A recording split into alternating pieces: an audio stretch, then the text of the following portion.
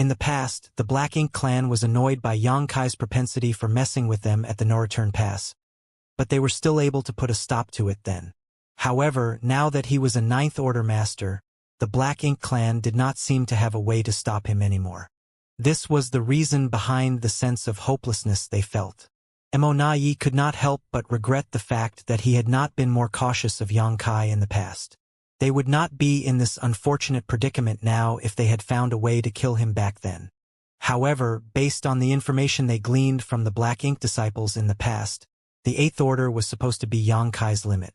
No one would have thought that the legendary universe furnace would suddenly open up just as the human race and the Black Ink clan were carefully building up their armies in preparation for their ultimate showdown, which led to Xianxia becoming a Ninth Order master. At the end of the day, Immortality did not have the power to see the future.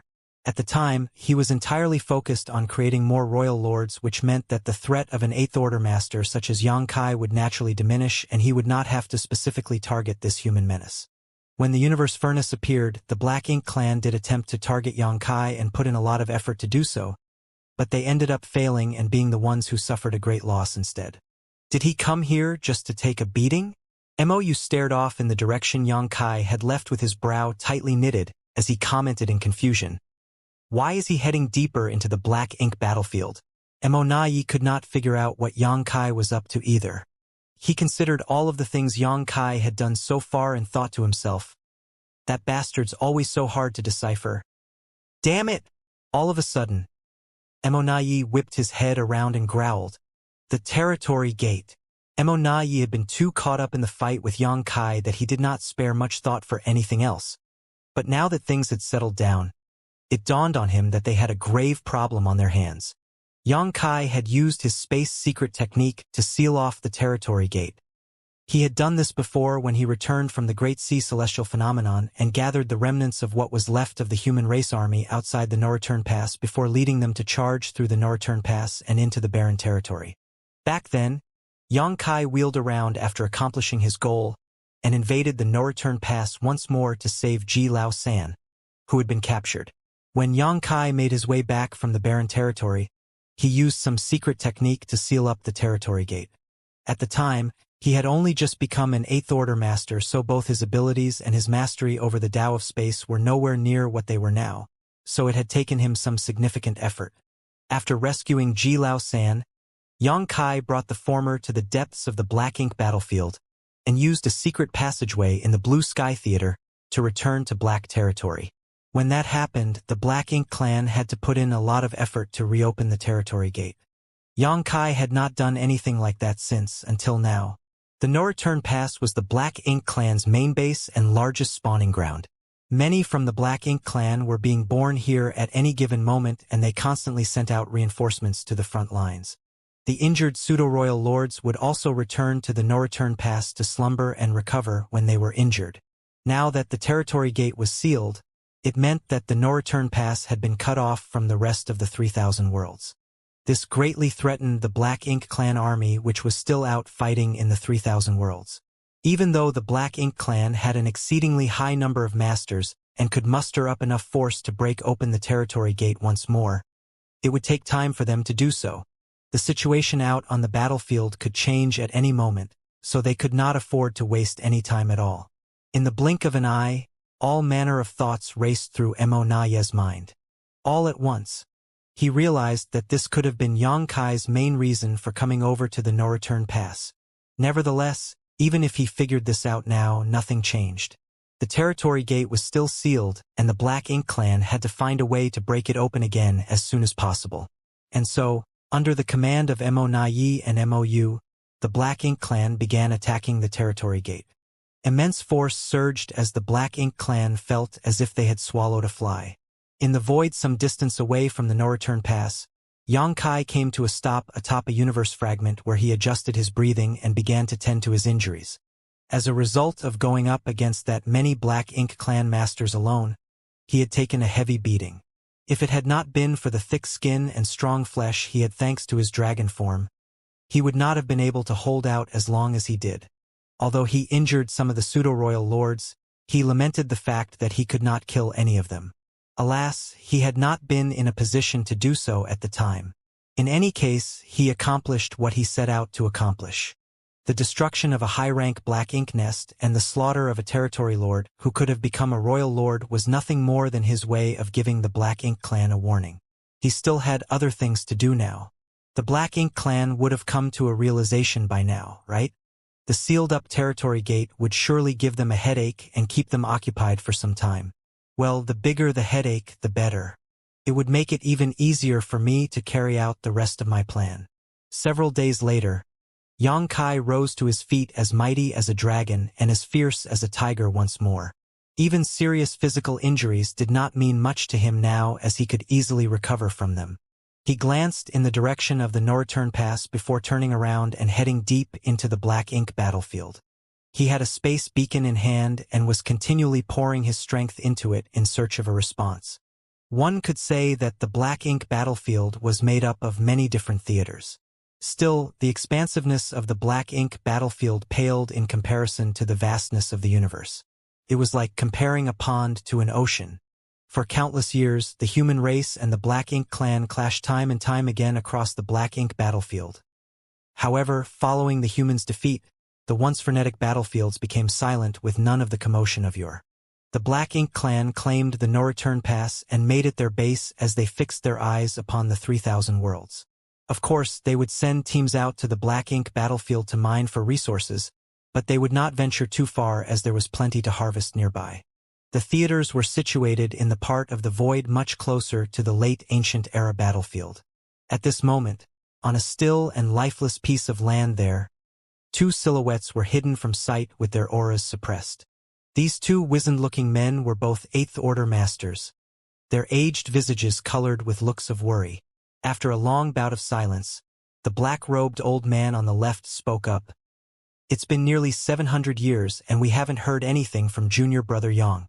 Do you think something happened to him?" Back then, they had agreed with Xianxia that he would come and collect mined resources from them every 100 years. However, it had been nearly 700 years since the last exchange, so it was unsurprising for them to be worried after not having seen Xianxia for so long.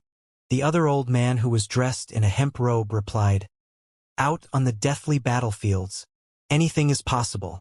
Although he did not voice his agreement with his companion's guess, he figured that Xianxia must have gotten into some sort of unexpected situation.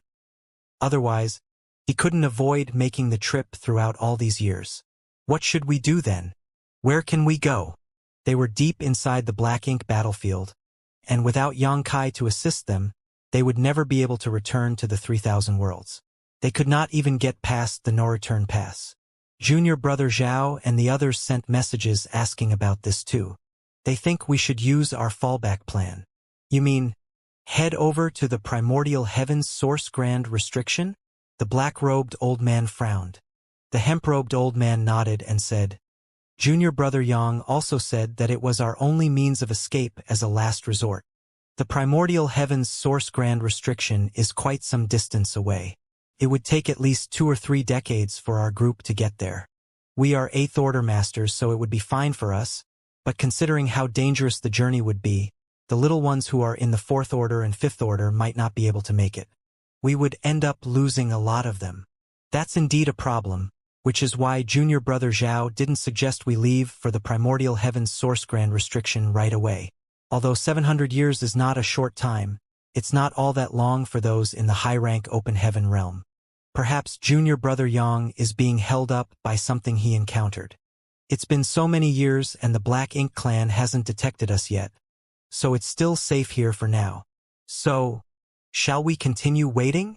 That's all we can do now." They fell silent for a while before the black-robed old man remarked, "I wonder what's happening with the war in the 3,000 worlds. Hopefully, everything is going well." Silence befell them yet again. They were all alone out here and could not get any news about the situation back in the 3,000 worlds. It was incredibly hard to get by without knowing how the war was going. That being said, they knew what their mission was. Someone had to do it, even though not many people were aware of the sacrifices they made. Time continued trickling by. Several days later, the hemp-robed old man suddenly opened his eyes and gasped. He flipped his hand over and a round bead appeared. It was a space beacon. When he focused on the space beacon, he found that there was something unusual happening. A mysterious energy was pulsing from it. That's... The hemp-robed old man looked pleasantly surprised. Something like this had happened many times before. Each time the space beacon reacted this way, it meant that Xianxia was on his way over. The old man kept the space beacon on him at all times as he waited and waited. Now, what he was waiting for was finally happening. The black-robed old man was startled as well. He gazed at the space beacon with a hopeful, expectant expression. The space beacon began reacting even more noticeably until at one point, the hemp-robed old man could sense that it had connected with something a great distance away. In the very next moment, the void in front of them rippled and a figure solidified in front of them. "He's here at last." The two Eighth-Order Masters exhaled in relief and immediately transmitted the message out to everyone else. "Junior Brother Yang, you're finally... Ha!" The hemp-robed old man trailed off as he eyed Xianxia in confusion. He had a look of complete shock as he exclaimed, "You're a Ninth Order Master now?" The black-robed old man beside him also noticed that something was different. But as Xianxia did not exhibit his power clearly, the former could not be certain about it. "Greetings, senior brothers. I've kept you waiting." Xianxia greeted them with a bow. "You broke through to the Ninth Order?" The hemp-robed old man pressed again. Xianxia nodded. "You have good eyes, senior brother. I am indeed a Ninth Order Master now." The two Eighth Order Masters could not help but exchange looks. They felt both stunned and glad as they cheered. "Good! Very good!" While they were busy with their conversation, the space around them quivered as more figures began popping up. These were the other Eighth Order Masters who were gathering here after receiving the message. The moment they laid eyes on Xianxia, the one they spent several centuries waiting for, they could not resist exhaling in relief. If Xianxia did not show up soon, they would have to follow his instructions and head towards the primordial heaven source grand restriction to convene with the suppressing Black Ink army over there. However, if they chose to make that journey, it would be a long and perilous one, with many of them falling along the way. Thus, it was an extremely dangerous path of retreat that had to be avoided unless absolutely necessary. But now that Xianxia was here, they would not need to head over to the primordial heaven source grand restriction. When these older, more experienced Eighth Order Masters heard the hemp-robed old man saying that Xianxia was now a Ninth Order Master, they were just as shocked and felt a tinge of suspicion that the old man had made a mistake. However, upon closer inspection, they realized that Xianxia was indeed a Ninth Order Master. Though they were no longer suspicious, they could not figure out how Xianxia managed to do it. Several millennia had passed since the Black Ink clan's invasion of the 3,000 worlds. Before the universe furnace appeared, the humans had been stuck guarding the dozen or so great territory battlefields. Apart from those great territories as well as High Heaven Territory and the New Great Territory, the rest of the other great territories largely fell into the Black Ink clan's hands. Thus, the humans had been facing a very difficult conundrum all this while. It was the issue of resources. The fewer great territories they controlled, the fewer resources they had access to. A single new great territory was not enough to supply the needs of the entire human race. During the Great Evacuation back then, all the sects, including the cave heavens and paradises, brought along everything they could carry from their storehouses and treasuries. This was especially true of the cave heavens and paradises who had hundreds of thousands of years of accumulated resources in their collections. Nevertheless, in the thousands of years that passed since then, they had used up most of what they brought with them and their resources were nearly drained as well. Furthermore, as the human race's rising stars flourished and many new open heaven realm masters emerged in the star boundary and the myriad monsters world, the need for resources constantly grew. In the past, the human race's many great forces were spread throughout thousands of great territories across the 3,000 worlds and were basically self-sufficient, but that could no longer be the case now. As such, many years ago, the humans started looking for ways to overcome this crisis. It was a matter of resources, and the only options were to use them sparingly and find new sources. It was easy enough to keep usage to a minimum. The humans scrimped and saved wherever they could to avoid any needless usage of materials. They even stopped squads from customizing their warships hundreds of years ago. However, the humans had a hard time finding new sources. Earlier on, quite a lot of hunters attempted to loot the Black Ink clan teams who were moving resources around. They did manage to get what they wanted, but it was incredibly dangerous, as well as things would end in disaster for them the moment a master from the Black Ink clan targeted them. Many of the Black Ink disciples among the Black Ink clan now were such hunters in the past. Xianxia had negotiated with the Black Ink clan at the No Return Pass before, and was richly rewarded for his efforts, but that was not a long-term solution. Therefore, after much discussion with Mi Jingluan back then, they created a group that was dedicated to mining resources. Several veteran 8th Order Masters were appointed as leaders, and the whole group was snuck into the Black Ink battlefield to carry out this mission. The group consisted of tens of thousands of human masters, but their overall cultivation was fairly low, mainly in the 3rd, 4th, and 5th Order. They could not contribute much on the battlefield, but they were able to gather resources, which was a job that did not require much strength. There were countless lifeless areas across the Black Ink battlefield where an abundance of resources could be found, so it was a suitable place for them to exploit.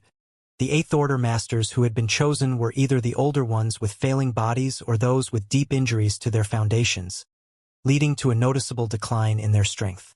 At the time, Ouyang had been one of them, but Xianxia later sent him back as a messenger during the Escape Territory Lord emergency. Xianxia promised them that he would meet them once every century to retrieve the resources. Over 1,000 years had passed, and everything had gone smoothly until 700 years ago, which was the last time he showed up, until today. The many 8th Order Masters had been eagerly waiting this whole time. 700 years was not necessarily a long time, but they were all alone out here and had no clue what was happening in the 3,000 worlds. That was the reason why they felt disproportionately on edge and often felt despairing. Thus, when they received the message from the hemp-robed old man, the 8th Order Masters who had been scattered nearby immediately rushed over. They were pleasantly surprised to find that Xianxia was now a 9th Order Master. "Did you not show up all these years because you were in seclusion to make your breakthrough, junior brother?" the hemp-robed old man asked. His guess made sense. "No, that's not why." Xianxia shook his head. "It's a long story. Take your time. There's no rush," another 8th Order Master quickly said. He even took out a futon and passed it to Xianxia. They could not wait to be updated on everything that happened to the human race throughout the last 700 years. Now that Xianxia had finally shown up again, they were going to make sure they gleaned all the information they could get. Soon, everyone had taken a seat, and Xianxia finally filled them in on all the changes that had occurred with the human race. Their faces froze in shock when they heard that the universe furnace had surfaced and the stalemate between the humans and the Black Ink clan had been broken. However, they were thrilled to hear that 4 new 9th Order Masters had emerged from the universe furnace world. Their reactions grew even more animated when they found out that Ouyang was one of those 4. "That old dog is now a 9th Order Master?" A white-haired 8th Order Master's eyes nearly fell out of their sockets in shock as his face twitched violently. "How did he get so damn lucky?" another 8th Order Master commented enviously. Initially, all of the 8th Order Masters who were assigned to this team were part of the older generation who had fought against the Black Ink clan for thousands of years, even before the invasion of the 3,000 worlds, and each of them had many fine accomplishments to their names. It was their long and storied histories that led to them having so many injuries that left a significant mark on them as well. They had no hope of becoming 9th Order Masters, and even if they went back to the battlefield, they could not wield their full strength anymore unless they put their lives on the line to do so.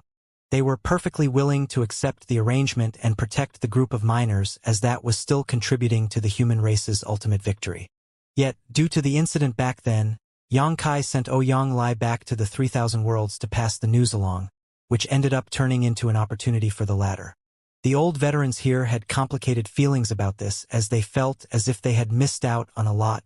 Oh well, fortune favors fools. So be it that he's now a 9th Order Master. It's good news that we have one more 9th Order Master among us.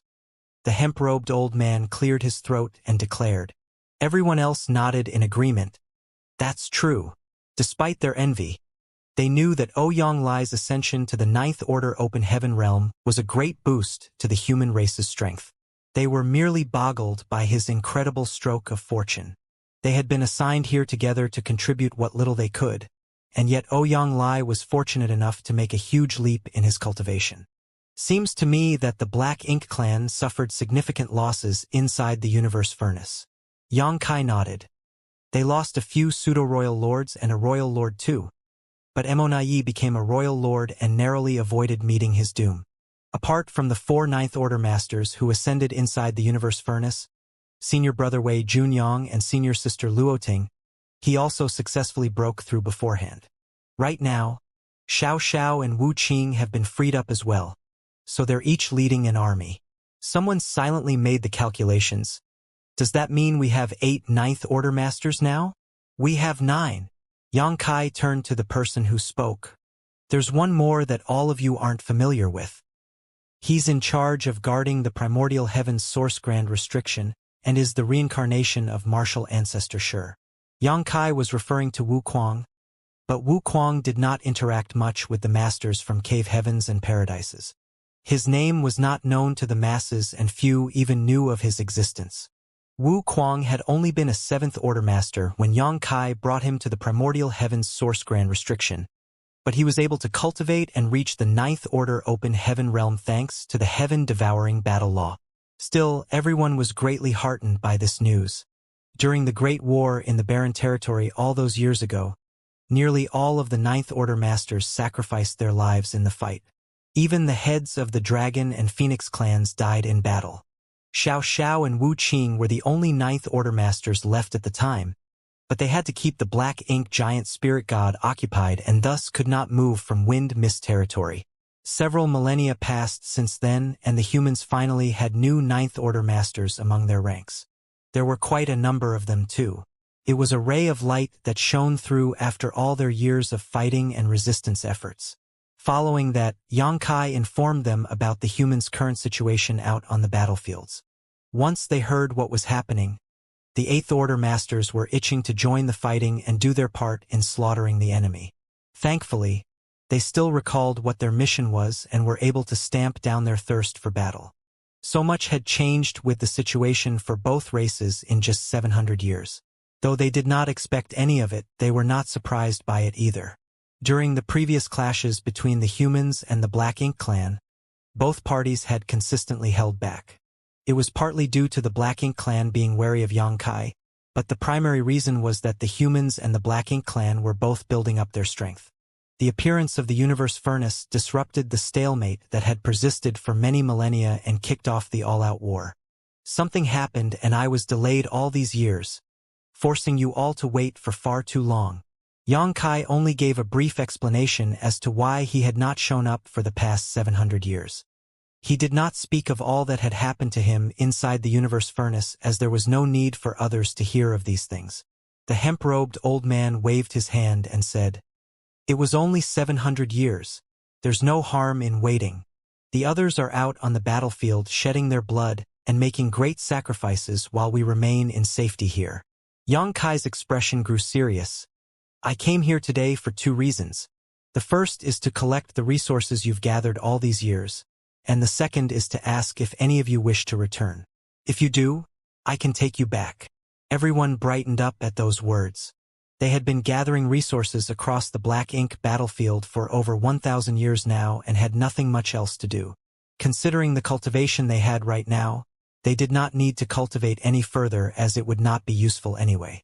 Since they did not get into any fights with the enemy, their lives felt extremely mundane.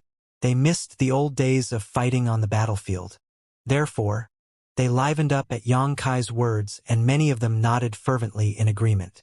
Nevertheless, the hemp-robed old man pondered in silence for a moment before asking, "Are we still stretched thin for resources at the moment?" Yang Kai nodded. "It's still a problem that's hard to resolve. Although we've reclaimed many great territories, we can't gather much from those places.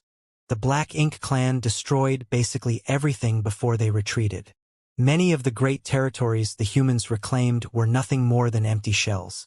It was clear that the Black Ink clan would not allow the humans to reclaim a great territory that was abundant in resources. Furthermore, after being under the control of the Black Ink clan for all those years, all of the valuable areas had been almost completely stripped of resources as well. Naturally, the Black Ink clan took the resources with them when they evacuated. They were not going to leave them behind and allow their enemy to reap the benefits. Everyone went quiet as their expressions fell.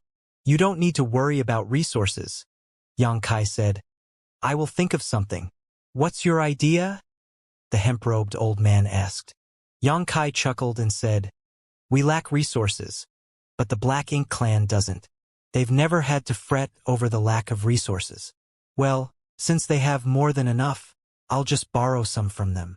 He had spoken in such a calm and relaxed manner that it was almost as if the Black Ink clan would truly lend their resources to the humans. Nevertheless, the Eighth Order Masters knew better. Even though Xianxia was a Ninth Order Master, it would not be easy for him to target the Black Ink clan, especially since they were not the same as they once were. Just as the humans had grown stronger, the Black Ink clan's heritage had increased as well. The hemp-robed old man remained silent in thought for a moment before saying, "All humans are one, sharing glory and downfall together. We must gather resources, and even though we're not doing so at a speedy rate, we're still able to make some gains. Moreover, we've stayed well hidden all these years, and the Black Ink clan has never discovered our presence. Let's stay here and continue gathering the resources we need. As for the battlefield, let's leave it to the younger generation. What do you think, everyone?" This question of his was addressed to the other Eighth Order Masters, as he could not represent them all. The Eighth Order Masters were sensible enough to know what to choose. Though they longed to return to the battlefield and kill their share of the enemy, someone needed to stand guard where they were right now. Thus, after hearing what the hemp-robed old man said, they swiftly nodded in agreement. "I'm old now after spending all my life fighting the Black Ink clan. I should enjoy some peace and quiet. Staying here isn't a bad idea. That's right. We'll leave all that violence and bloodshed to the young ones. The next generation will be inheriting the mantle from us someday. We had to go through this ourselves back then, so we should give them a chance to train themselves too." Everyone voiced their support. The hemp-robed old man smiled as he swept his eyes across them before turning back to Xianxia. "Us old folks wish to stay here and enjoy the peace, so just leave us here. Although we can't gather all that many resources, what we do collect will still be useful in some way." Xianxia nodded. "Many thanks, everyone, but do prepare yourselves too. The situation won't stay the same forever. There'll come a day when the humans will launch an all-out offensive, and when the time comes, perhaps we'll need all of your help too." One of them guffawed right away. "We may be old, but we're strong and mighty. It won't be a problem for us to slaughter those Black Ink clan punks when the time comes." After a brief chat, everyone started pulling out the resources they had gathered and passing everything over to Xianxia. They managed to gather quite a lot, and as there was the danger of being detected by the Black Ink clan, they did not store everything together. Instead, the resources were kept separately in over a dozen space rings. Thus, even if something bad happened, they would not lose everything that they gathered at once. Fortunately, even after all these years, the Black Ink clan had yet to discover their presence and had no idea that a team of humans was secretly mining resources deep inside the Black Ink battlefield. This was mainly due to the humans being hidden so deep that they were nearly at the late Ancient Era battlefield, and the Black Ink clan never ventured this far from the Narration Pass. After collecting the space rings, Xianxia bade them farewell, and the Eighth Order Masters watched as he left. Their many centuries of waiting had finally come to an end, and they found out that the human race's situation was not as dire as they thought. Therefore, they were all in a good mood.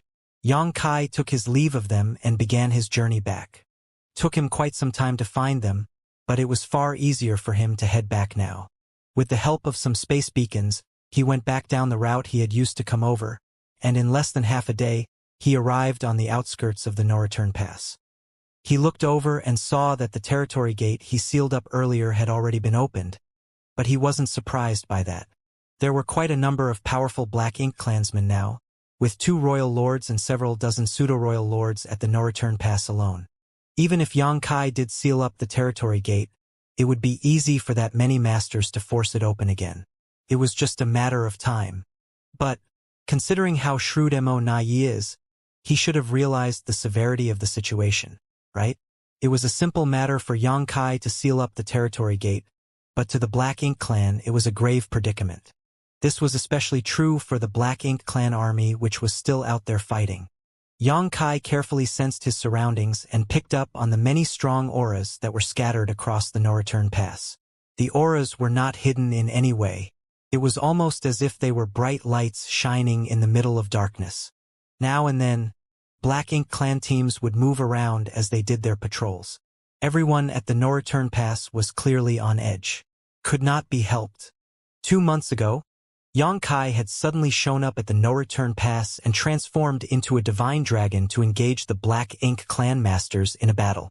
Though they managed to give Xianxia a fierce beating before forcing him to leave, they also suffered losses of their own. Even if they ignored the injuries the pseudo-royal lords received during the fight, there was also the loss of a high-rank Black Ink nest, which had been destroyed by Xianxia, and the death of a territory lord who had the potential to become a royal lord. Xianxia did head towards the Black Ink battlefield, but Immortality understood him well enough to know that he would surely be back. As the Black Ink clan had no way of ascertaining when Xianxia would return, they could only be as vigilant as possible and keep the entire no-return pass on constant alert. Although Xianxia was just a single human, his existence was enough to make all the Black Ink clansmen at the no-return pass feel discomfited, vexed, and overwrought. After a moment of observation, Xianxia used Thunder Shadow's innate divine ability to conceal himself, hiding his physical form and aura. Then, he headed straight towards the no-return pass. At a certain moment, a pseudo-royal lord positioned somewhere inside the no-return pass felt a flicker of danger. If this had been at any other time, he would not have paid much attention to such an insignificant sensation. However, Immortality had given clear orders beforehand, so the pseudo-royal lord's eyes flew open as he immediately made his presence even more imposing. Immortality came over in a flash and glanced at the pseudo-royal lord, who grimly nodded. Thus, Immortality began scanning all around with his divine sense, but his search came up empty. Meanwhile, Xianxia could not help but frown. He was still some distance away from them and had thought that he could use Thunder Shadow's innate divine ability to sneak over there and kill that pseudo-royal lord, but he did not expect the latter to be on such high alert. At the very least, he knew for certain that the pseudo-royal lord did not discover his whereabouts. That being said, a being as strong as pseudo-royal lord would still be able to instinctively sense danger. If Xianxia wanted to attack the pseudo-royal lord and prepared himself to do so, the latter would surely detect something. However, Xianxia was taken aback to find that the pseudo-royal lord reacted this strongly to the barest hint of danger. He's being far too cautious. Xianxia was speechless. Alas, Xianxia did not consider how the Black Ink clan's estimation of his strength had soared after what he did the last time he was here, as well as based on the information they had gathered. Reactions as extreme as this had happened several times before this, but they had all been false alarms. Still, the Black Ink clan remained vigilant. Immortality had no way of confirming whether or not Xianxia was here, so he called out in a random direction, "I know you're here, Xianxia. Why are you hiding like a coward? Why don't you show yourself?" Xianxia eyed Immortality, who was not even facing his direction, and could not resist rolling his eyes when he heard how confident the royal lord sounded. "As if you know anything." There was no response, and Immortality did not make another attempt. He moved back to his previous spot and began scanning the area around him once more while the pseudo-royal lord exhaled in relief. Xianxia could not resist scoffing from his hiding spot. It would be difficult for him to get anything done with the Black Ink clan fiercely guarding against him like this. Still, though the situation made it tough for Xianxia to strike at the Black Ink clan, the situation was even harder on them as they had to be on guard at all times in case he launched a surprise attack. The pseudo-royal lords were under a lot of pressure, and even Immortality and Mou were feeling extremely tense. Right now, Xianxia was the one who had the upper hand as all the possibility of danger stemmed from him. The Black Ink clan could only react based on what he did. Xianxia stroked his chin before retreating and circling over to a different part of the no-return pass. Then, he began sneaking over to one of the pseudo-royal lords. However, that pseudo-royal lord soon sensed something and intensified his aura as well. And at the very next moment, Mou, who had been hidden somewhere, popped up and scanned the area. Xianxia was incensed. Why are all of them frightened by the slightest sound now? Why are they making such a big fuss over just the tiniest hint of danger? How am I supposed to make my move if they're this wary? Alas, a pseudo-royal lord was indeed powerful enough to have a keen sense for danger. Yang Kai wanted to attack them, but even if he used Thunder Shadow's divine ability to hide his presence, he could not remove his opponent's innate ability to sense crisis. It was a natural instinct that all masters had. Yang Kai frowned and moved his gaze towards a high-rank black ink nest. I can't do anything to the pseudo-royal lords when they're this vigilant, but it shouldn't be a problem if I target these black ink nests, right? Black ink nests were inanimate objects, and every single high-rank black ink nest was crucial to the foundation of the Black Ink clan. The destruction of several would also be a huge loss for the Black Ink clan. Furthermore, these ones at the No Return Pass either housed pseudo-royal lords in recovery or territory lords who were cultivating. There was a high chance that Yang Kai would get an unexpected bonus when he destroyed one of these high-rank black ink nests. With that thought in mind, Yang Kai moved over to a high-rank black ink nest and slammed his fist into it. All the pseudo-royal lords jumped in shock when the ferocious force exploded out of nowhere. Mo Na Yi and Mo Yu also appeared at once and came charging over from different directions. The next instant, the pseudo-royal lords flew into action as well, and they immediately began rushing over. However, Yang Kai did not intend to engage them in a fight. A single punch from him was enough to make the humongous black ink nest shatter into pieces, and a figure stumbled out looking rather disheveled. Yang Kai glanced at the figure and was pleased by what he saw. It was a pseudo-royal lord who had been slumbering inside the black ink nest to recuperate. An excellent find. Instead of killing the territory lords who had the potential to become royal lords, Yang Kai would much rather kill off some pseudo-royal lords. The pseudo-royal lords were undeniably powerful, and killing any one of them was a great boon. As for the territory lords, they merely had the possibility of becoming royal lords, and it was uncertain whether or not they would succeed. This pseudo-royal lord had been abruptly awakened from his deep sleep, and it was clear that he had not figured out what was happening yet. Thus, he was caught off guard and was swept into a large river that crashed down on him. Yang Kai! Mo Na Yi's teeth nearly cracked from how hard he clenched his jaw. A flurry of secret techniques burst out from him before he even arrived. Mo Yu had done the same. Yang Kai grabbed onto the space-time river and dashed off at once. Nevertheless, though he made a quick escape, he did stumble a little from the torrent of attacks from such a large group of Black Ink clansmen. Yang Kai was moving further and further away, and the Black Ink clan had no hope of catching up to him. Mo Na Yi swiftly came to a stop, and the pseudo-royal lords followed suit. It was not as if they were reluctant to give chase, but they feared what could happen if they did. Had they given chase, Yang Kai would surely put up a fight. Space secret techniques were too unnerving to them, as they allowed Yang Kai to move around elusively. Furthermore, Yang Kai also had a secret technique that allowed him to perfectly conceal himself, which made them feel even more distraught. The Black Ink clan masters were seething with rage as they glared in the direction where Yang Kai had fled. Why didn't you use the Grand Array? Mo Na Yi was infuriated as he glared at a few of the pseudo-royal lords beside him. To defend themselves from Yang Kai's sneak attack, Mo Na Yi had arranged for Grand Arrays to be set up all across the No Return Pass. The moment Yang Kai showed up, they were to activate the Grand Arrays to seal off the void. One of the pseudo-royal lords cowered under Mo Na Yi's furious gaze and explained, "We did, but he didn't use any space secret techniques." Mo Na Yi's expression froze.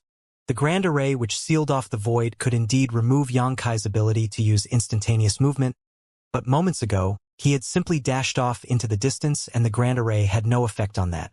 Mo Na Yi had been so blinded by his fury that he forgot about this possibility. All of a sudden, Mo Yu spoke up. He stopped. Mo Na Yi looked over and saw that Yang Kai had indeed come to a stop just barely within his view. Even though Yang Kai did not say anything, it looked as if he was silently taunting them and daring them to come after him. Mo Na Yi's eyes dimmed, and he was so infuriated that he nearly passed out.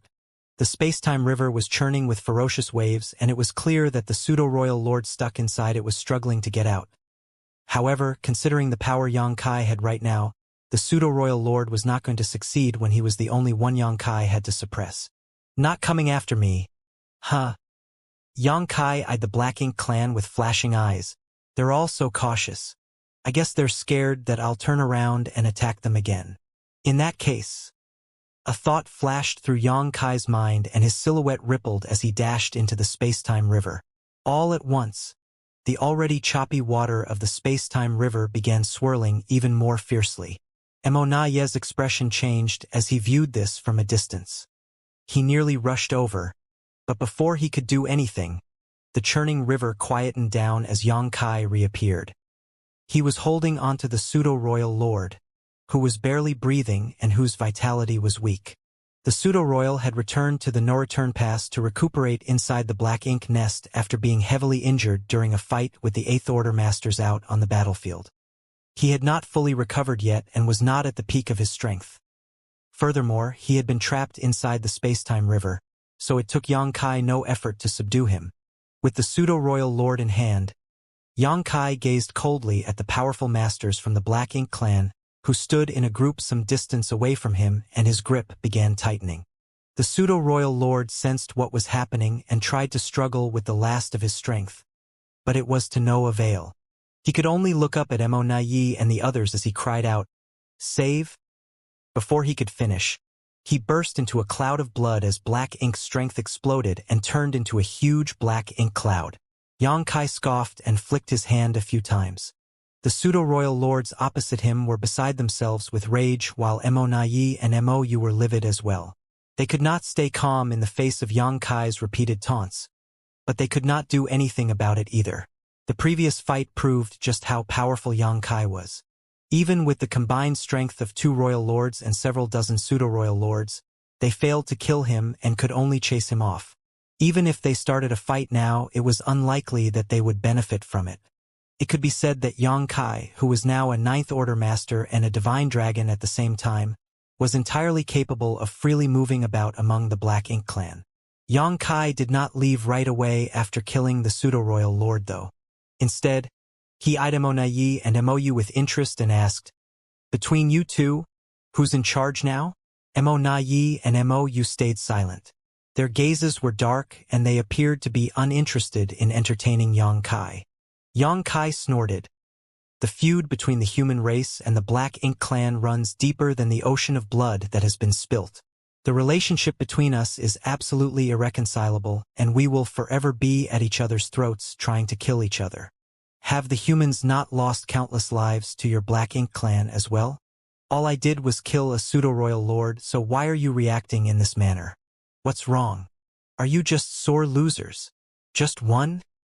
8 pseudo-royal lords died at your hands when you showed up at E5 territory. The thought of this made Emonaye's blood boil. You would have killed the rest of them there if it had not been for the fact that they fled the moment they realized the situation didn't look good for them. Emonaye took a deep breath to quell his anger before gritting his teeth and spitting out, "What do you want? Just spit it out." At last, he deduced from Yang Kai's game of cat and mouse that the latter must want something from them. So instead of wasting time staring each other down, Emonaye figured it was better to just address things head-on. Yang Kai looked at him with a startled expression. "Are you the one in control of the Black Ink clan now?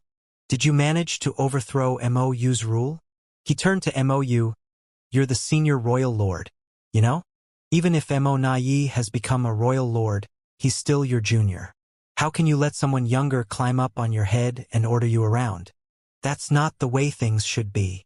Mou was unfazed as Yang Kai's words meant nothing to him. Meanwhile, Emonaye's expression was cold as he growled, "Don't bother trying to instigate conflict. We don't scheme and stab each other in the back the way you humans do." Yang Kai pursed his lips as he was merely giving it a try. It would be great if he successfully drove a wedge between the 2 royal lords, but either way he would not be losing anything by trying. Nevertheless, it did not seem to be effective. Yang Kai shrugged and said, "Since you're in charge, it's all good to me. We're well acquainted with each other and have never done each other wrong. I came here today to do business with the Black Ink clan." Emonaye's brow twitched. Just the word business was enough to give him a headache as he recalled what it had been like when Yang Kai ripped him off last time. Thus, when he heard what Yang Kai said, he had a bad feeling and sorely wished he could sew Yang Kai's mouth shut. He did not respond, and Yang Kai did not care as he continued.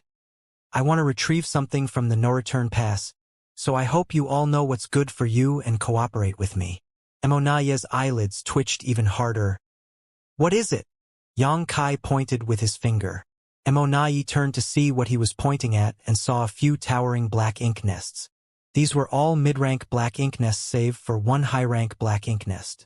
A black ink nest? Emonaye queried in confusion. He could not figure it out. Why would Yang Kai want a black ink nest?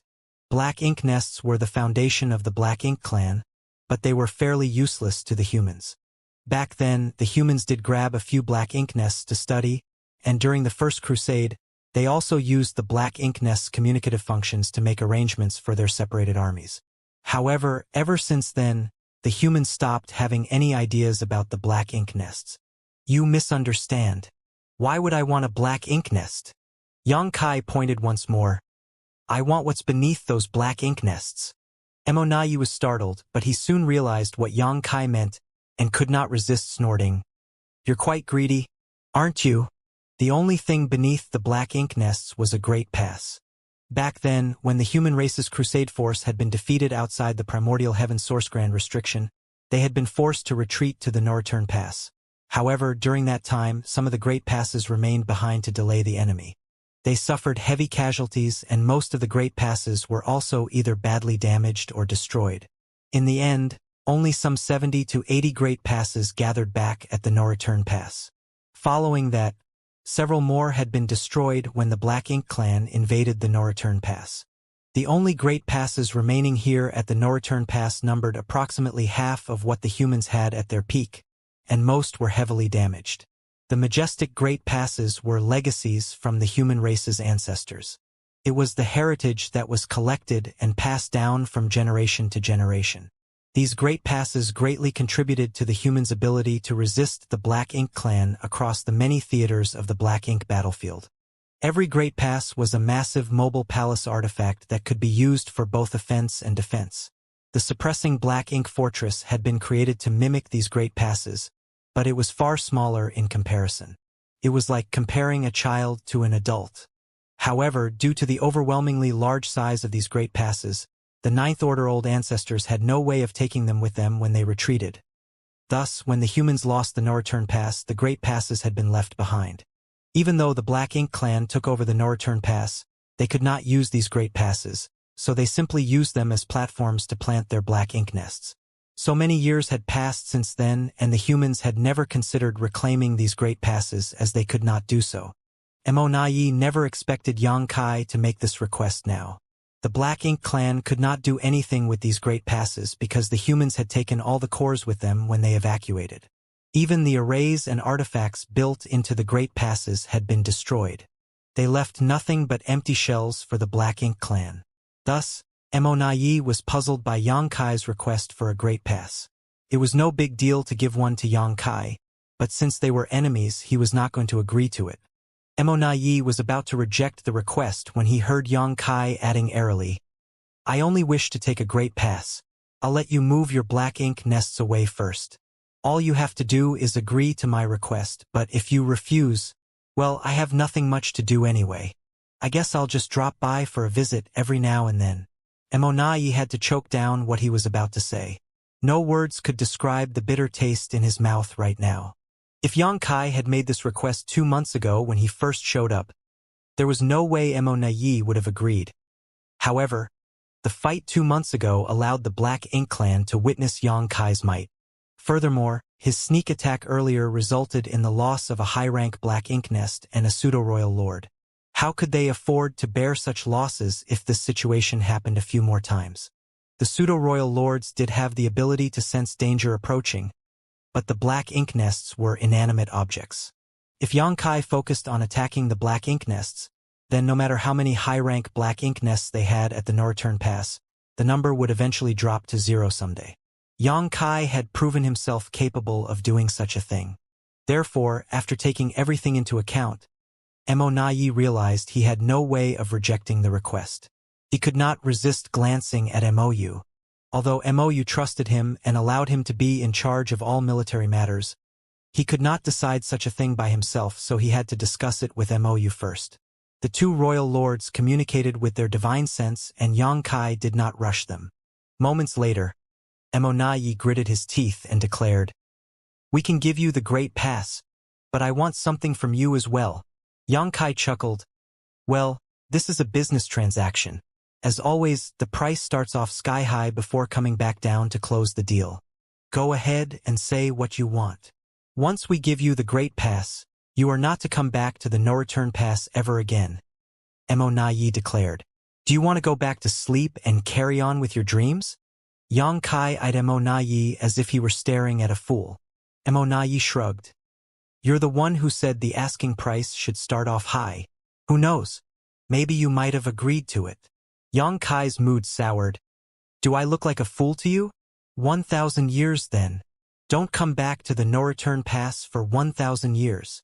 The veins along Xianxia's forehead started to pulse. "I said the price starts off high, but I didn't say it should be ridiculous. I learned from you." Mou fired back mockingly. Xianxia glared at him before waving his hand. 10 years. I'll stay away from the no-return pass for 10 years.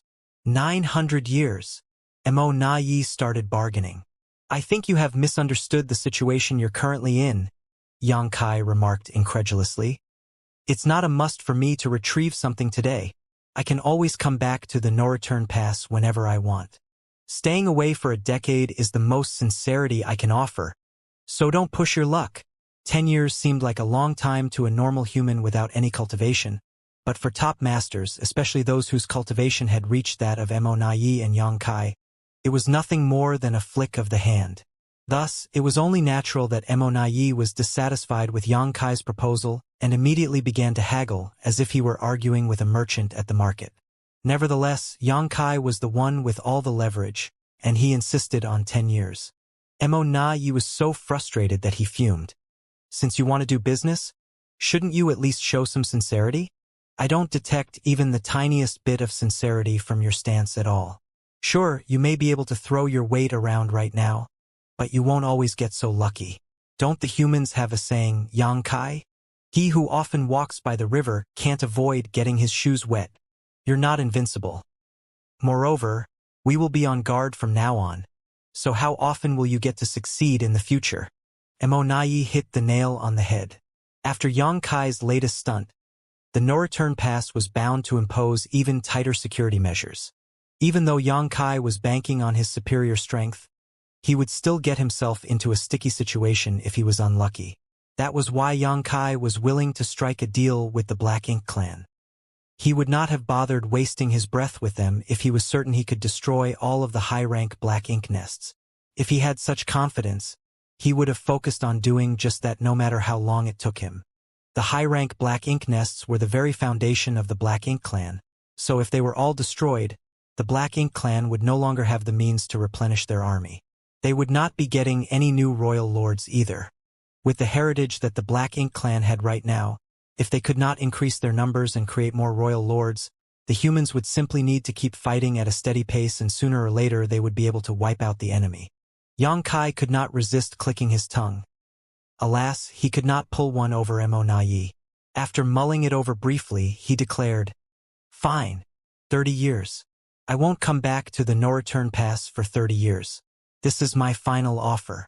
If you don't agree, then the deal's off." Mou opened his mouth to speak, but Xianxia gave him a hard look and swiftly added, "Think carefully before you speak. If you so much as utter the word no, I will turn around and leave at once." Mou's mouth remained open, but he could not say anything. He glared at Xianxia before communicating with Mou with his divine sense. Xianxia calmly waited for their decision, but his eyes swept over all the pseudo-royal lords, his sinister gaze making them tremble in fear. A moment later, Mou spoke up. "It's a deal. You can take one great pass in exchange for staying away from the no-return pass for 30 years. I hope you'll honor your end of the deal." Xianxia grinned. "You can rest assured that I'll do just that. We've dealt with each other many times, but have I ever broken my word?" Mou did not respond. It was true that Xianxia had never broken his promise before, But the situation at this point was a far cry from what it had been back then. In the past, though they were on opposing sides, both races were busy building up their strength and thus acted with restraint. That was the reason why Yang Kai did not do anything reckless back then. However, the situation was different now. A full-scale war had broken out between the two sides and they were constantly at each other's throats. In all honesty, Mo Naiyi had little faith in Yang Kai's likelihood of keeping his promise. Even if Yang Kai had no intention of following through though, the Black Ink clan could not do anything about it. Mo Naiyi agreed to the deal for two reasons. The first was that he could not do anything anyway, but secondly, it was also his way of sounding out Yang Kai. The humans left a total of 49 great passes here. Which one do you want? Mo Naiyi asked. I'll take a look first, Yang Kai replied. Naturally, he wanted to take the one that was the least damaged. Otherwise, even if he did retrieve one, the humans would have to use a hefty amount of their resources to repair it, and resources were exactly what they currently had the least of. Thus, Yang Kai flew towards the no-return pass while the Black Ink clan instinctually backed away. Once Yang Kai got close to the no-return pass, he stopped and carefully studied the great passes. Although he had made trips to the no-return pass numerous times, he was always busy trying to cause damage to the Black Ink clan and had not paid much attention to the condition of the great passes that had been left here. Now that he was scrutinizing them, he could sense just how intense the war back then had been. During the great battle at the no-return pass, Yang Kai was still inside the Great Sea Celestial Phenomenon, and by the time he managed to escape and return to the fight, the humans had lost the no-return pass and retreated to the barren territory. Therefore, he had not been a part of that battle and only knew that the humans suffered terrible casualties, including the deaths of over a dozen Ninth Order old ancestors. The Black Ink clan did not come out unscathed either, of course. One of the Black Ink giant spirit gods had been heavily wounded by the humans during the Black Ink clan's siege of the no-return pass. It was that Black Ink giant spirit god that was killed in the barren territory with Air's assistance. If it had not been for that, there would not be just two Black Ink giant spirit gods remaining. None of the many great passes left here at the no-return pass was in perfect condition. All of them were littered with traces from that battle, including blood stains from both races. In the end, Yang Kai's eyes fell on one of the great passes and he pointed at it. I'll take that one. He could vaguely see two characters on one of the walls, but it was hard to decipher them, possibly due to the passage of time as well as the damage sustained during the battle. However, Yang Kai could just barely make out their meaning. That should be Pure Yang Pass. The old ancestor of Pure Yang Cave Heaven was the one who was in charge of Pure Yang Pass, and among all of the old ancestors back then, he was one of the oldest and most powerful. Yang Kai had long admired the old ancestor, but he never got the chance to meet the latter. He heard it was that very old ancestor who rallied all the others and led the final charge during the waning moments of the Barren Territory War where they took on the Black Ink giant spirit god and all the royal lords. He and the other old ancestors had chosen to sacrifice their lives for the future of the human race.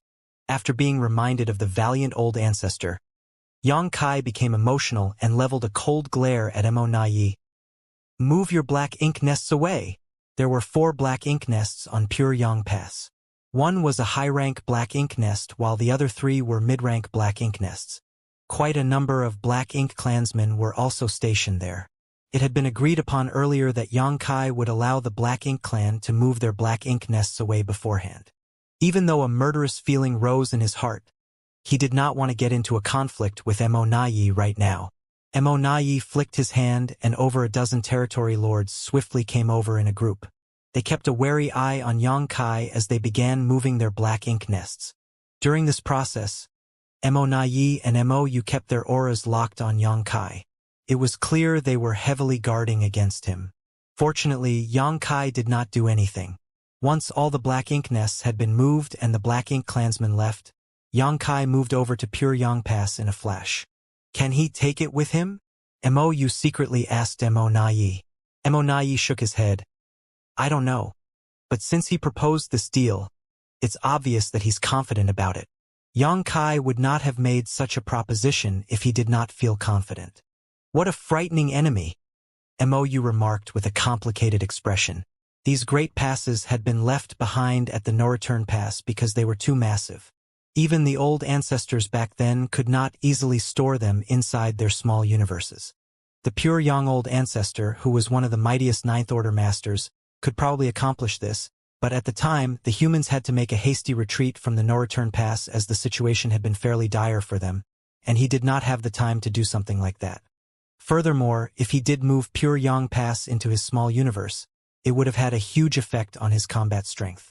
Under those circumstances, he had to ensure he was at his strongest and could not jeopardize the situation just for the sake of a great pass. If Yang Kai manages to store a great pass inside his small universe, doesn't that mean his heritage is even stronger than the previous generation's top Ninth Order masters? He hasn't even been a Ninth Order master for long. He still has the potential to grow stronger. Mou was secretly horrified at the thought of Yang Kai's terrifying talent and potential. Stick to the plan. Mo Nai secretly communicated to everyone. He had no choice but to compromise and agree to let Yang Kai retrieve a great pass. But at the same time, he wanted to use this chance to see Yang Kai's limits. After all these years of battling the humans, the Black Ink clan was familiar enough with the mysteries of the Open Heaven Realm Master's small universe. Even if Yang Kai had the ability to take such an enormous great pass with him, it would surely affect his strength. If Yang Kai so much as showed signs of weakness, the Black Ink clan would not hesitate to gang up on him and try to get rid of him once and for all. The deal would not have been struck so easily if this had not been what the Black Ink clan was hoping for. The Black Ink clan were eyeing Yang Kai with the eyes of hunters when he turned abruptly, looked up, and grinned at them. After all these years of dealing with Mo Nai, it was only natural that he figured out what this royal lord was up to. Yang Kai chuckled to himself. If that's what Mo Nai is hoping for, then he's going to be sorely disappointed. As that thought flickered in his head, he summoned the space-time river. This move startled the Black Ink clan. They had assumed that Yang Kai would have to use the strength of his small universe to retrieve pure Yang Pass. After all, something as massive as a Great Pass could only be stored inside a Ninth Order Master's small universe if they wanted to move it on their own. Why did he summon this Tao Strength River? Mo Nai's expression darkened as he realized he had been mistaken. The sound of flowing water rang in their ears as the space-time river slowly unfurled, and under Yang Kai's control, it looped around pure Yang Pass until the entire Great Pass was completely engulfed by it. Inside the river, space-time Tao strength pulsed and the water suddenly started churning as a highly concentrated amount of the space Tao strength was released and the space covered by the river began to ripple. Yang Kai made a grabbing motion at the space-time river and carelessly clutched it before turning to Mo Nai. If you don't make a move now, it's going to be too late. Mo Nai stared right back at him with a neutral expression. I don't know what you're talking about. Yang Kai snorted and paid him no mind as he began channeling his strength through his hand. Space quivered as cracks began to appear. All at once, the void where pure Yang Pass was looked as if it was a block of tofu that had been sliced out by something sharp. The area that was enveloped by the space-time river broke off from the rest of the surrounding space. All Black Ink clansmen were stunned while disbelief flashed in the eyes of the two royal lords. They were powerful and experienced masters, but even to them, the power Yang Kai exhibited was far too unimaginable. The space-time river began surging even more. It seemed as if the space Tao strength was about to explode and send thunderous waves crashing out of the great river. Yang Kai slowly curled his fist, and as he did that, the piece of the void that had been cut out began shrinking as if something was squeezing it. Each time the water of the space-time river made a full circle, the chunk of void grew a little smaller. From the looks of it, the entire piece of space was going to be compressed by the pressure from the great river. Yang Kai's mysterious power was far beyond the realm of what the Black Ink clan thought possible. A quarter-hour later, the dust cleared. Yang Kai raised his hand and a ball the size of his fist shot into it. In the distance, those from the Black Ink clan were looking on with widened eyes and gaping mouths. Mo Nai sighed to himself. I was mistaken. He assumed that Yang Kai would use his small universe to retrieve pure Yang Pass and never thought the latter would exhibit such an ability instead. Meanwhile, Yang Kai fiddled with the space-time river ball in his hand as he secretly smirked. He was able to turn a universe world into a world bead, so how difficult would it be to do the same to pure Yang Pass? Of course, there was a difference between refining a universe world into a world bead and what he just did. He had been able to refine those universe worlds because their world principles had not perished yet. In other words, the universe worlds were still alive, so in a sense they were cooperating with him, which allowed him to refine each one of them before leaving them with the world tree. That was also how he managed to build a strange connection with the world tree and use the power of the old tree to traverse the void. However, pure Yangpass was completely inanimate and could not be communicated with in any way, so Yangkai could not refine it in the same way. He could only wrap the space-time river around pure Yangpass and slice away the local space where it was before using the power of his space-time river to compress everything. With his present command over the Tao of space, it was well within his means to do such a thing. Furthermore, after encountering those tiny celestial phenomena inside the universe furnace's infinite river, he had gained much inspiration from them. It could be said that his space-time river was the most crucial part of this whole plan. Without the space-time river, Yang Kai would have a hard time cutting out such a huge piece of the void. Yang Kai played with the space-time river ball in his hand before looking over at Emonayi. Why don't I take another great pass in exchange for staying away from the no-return pass for 60 years? Get lost. Emonayi was incensed as he had abruptly realized that the more powerful Yang Kai was, the more outrageous he became. How dare he make such a shameless request? The humans' great passes were extremely lethal weapons of war. It was bad enough to let Yang Kai take one with him, so why would they let him take two? What's more, there was barely a difference between 30 years and 60 years. Stingy. Yang Kai pursed his lips. But he had only made this remark offhandedly as he knew for certain that the Black Ink clan would not agree to it. Even if they did, he would not be able to do it anyway. He only had one space-time river and could not pull out another one. You've gotten what you wanted, so hurry up and leave. Emonayi could not resist urging. In a single trip to the no-return pass, Yang Kai managed to cause the loss of a pseudo-royal lord and a high-rank Black Ink nest. He even took the pure Yang Pass with him. All in all, the Black Ink clan lost quite a fair bit. Fortunately, if Yang Kai kept his word, they would not have to see him for another 30 years, and in that time they could hopefully find a way to deal with such situations. Otherwise, if Yang Kai returned once the 30 years were up, they would still be unable to do anything about him. There's no rush. Yang Kai smiled faintly as he eyed Emonayi and said, I'd like to discuss a second business proposal with you. Emonaya's head was throbbing by now, and immediately raised his hand and said, No thanks. You said it yourself. The human race and the Black Ink clan are irreconcilable enemies, and the bloodshed between us is enough to fill even the deepest oceans. There's nothing we need to discuss. Leave at once with what you've taken. Nothing good came out of anything that was related to Yang Kai. Emonayi was on his guard and did not want to waste any more time on this human. He did not expect Yang Kai to ignore what he said entirely and carry on speaking anyway. The battlefields between both sides are similar to what it was back then. Right now, 12 great territories are being fought over with quite a number of pseudo-royal lords standing guard at each one, along with massive armies. Even if you don't care about the lives of those in your army, you'd still have to care about the lives of the pseudo-royal lords, right? Emonaya's heart skipped a beat and his expression darkened. What do you mean by that? Yang Kai chuckled and took a step forward. With the use of space principles, he reappeared in front of the territory gate and looked down upon the Black Ink clan masters beneath him as he taunted. Don't tell me you have no idea what I meant by that. Do you insist on forcing me to spell it out for you? Mo's expression was as dark as night and Emonaye's was not any better. But the latter stubbornly refuted. I don't know what you're talking about.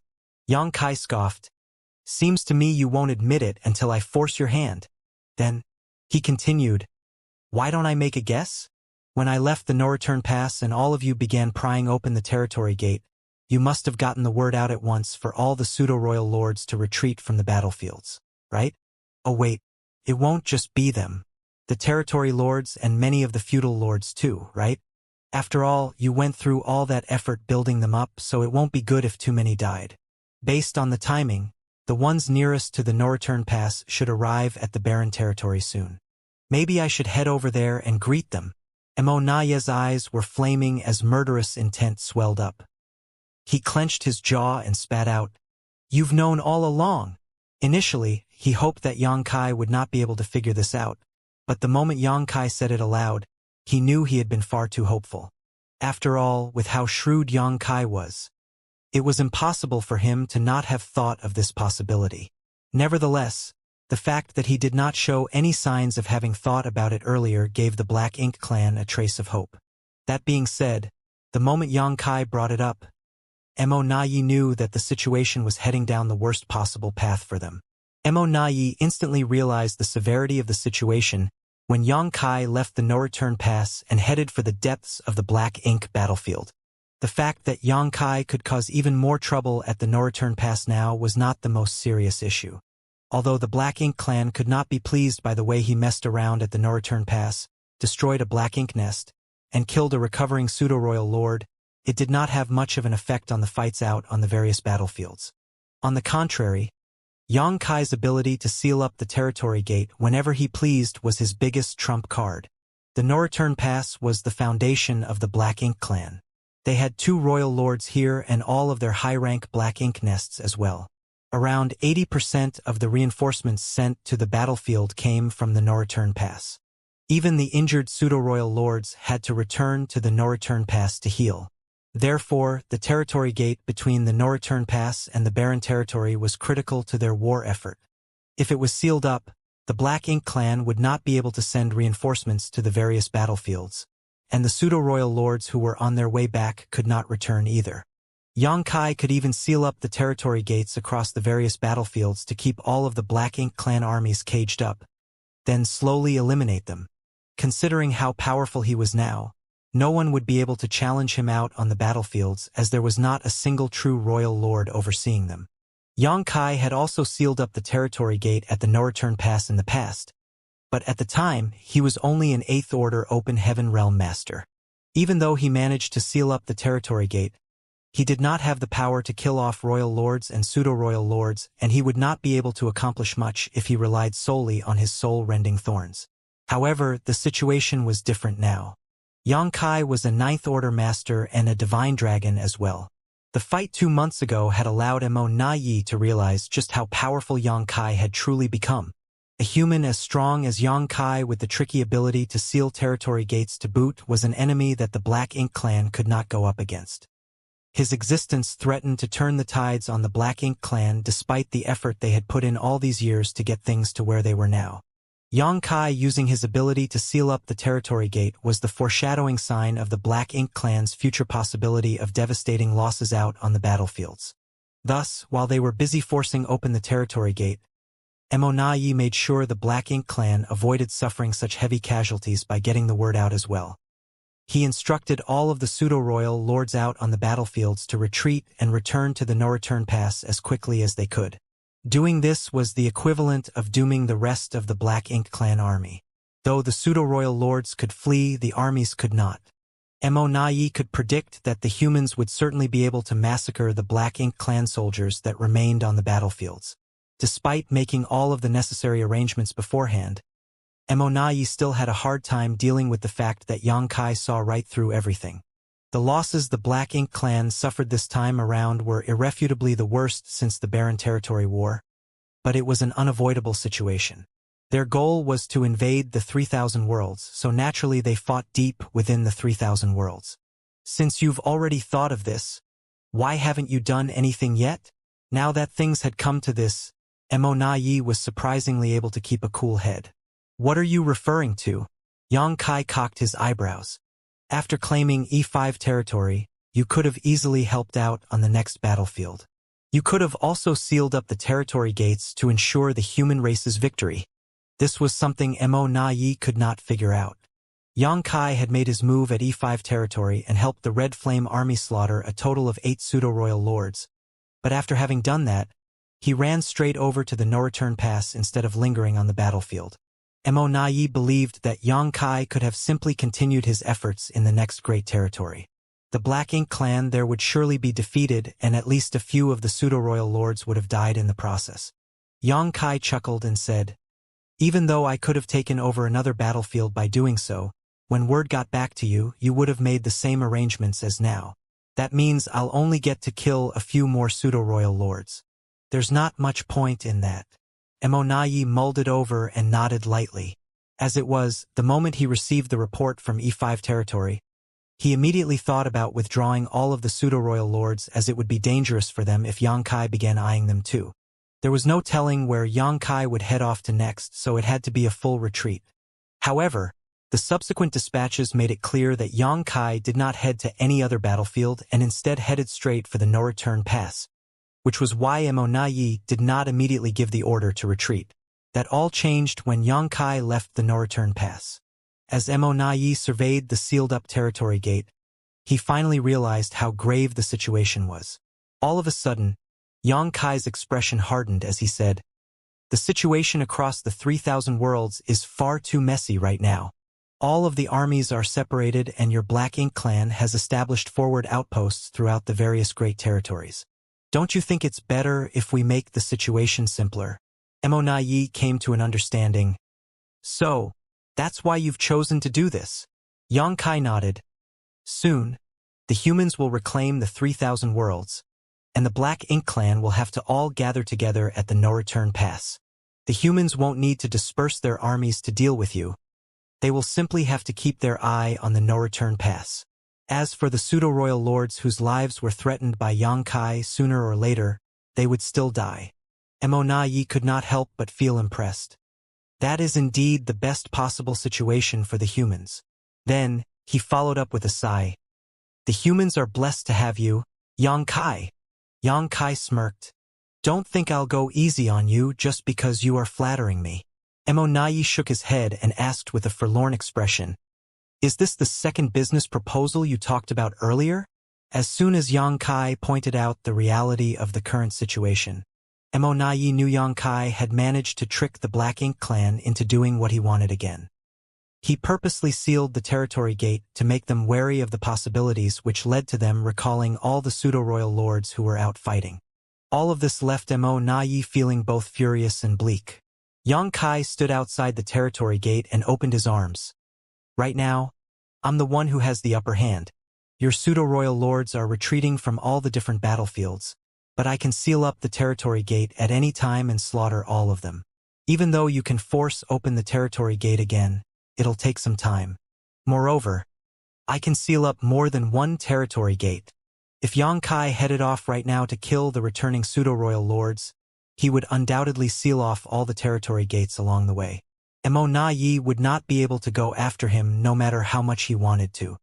With Xianxia's present mastery over the Tao of space and his current strength, it was laughably easy for him to seal off a territory gate. However, it would take the Black Ink clan time and a lot of time and effort to break one open again. The amount of work required of both parties was worlds apart. Xianxia could use this to his advantage, and the additional time he had thanks to that would be enough for the Black Ink clan to lose a majority of their pseudo-royal lords. "What do you want?" Emonayi asked darkly. Xianxia flashed a faint smile. "Now that's how you do business." It was easy to deal with someone as smart as Emonayi. Xianxia did not need to give a detailed explanation. Emonayi could grasp the situation quickly, which saved the need to waste one's breath. If Xianxia had been dealing with a hot-headed fool with a fiery temper instead, they might have come to blows by now. That was not what Xianxia wanted. As long as your new generation of royal lords hasn't emerged, the pseudo-royal lords are your strongest forces. You can't afford to lose any of them. After all, you don't have any more innate territory lords, so every single pseudo-royal lord who dies can't be replaced. Xianxia slowly remarked. "How's this? I won't back you into a corner. For every single pseudo-royal lord, I want 1,000,000 sets of fifth-order materials. You can count how many pseudo-royal lords you have remaining and give me the equivalent amount." "Are you insane?" Emonayi stared at Xianxia in shock. He was thunderstruck by the human's attempt at open robbery. Even though he only asked for fifth-order materials, 1,000,000 sets was far too much. Furthermore, this was only in exchange for a single pseudo-royal lord. At the very least, there were around 100 of them out on the battlefield, so wasn't that like asking for 100 million sets of fifth-order materials? Though Emonayi knew Xianxia would surely have high demands, he never expected the latter to be this greedy, and he certainly could not accept it. These materials mean nothing to the Black Ink clan, But the same can't be said for the pseudo-royal lords. Xianxia commented coolly. You better think carefully before you answer. Mo gritted his teeth. It's too much. Truth be told, Mo was more than willing to use these materials to exchange for the lives of the pseudo-royal lords. But the price that Xianxia asked for was too far outside the limits of acceptability. After all, the materials taken from them would be used to help the humans grow stronger. The more the Black Ink clan gave, the stronger the humans could become. All of a sudden, Mo realized that this could very well be the real reason why Xianxia showed up at the no-return pass. Mo knew of the humans' lack of resources. The Black Ink clan had the entire Black Ink battlefield to supply them with everything they needed to provide for their army. But what did the humans have? They only had the resources amassed by the major sects throughout all their years of existence, but no matter how much they had saved, they would still use everything up someday. When that happened, the humans would no longer have any resources and the cultivation of their masters would slow down dramatically. They might not even get any new open heaven realm masters anymore. Therefore, the humans had to find a way to overcome their dwindling supplies. This explained why Xianxia named such an exorbitant price. His earlier deal with the Black Ink clan was merely his way of slowly setting up the stage and putting pressure on them. Thinking about it now, Mo realized that the earlier deal did not benefit the Black Ink clan in any way. Instead, they ended up allowing Xianxia to take a great pass basically for free. That's my only condition. I won't accept any attempts to bargain. You have a stick of incense's worth of time to discuss this. If you can't accept it, then so be it. I will immediately head off to slaughter all your pseudo-royal lords. Let me see how many of them manage to make it back alive. I'll start with the territory gate that connects Shattered Heaven to the 3,000 words. That'll make for an excellent battlefield. Xianxia took a hard line and left no room for haggling. Monaye's eyes nearly popped out of their sockets, and the other pseudo-royal lords were seething with rage as well. They kept throwing questioning looks at Monaye. It was as if they would rush forward to eviscerate Xianxia the moment the royal lord gave the order. Meanwhile, Monaye's expression kept changing. Everyone could see that he was trying to quell his murderous intent. In the end, he did not give the order as he somehow kept a lid on his fury. He was only able to control himself because he knew nothing would come out of it even if he did give the order to attack. They could not do anything to Xianxia when the territory gate was right behind him. The moment the Black Ink clan even tried to do anything, Xianxia could immediately jump through the territory gate. Truth be told, Monaye was not averse to giving away those materials in exchange for the safety of the pseudo-royal lords. However, he was infuriated by the amount Xianxia asked for and the refusal to let them bargain even when they did so earlier. However, he could not deny that Xianxia was targeting the Black Ink clan's weakness. If he did do as he said just now, a lot of pseudo-royal lords would be meeting their doom. The pseudo-royal lords who were retreating from the battlefields had to pass through the territory gate at the Shattered Heaven. It was a passage that could not be avoided, and Xianxia only had to lie in wait there. By doing so, he would surely be able to kill them off. If the Black Ink clan at the No-Return Pass wanted to head over to help the pseudo-royal lords, they had to pass through the barren territory and travel across the entirety of the Shattered Heaven. Not only would the journey take them far longer than it took Xianxia, but just the act of needing to break open the sealed territory gates would waste a lot of their time as well. By the time they did manage to get there, it was probably going to be too late. Furthermore, they had to leave some masters at the No-Return Pass to stand guard there, so they could not send out all of their forces. A single human had the entire Black Ink clan in a chokehold. All of the Black Ink clansmen were drowning in humiliation. After sending a resentful glare in Xianxia's direction, Monaye used his divine sense to discuss the deal with Mou. Xianxia calmly waited by the territory gate without rushing them. After all, he did say he was giving them a stick of incense's worth of time to discuss the deal. Moreover, he was certain they would agree to his demand. Although he was asking for a lot, it was not an amount they could not deliver. They simply did not want to hand over all these resources to the enemy. However, materials came second when weighed against the lives of those pseudo-royal lords. Still, there were no guarantees in life. If the Black Ink clan was going to be stubborn about it and refuse to accept his ridiculous demand, then he had no choice but to head on over and kill off the pseudo-royal lords.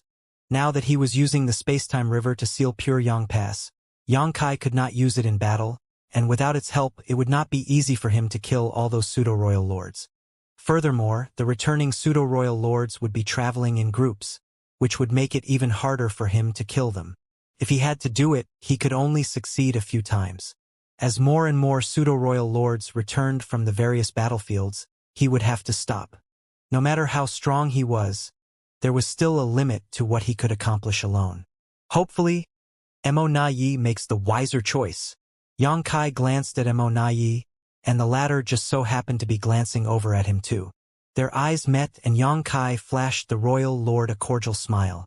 Immortality averted his eyes with a disgusted expression. The discussion continued. At first, it was only between Immortality and Mou, but soon the divine senses of many other pseudo-royal lords joined in. From their expressions and reactions, it was clear that they were split on the issue.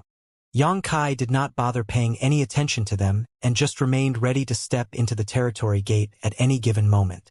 Before the time was up, the Black Ink clan came to a decision. Xianxia gathered his thoughts and crossed his arms before calmly asking, "So?"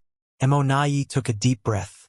He looked like someone who was weighed down by abject humiliation as he growled lowly, "We accept the trade you've asked for." Xianxia's brow twitched a little. Is it too late for me to ask for more now? He had clearly underestimated the amount of resources the Black Ink clan had. As it was, he thought he was already asking for the lion's share of what they had. He even considered the possibility of compromising just a tiny bit if the Black Ink clan insisted on haggling with him. Who would have thought that they'd agree just like that? After giving it some thought, it made sense. The Black Ink clan had been in control of the 3,000 worlds and the entire Black Ink battlefield for millennia, which was more than enough time for them to gather an enormous amount of resources as they had more than enough underlings to do the mining. Xianxia felt an inexplicable sense of regret, like he had somehow suffered a great loss. "Xianxia!" Immortality roared. "Don't go too far." Xianxia waved his hand. "I was joking. It's just a joke. Don't get all worked up." Immortality threw him a baleful glare. It took quite some time before he could calm himself down again. "We need time to gather everything. 3 days. Xianxia had already considered this. He was not going to let the Black Ink clan drag things out for too long. "I want to see everything in 3 days. Also, let me warn you right now. Don't even bother trying to trick me. I know full well how many pseudo-royal lords you have out there. 3 days isn't enough time. You're asking for a lot." Immortality countered with a frown. Xianxia snorted. "All of your resources are right here. You just need to sort through them. You can do that in 3 days. But, of course, I don't mind if you wish to drag it out even longer.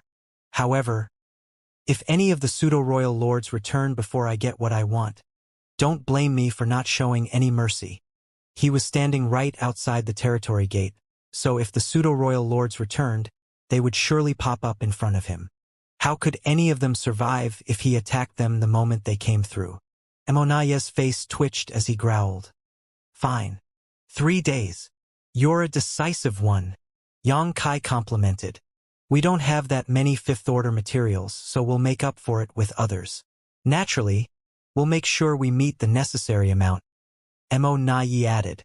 After all, even the Black Ink clan could not bring out nearly 100 million sets of fifth-order materials. It made sense that they had to replace some of them with other kinds of materials. Xianxia was not going to make things difficult for them on this account, so he nodded before replying, "Sure, but nothing less than fourth-order materials. I won't accept anything below that." At this point, the humans rarely had any new open heaven realm masters beneath the fourth order. The Star Boundary and the Myriad Monsters world, the 2 open heaven realm cradles, had boosted the floor of the human race greatly and allowed the open heaven realm masters to have a far better start than they did in the past. Therefore, materials beneath fourth order were not of much use to the humans. On the other hand, the Black Ink clan did not have the same requirements when it came to the order of materials. Everything would be tossed inside the Black Ink nest anyway, so it did not matter to them how low the quality was. Immortality briefly mulled over Xianxia's demand before agreeing to it. He gave the pseudo-royal lords a look, and over a dozen of them returned to the no-return pass to start organizing their resources.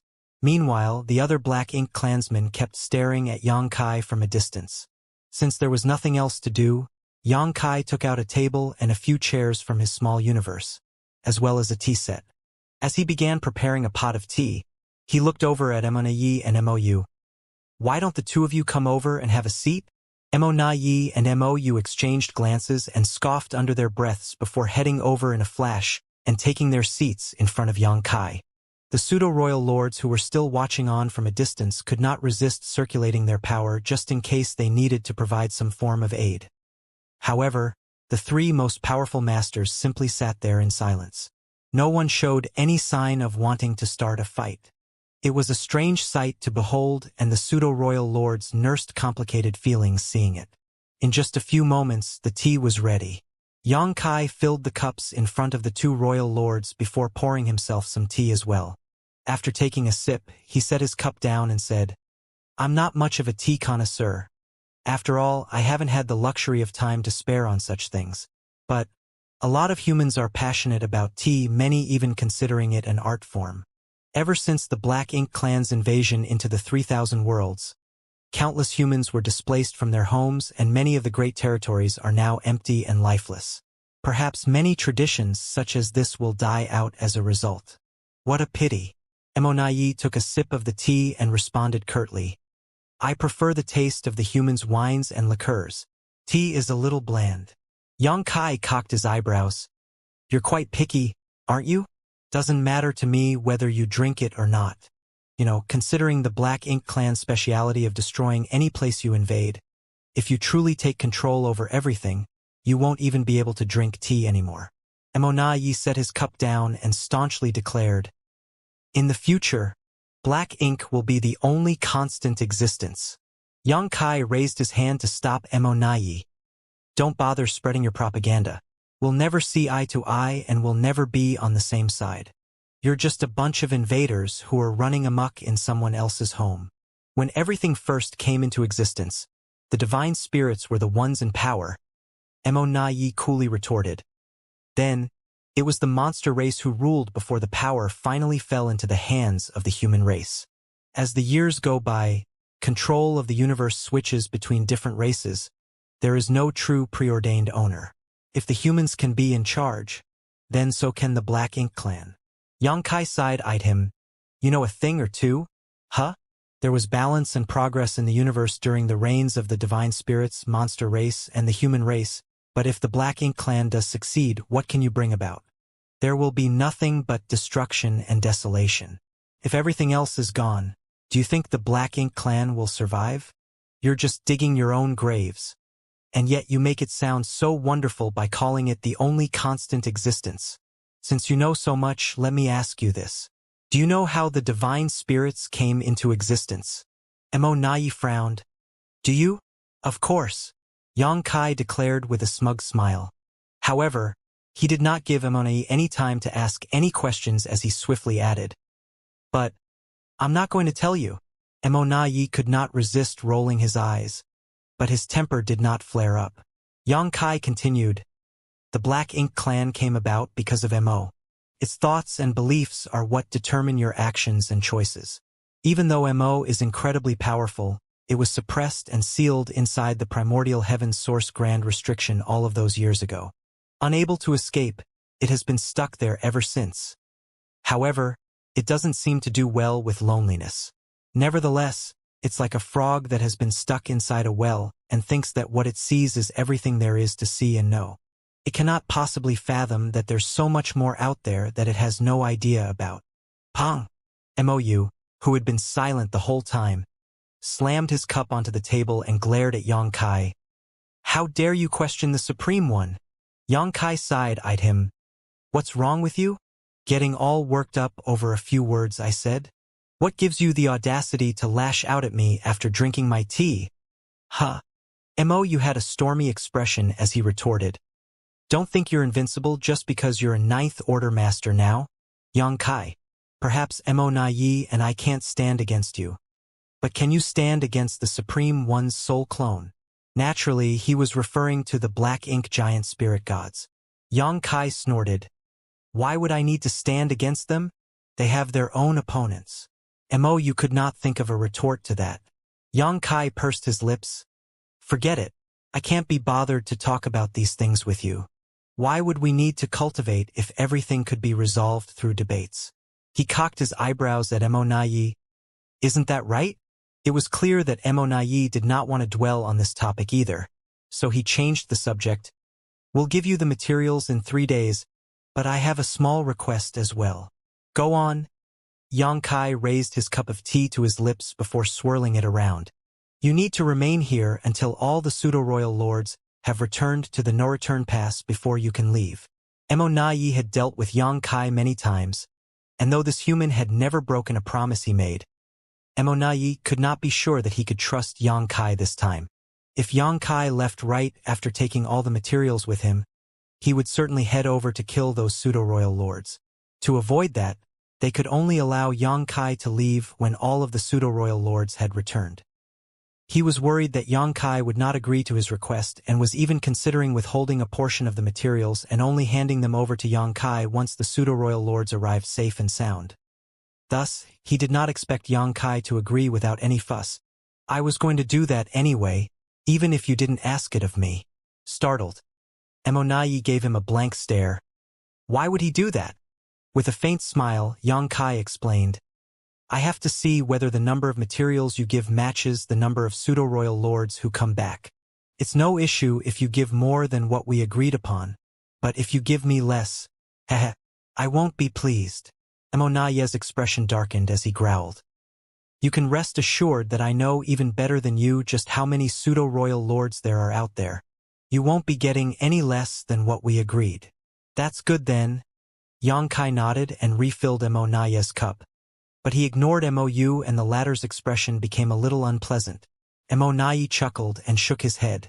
He personally topped up Mou's cup before letting out a heavy sigh. The advantage we had for thousands of years is all gone now. Henceforth, the humans will be able to easily reclaim the 3,000 worlds. Previously, it would not have been easy for the humans to reclaim the 3,000 worlds. There was no telling how long it would take for them to go on fighting to reclaim each great territory one by one. Not to mention all the effort and the sacrifices that needed to be made as well. However, due to the overwhelming threat that the Black Ink clan was up against in the form of Xianxia, they were forced to withdraw all of their most powerful masters lest the humans seized his chance to eliminate them. Due to this, the Black Ink clan army out on the battlefields would not be able to put up a fight against the humans, and the Black Ink clan did not plan on sending out any reinforcements either. Therefore, the humans simply needed to put in a bit of time and they would be able to reclaim the rest of the 3,000 worlds. Xianxia scoffed. So what if we reclaim them? The 3,000 worlds are nothing but tattered ruins left behind by the Black Ink clan. It's merely a symbolic victory for us as the 3,000 worlds won't be of any help to us. After many millennia of damage caused by the Black Ink clan's occupation, all of the universe worlds in all the great territories had died out a long time ago. All the resources had been stripped and the 3,000 worlds were nothing more than empty ruins. Even if the humans reclaimed them, they would be of much use. That's true, but the humans would not be forfeiting an easy victory. Xianxia nodded. I assume that in the future, the humans will have control over the 3,000 worlds, while the Black Ink clan continues to hold the no-return pass. Now that the subject came up, Xianxia grew curious. Back when the Black Ink clan invaded the no-return pass, how did you manage to enter the barren territory? There was only one territory gate, and when the humans retreated to the barren territory, they would have already set up an ambush at the territory gate. It would not have been easy for the Black Ink clan to invade the barren territory. Even if they kept sending their army through, the humans would still decimate them with ease. Xianxia did not take part in that battle, and he did not seek out much information after the fact. So he was curious to know how the Black Ink clan could break past the humans' defenses and launch a successful invasion into the barren territory. It's all thanks to the Supreme One's soul clone, of course. Nayi replied. I presumed as much, Xianxia commented after gaining clarity. Only the presence of a Black Ink giant spirit god would have allowed the Black Ink clan to accomplish what they did. The black ink giant spirit god was the one who barged into the barren territory and occupied a sizable chunk of the human race's combat power, which allowed the Black Ink clan to send their army in.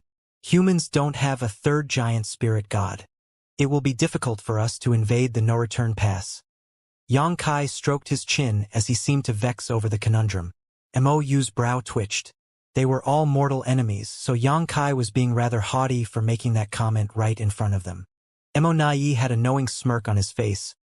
Brother Yang, you probably know of a secret passage that leads from the 3,000 worlds straight into the Black Ink battlefield, right?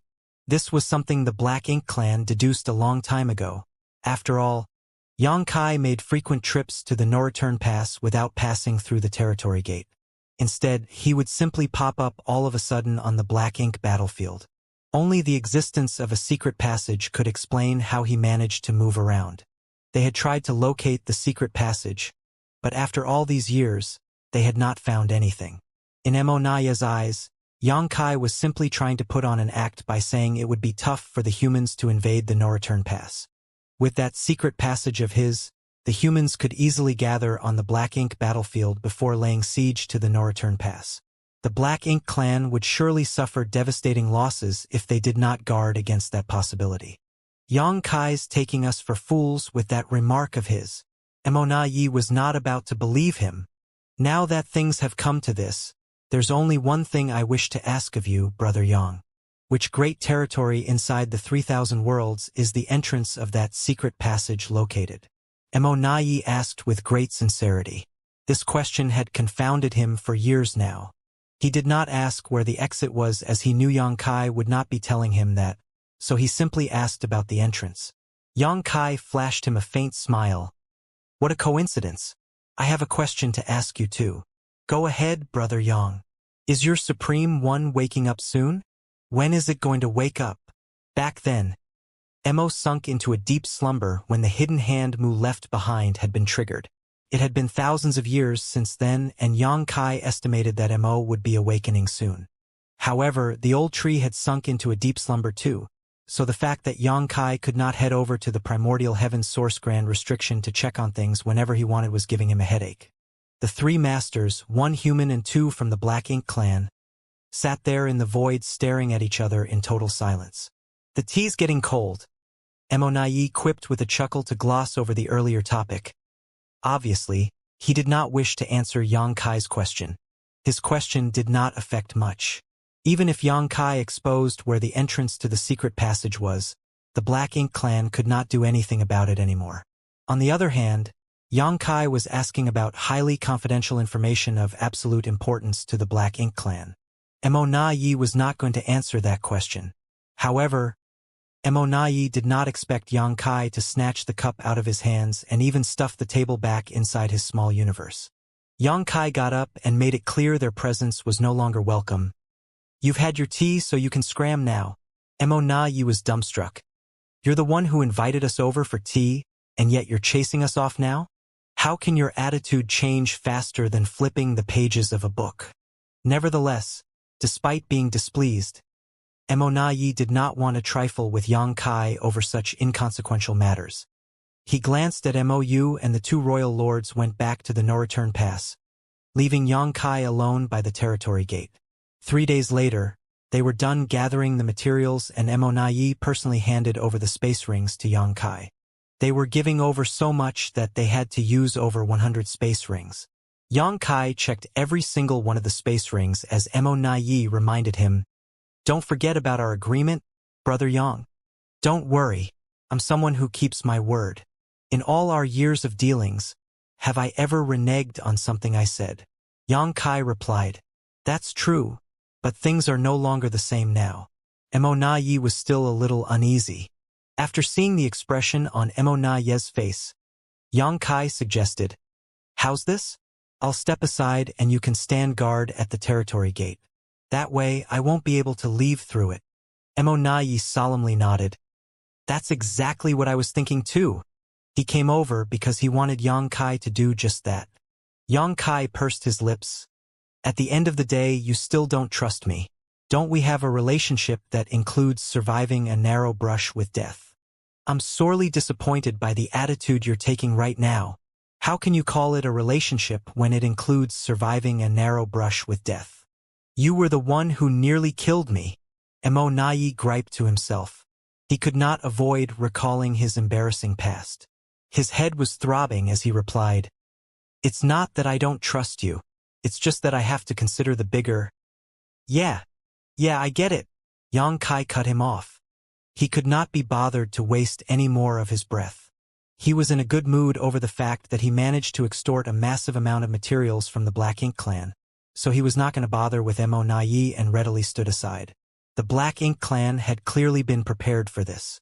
Nearly 20 pseudo-royal lords immediately flew over to Nayi to block the territory gate. Soon, Yang Kai finished taking stock of all the materials and put them away with great satisfaction. This time, the Black Ink clan did not try to shortchange Yang Kai. It was quite the contrary, as they gave him more than what he expected. He assumed it was because they did not want to give him an excuse to find fault with them. Meanwhile, Nayi let out a small exhale of relief when he saw that Yang Kai did not leave the moment he was done checking. Even though Yang Kai had allowed Nayi and a group of pseudo-royal lords to stand guard at the territory gate, there was still the secret passage between the 3,000 worlds and the Black Ink battlefield. Yang Kai did not need to use the territory gate to leave, and if he had chosen to do just that, the Black Ink clan would not be able to stop him. Though it was a pain to deal with Yang Kai, there was one thing that Nayi was glad about. As long as the situation wasn't harmful to the human race, Yang Kai never went back on his word. Time passed, and several days later, the territory gate began rippling with the surge of space principles. The numerous pseudo-royal lords who had been standing around waiting grew alert as they checked the territory gate and saw silhouettes popping out.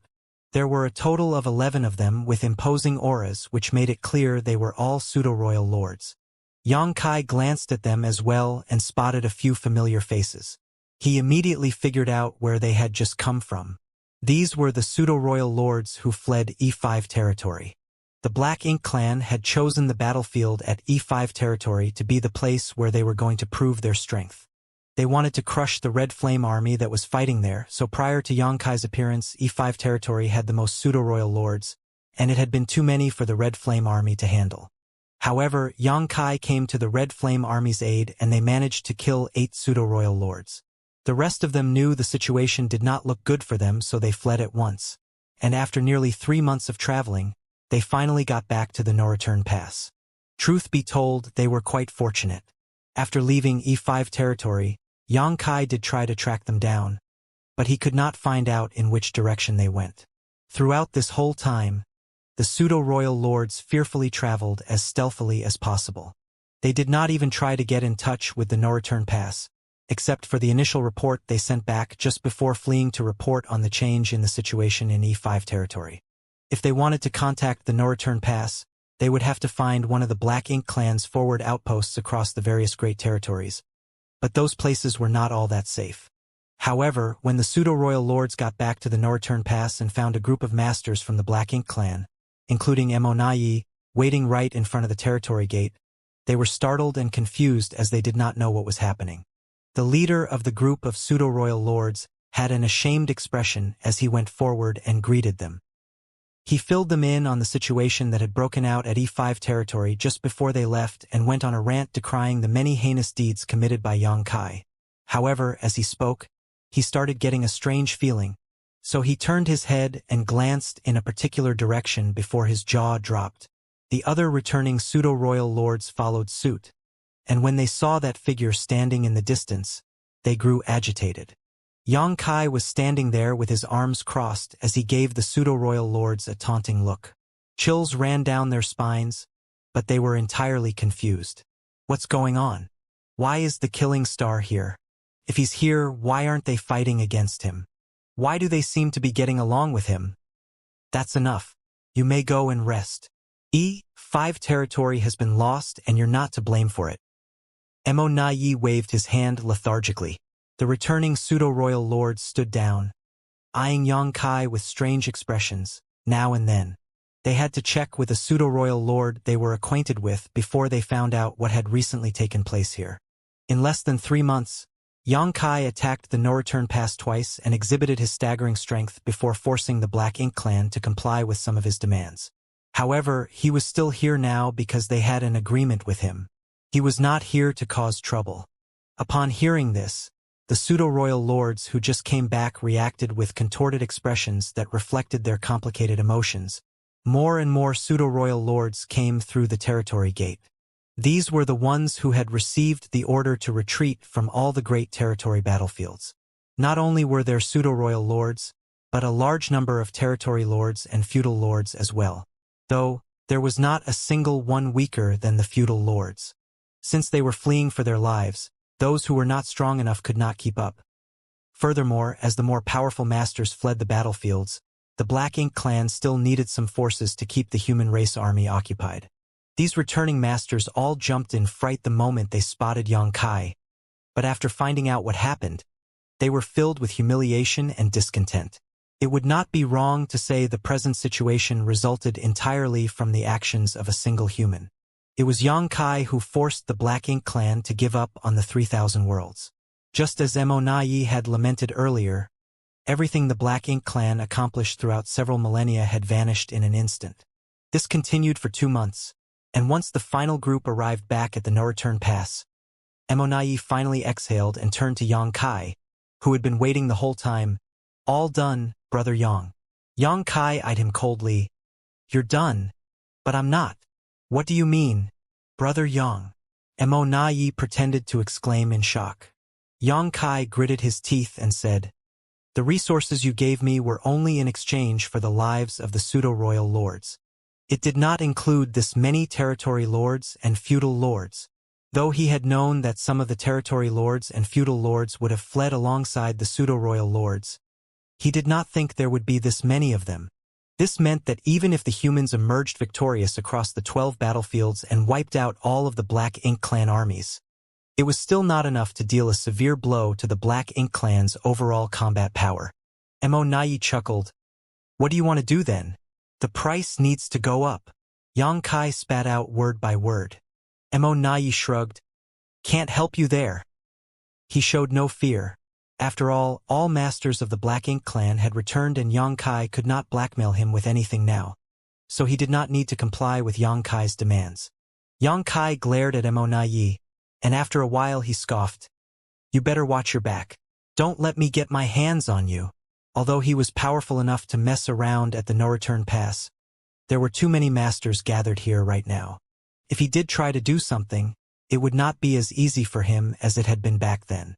This was the reason why Xianxia had grown a spine and took a tougher stance now. All of the Black Ink clan's most powerful masters were now gathered at the no-return pass.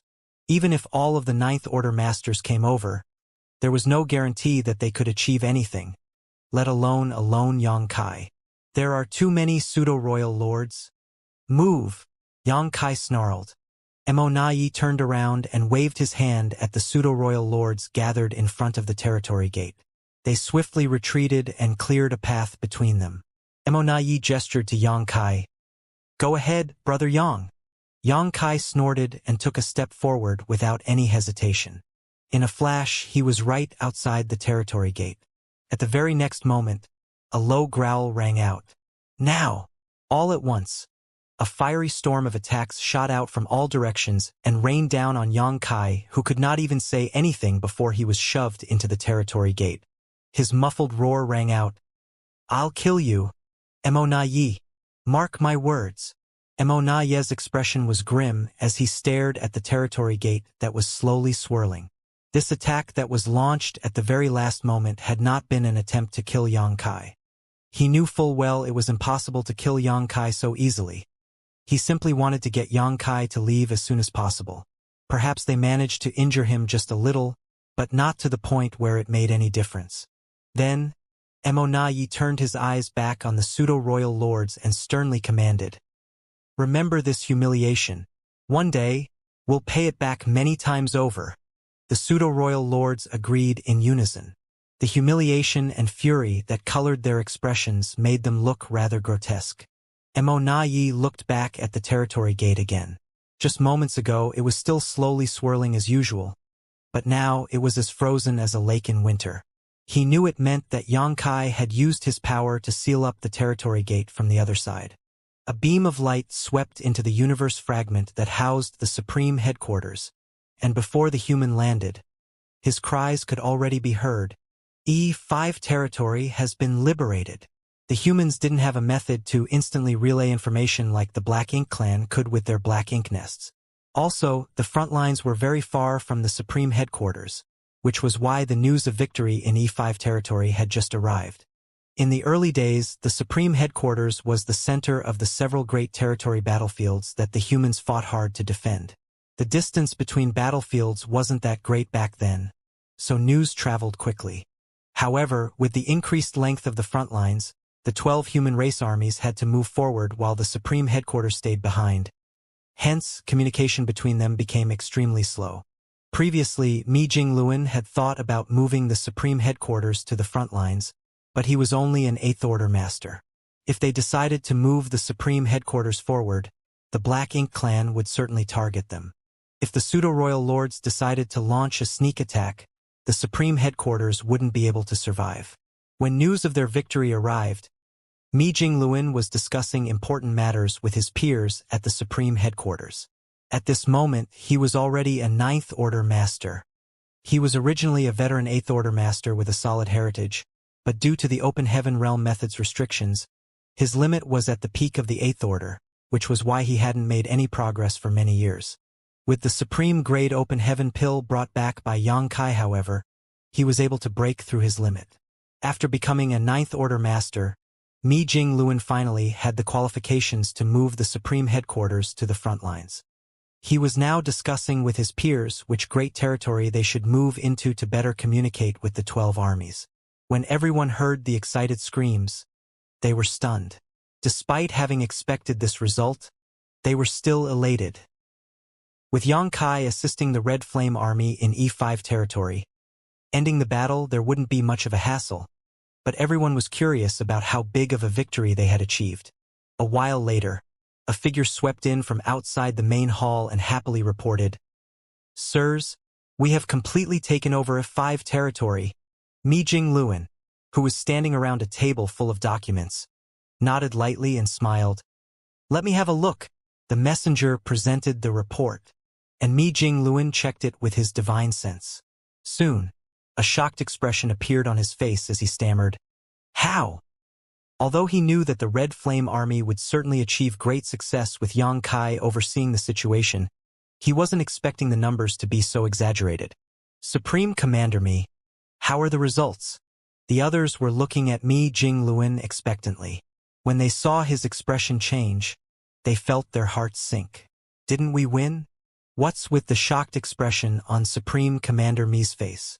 Did the Red Flame army suffer many casualties? At that instant, the crowd was feeling nervous. With a bitter laugh, Mi Jingluan said, "I've underestimated him still. See for yourselves." While he spoke, he gave the others the after-action report. The crowd immediately took turns scanning the record, and soon, each one of them looked shocked while secretly being amazed by Xianxia. The report showed the battle between the Red Flame army and Black Ink clan was fierce and tragic. Even the Eastern Army commander almost died in that struggle. Thankfully, Xianxia appeared out of nowhere and saved the situation by using a mysterious Dao Strength River to trap several pseudo-royal lords, rescuing Wuxia Yanghua and the others and forcing the Black Ink clan army to retreat. Afterwards, Xianxia went to the Black Ink clan's base camp alone and captured 2 more pseudo-royal lords. In the end, 8 pseudo-royal lords died, shocking and terrifying the ones still alive so greatly that they all escaped through the territory gate. After all the pseudo-royal lords were either dead or had escaped, the Black Ink clan army lost all will to fight and retreated from E5 territory. Once again, Xianxia attacked alone, and like crushing dry weeds and smashing rotten wood, he passed through the Black Ink clan army and used his space secret technique to seal the territory gate. At that point, the Black Ink clansmen that had yet to retreat were like turtles hiding in their own shells. Meanwhile, Xianxia also left E5 territory. Although Xianxia had left, the Black Ink clan army couldn't stand a chance against the Red Flame army without pseudo-royal lords overseeing the situation. so the humans in E5 territory began hunting down the remnant Black Ink clan soldiers and within a month had wiped them out. The military report was quite short, but every detail inside was astonishing. If the people at the Supreme Headquarters hadn't known that it was impossible to fake anything on the battlefield, they would have suspected that the Red Flame Army had doctored their military report to gain military merits. But seeing that Yang Kai had helped them, these results seemed reasonable. When Yang Kai set off to E5 territory to assist the Red Flame Army, they knew the battle there would end in their favor, so how could they not have thought about this result? Yang Kai had killed 8 territory lords in just 2 attacks. Such a terrifying accomplishment was impossible for other Ninth Order masters to achieve. That realization traumatized the rest of the pseudo-royal lords, causing them to run. Without the pseudo-royal lords, the Black Ink clan army was an easy target. Moreover, Yang Kai had sealed the territory gate, so the Black Ink clan left in E5 territory had no choice but to fight till the end. That was what caused the shocking number of kills in the report. One person alone could change the entire situation on a battlefield and lead the army to achieve such glorious success. It was indeed marvelous. Where is junior brother Yang now? After calming down, Mi Jingluan looked at the messenger. The messenger shook his head. Senior Yang left after sealing the territory gate. Sirs Wuxia said that before Senior Yang left, he seemed like he was about to go to the no-return pass and said something about taking something back. Going to the no-return pass to get something. Mi Jingluan felt his brow twitch. That brat. Does he think he can do whatever he wants because he's strong now? The no-return pass was different from before. 2 royal lords and several pseudo-royal lords were overseeing that place. Even Ninth Order masters wouldn't easily go there, but considering that it was Yang Kai heading there, Mi Jingluan wasn't too worried. He didn't know what Yang Kai was going to retrieve from no-return pass, but he knew Yang Kai had a purpose in everything he did. While thinking so, Mi Jingluan suddenly became serious while he thought about something. The Black Ink clan could use black ink nests to quickly send out information, which was something the humans didn't have. After Yang Kai's appearance in E5 territory, the Black Ink clan lost the battle and paid a huge price. News of 8 pseudo-royal lords dying and the rest escaping would have already reached the no-return pass. More importantly, it wouldn't take long before the masters of the Black Ink clan on the other battlefields would receive this news. If Mi Jingluan's estimations were right, the pseudo-royal lords from other battlefields might have already found out about the situation in E5 territory. At the thought of that, Mi Jingluan jumped to his feet and ordered, "Hurry! Send orders to the Azure Sun Army. No, send orders to the Shocking Thunder, Burning Moon, Twin Instrument, Azure Dawn, and Jade Cicada armies. Tell them to attack the Black Ink clan regardless of their behavior, and don't relent even if pseudo-royal lords appear." Immediately, a herald went out to relay the orders. Mi Jingluan frowned and let out a dissatisfied groan. "Let's hope we're not too late." Then, he turned to the messenger and asked, "Did Wuxia Yanghua and the others mention what their next steps would be after taking E5 territory?" The messenger replied, "After discussion, the Sirs decided to send reinforcements to the nearest Azure Dawn army. If I'm not mistaken, the Red Flame army should have already arrived." Nodding, Mi Jingluan said, "That's good. At the very least, the Black Ink clan there wouldn't be much of a problem. Now that both armies had gathered together, the enemies couldn't defeat the Azure Dawn army. According to Mi Jingluan's estimations, the Black Ink clan then would suffer a tragic end. Supreme Commander Mi, why are we only sending out orders to those 5 armies? Don't we need to inform the ones with Ninth Order masters?" One of Mi Jingluan's peers asked. Mi Jingluan explained, "Ninth Order masters have sharp senses, so they will immediately detect any strange changes in the Black Ink clan army and won't need us to warn them. But the armies without Ninth Order masters might not be able to detect the change in the situation and would still have to be wary of confronting the Black Ink clan army. The change Supreme Commander Mi is referring to is..." Mi Jingluan quickly said, "Those pseudo-royal lords might have already run." "What?" someone exclaimed in shock, but the rest soon realized why Mi Jingluan would say that. The Black Ink clan had paid a tragic price during the battle in E5 territory and even lost 8 pseudo-royal lords, the masters which currently gave them the greatest advantage. From the recent military report, it was clear that pseudo-royal lords didn't stand much of a chance against Xianxia, and Xianxia had the ability to seal the territory gates and cut off the Black Ink clan's escape routes. How could the Black Ink clan not be worried about such an enemy? Xianxia had only joined one battle in E5 territory yet almost wiped out the entire Black Ink clan army there. So what if he appeared in the other great territories? No pseudo-royal lord had the guts or confidence to face Xianxia head-on.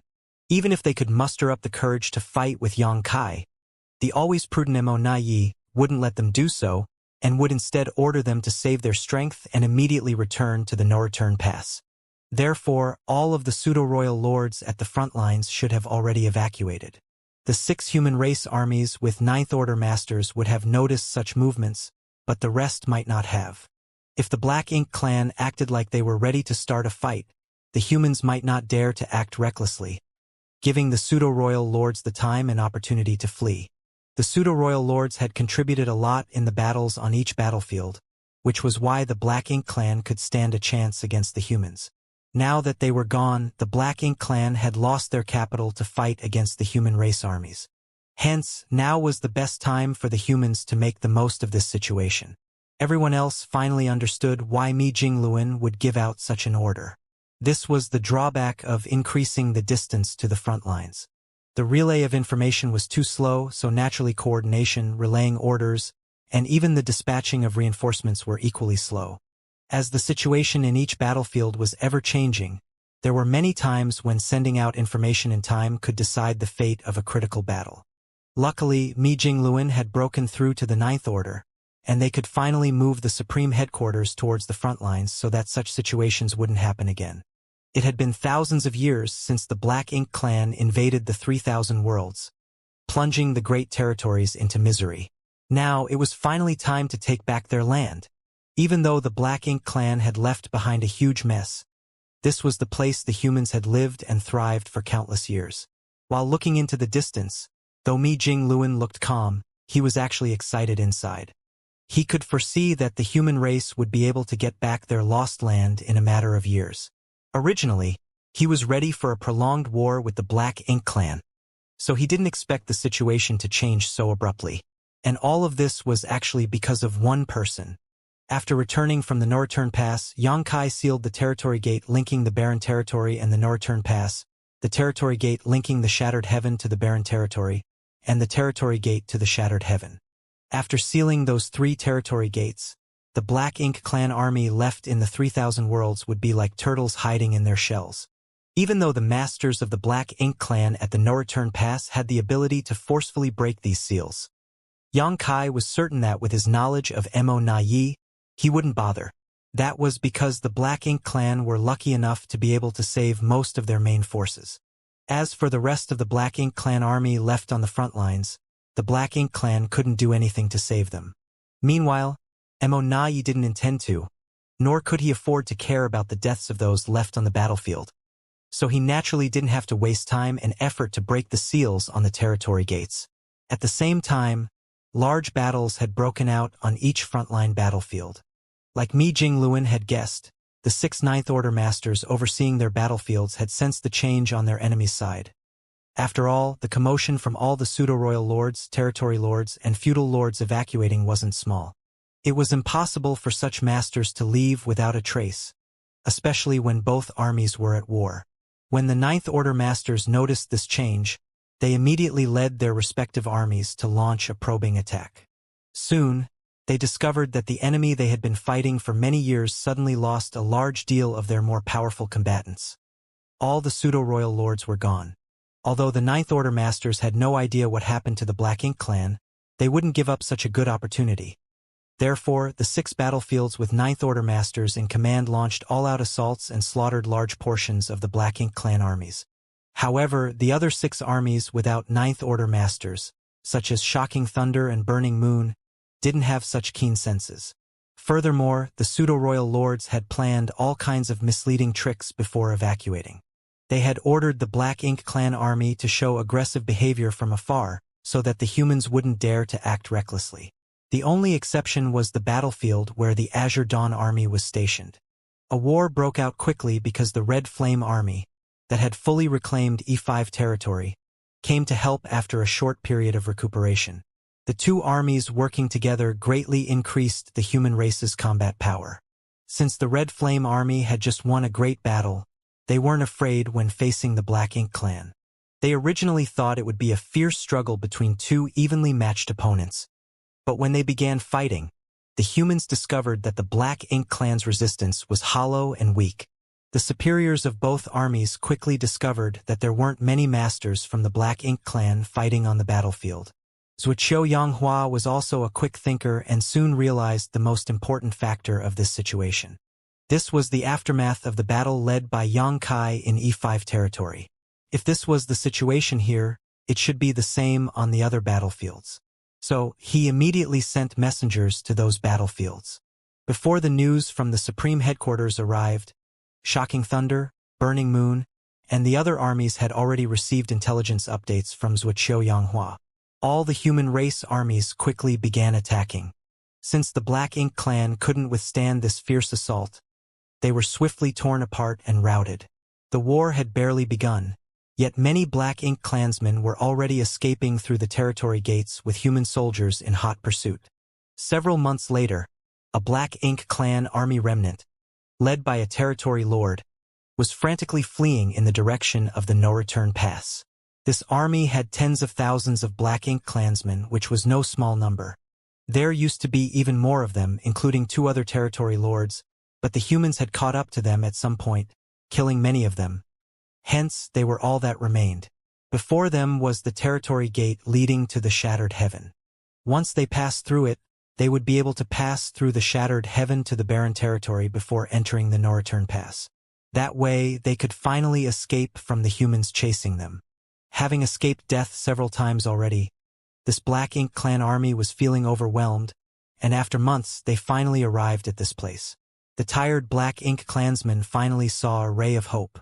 When they looked at the territory gate from afar, the leading territory lord suddenly became solemn as he vaguely felt like there seemed to be something wrong with it. Usually, there should be a spiraling whirlpool where the territory gate was situated, but at this moment that territory gate looked like the surface of a frozen lake. Before he could figure out what had happened, he heard a carefree voice beside his ear. The voice wasn't loud, but it sounded like a thunderclap to the territory lord. "Another batch has arrived." "Who?" the territory lord bellowed. The rest of the Black Ink clan soldiers were also shocked. Once the territory lord finished speaking, he finally saw the face of the person speaking. That person was openly sitting not far from the territory gate, and though he didn't look conspicuous, he was by no means a person who could be easily ignored. At this moment, he had a bored look on his face while looking at the newly arrived guests.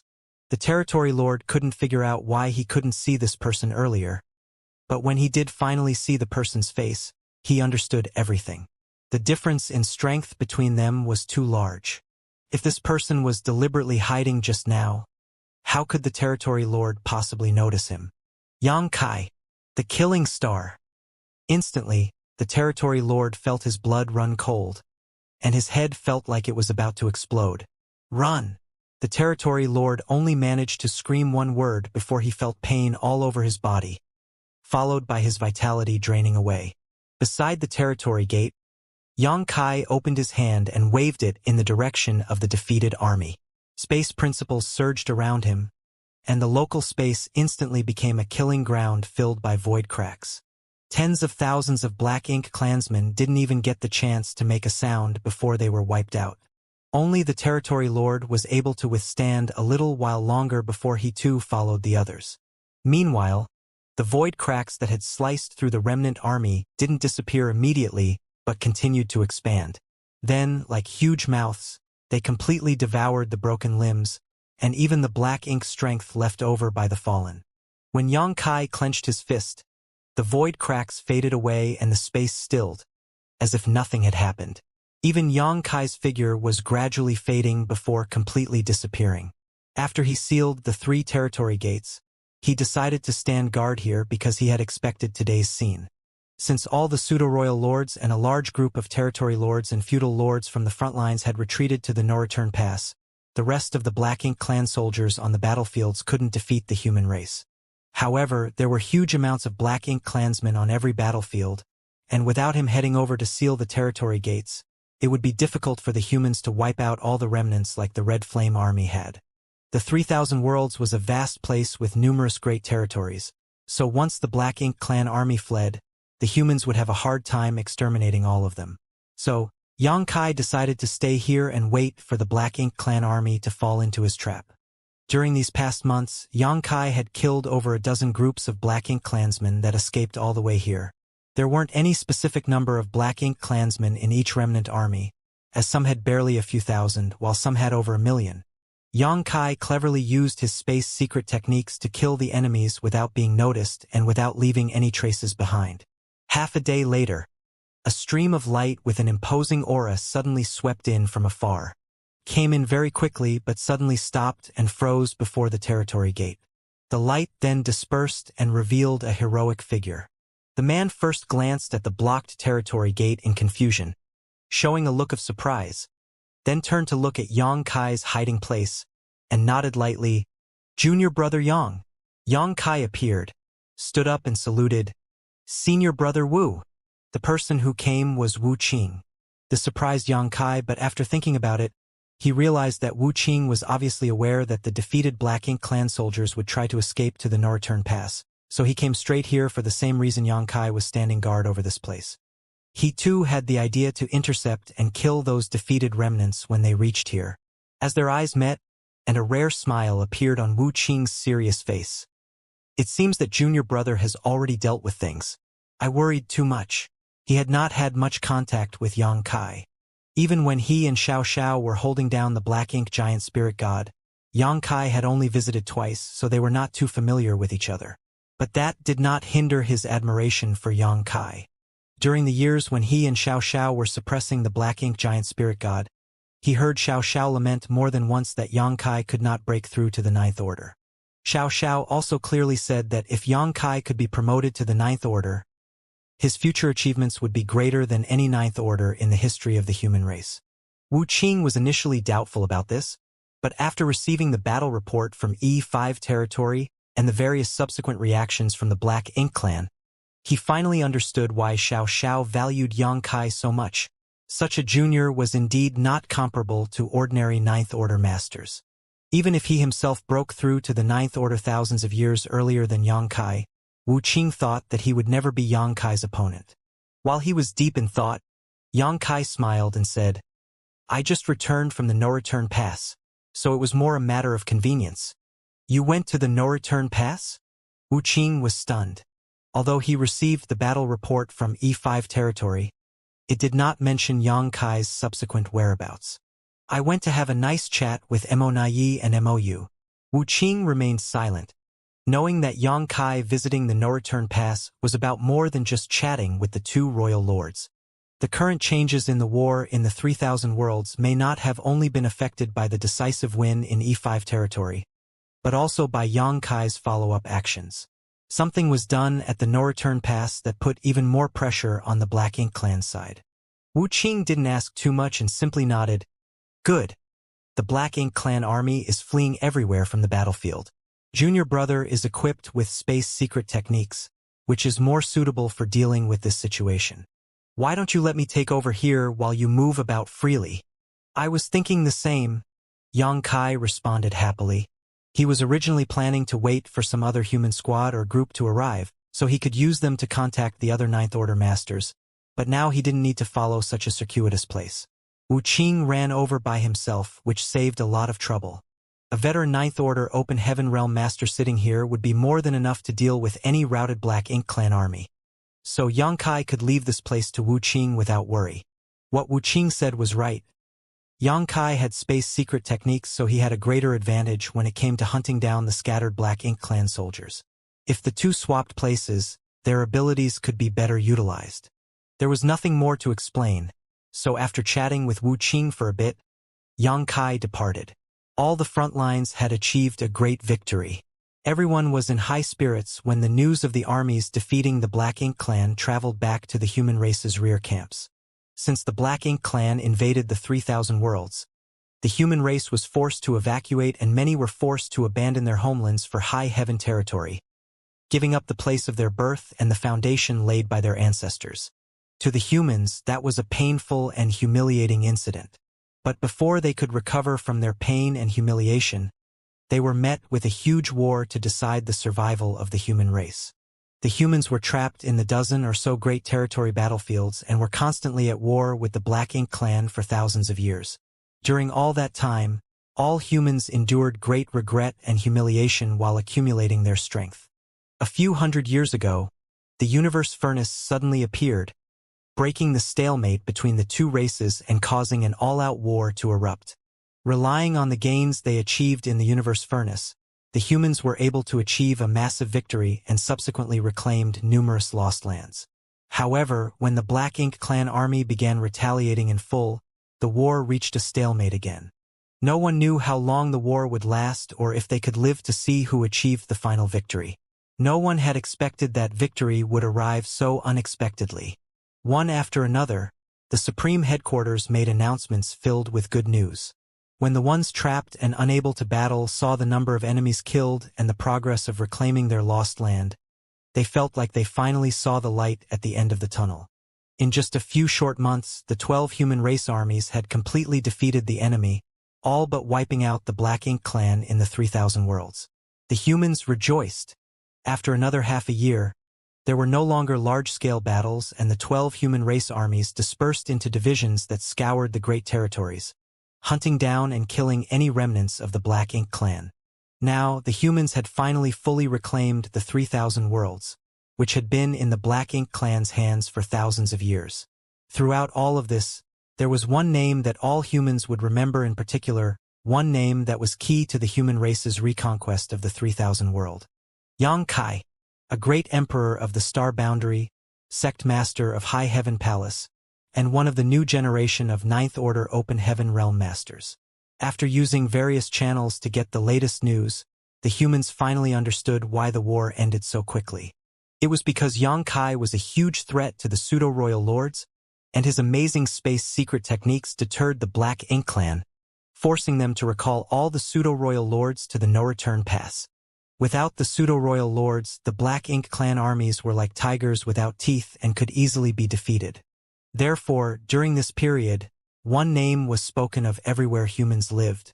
At the same time, outside the Supreme Headquarters universe fragment, Xianxia and Mi Jingluan were standing side by side. The latter was puzzled because he didn't know why Xianxia was trying to be mysterious by dragging him out here. After parting ways with Wuxia, Xianxia had a fruitful journey as he traveled about while killing any Black Ink clansmen he found along the way. However, the Black Ink clan soldiers were scattered throughout all the great territories, and with the current situation it would be hard to find them all because they would be in hiding.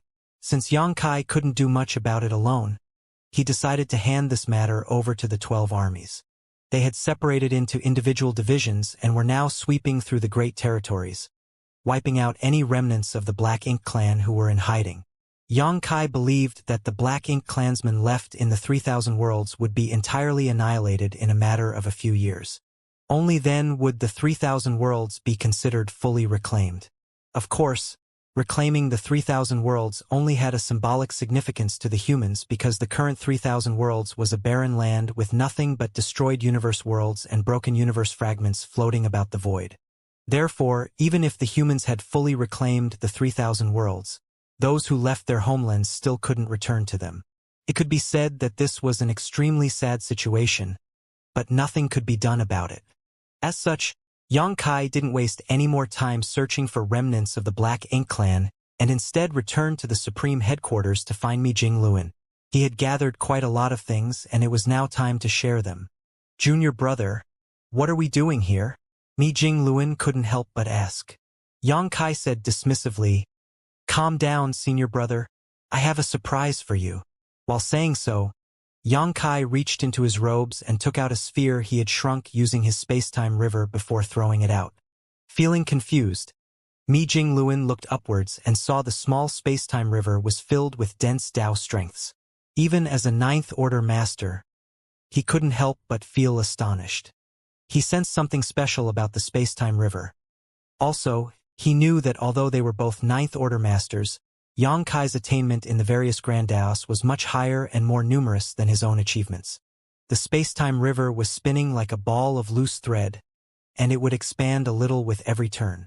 As time passed, it expanded to become something majestic-looking. In just a short moment, a huge object appeared in Mi Jingluan's sight, thoroughly shocking him. He had realized what it was when it had just begun taking form, but he wasn't sure until he finally saw the full, majestic, nearly intact Great Pass. Xianxia raised his hand and summoned back his space-time river, returning the Tao strengths back to his body. Then, he turned to look at Mi Jingluan. "Senior brother, how about using this as the future Supreme Headquarters?" While gazing at Xianxia with mixed emotions, Mi Jingluan nodded. "Good idea." He grabbed Xianxia's arms and ushered, "Come, take a look with me." Side by side, the two strode towards the majestically standing Great Pass, and when they arrived at the entrance, they looked up at the worn characters engraved there and fell silent. This Great Pass used to be a critical weapon in the war against the Black Ink clan. For hundreds of thousands of years, legions of humans had shed blood in and around this Great Pass. The humans managed to keep the Black Ink clan trapped in the Black Ink battlefield in large part thanks to these Great Passes. The void was silent, but when they arrived before the Great Pass, the two felt like they could still hear the sounds of the brutal wars fought here long ago. They were the sounds of human soldiers fighting against the Black Ink clan, along with sounds of the last moments of their lives. This Great Pass used to stand majestically on the Black Ink battlefield like all other Great Passes. It had also previously accompanied the human race army on its crusade to the primordial heaven's source grand restriction. However, the humans were ultimately defeated and forced to abandon this Great Pass outside the no-return pass. Having fallen into the hands of the enemy, the Black Ink clan naturally wouldn't cherish this weapon. Although the Great Pass was mostly intact, the inner sanctum was a wreck, and there were all kinds of traces left behind from the Black Ink clan removing their black ink nests. Two figures walked around the Great Pass and soon arrived before a huge monument. Every Great Pass possessed a monument of heroes which recorded the names and origins of every soldier that died in battle there. This monument was also the only trace their ancestors left in this world because, during the battles, most of the soldiers who died would perish without corpses. After cleaning away the thick layer of dust on the monument of heroes, Mi Jingluan sighed, "Junior brother, you're too thoughtful." With this Great Pass, the Supreme Headquarters could move around more easily and didn't have to simply remain in one area. Moreover, Mi Jingluan had become a Ninth Order Master, and with the help of this Great Pass, he would be able to make even larger contributions in future wars. "It's a pity that I couldn't bring more of them back." Xianxia shook his head. As the Black Ink clan also knew about the power of these Great Passes, letting Xianxia bring one of them away was already their limit. It was impossible for Monyi to agree to Xianxia bringing more of them back. Of course, it was not like Xianxia could bring another one with him anyway. "Do we still have pure Yang Pass core?" Xianxia asked. Every Great Pass had a core, as operating such a huge Great Pass wasn't easy. When the Great Evolution Army reclaimed the Great Evolution Pass, they couldn't find the core and it almost delayed the human race's crusade. In the end, Xianxia entered the Void Crack and found the core. Since Great Evolution Pass had a core, Pure Yang Pass would have one too. According to what Xianxia knew, the humans brought all the remaining cores with them when they withdrew to the barren territory. So, Pure Yang Pass core was most likely with them, but Xianxia didn't know who was guarding it. "We still have it. All the cores from the Great Passes are with senior sister Xiao. I'll go and ask her for it later," Mi Jingluan replied, but then he suddenly felt frustrated. It will take a lot of resources to repair this thing. When the humans abandoned the no-return pass, they not only brought away the cores, but also all the artifacts and spirit arrays they could take. Those that they couldn't bring away were destroyed lest the Black Ink clan used them. Therefore, this Great Pass was now just an empty shell. If they wanted to restore it to its full potential, they would have to renovate it almost from scratch, which would cost an unfathomable amount of resources. Right now, the humans' biggest concern was the general lack of materials and resources. In simpler terms, they were dirt poor. Xianxia laughed and took out a number of space rings, saying, "I forgot to tell you, Pure Yang Pass isn't the only thing I brought back from the Black Ink clan. There's also this." Mi Jingluan's eyes lit up when he saw the space rings. How much is there? Yang Kai replied, about 100 million sets of fifth-order materials. When Mi Jingluan heard that, he was so shocked that his face visibly twitched. How could the Black Ink clan have agreed to this? If Yang Kai hadn't had such a remarkable battle record, Mi Jingluan would have thought he had made some sort of secret deal with the Black Ink clan. Otherwise, he wouldn't have gotten such a frightening amount. It wasn't up to them whether they agreed or not. While Yang Kai spoke, he threw the space rings over to Mi Jingluan.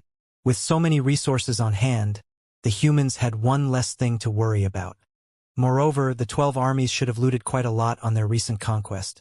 After all, the Black Ink clan needed a lot of resources too, so every Black Ink clan army would carry many valuable materials on them, all of which belonged to the humans. But Mi Jingluan still couldn't believe that Yang Kai could snatch so much from the Black Ink clan. It was clearly something that benefited the enemy, yet the Black Ink clan still agreed to it, which showed how wary they were of Yang Kai. At the Star Boundary's High Heaven Palace, a ray of light swept in from a distance, stopping after reaching a grand hall, revealing a toned figure. When the figure's aura surged, it was obvious that the visitor was an 8th Order master with strong cultivation. Despite reaching the 8th Order, Zhao Luan still didn't dare to act arrogantly after arriving here because this was High Heaven Palace, the sect of the Tao Lord. He had previously visited High Heaven Palace a few times because the Tao Lord had left behind several sealed words here. All disciples from the Void Tao Temple had trained in those sealed worlds and received rewarding results. When Zhao Luan was still in the Emperor realm, he already believed that the Tao Lord was very powerful, and the more his cultivation increased, the more he realized how unfathomable the Tao Lord was. He came from the Void Tao Temple, had outstanding talent and aptitude, and was proficient in the Tao of space, so he had made quite a lot of contributions on the battlefield.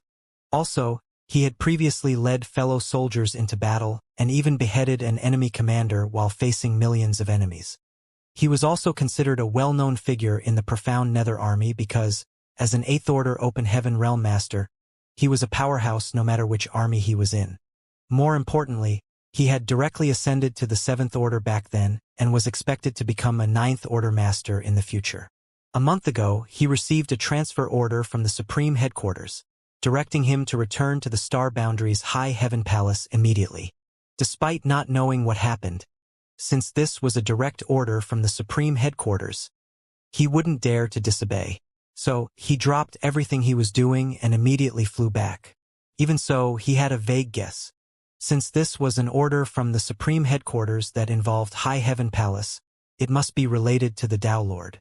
Since the battles at all front lines were almost at their end and looking for the surviving Black Ink clansmen was a tedious but not dangerous job, he didn't mind being absent. I wonder why the Tao Lord summoned me. Maybe it's something important. Zhao Luan felt excited inside and fixed up his clothes before entering the grand hall.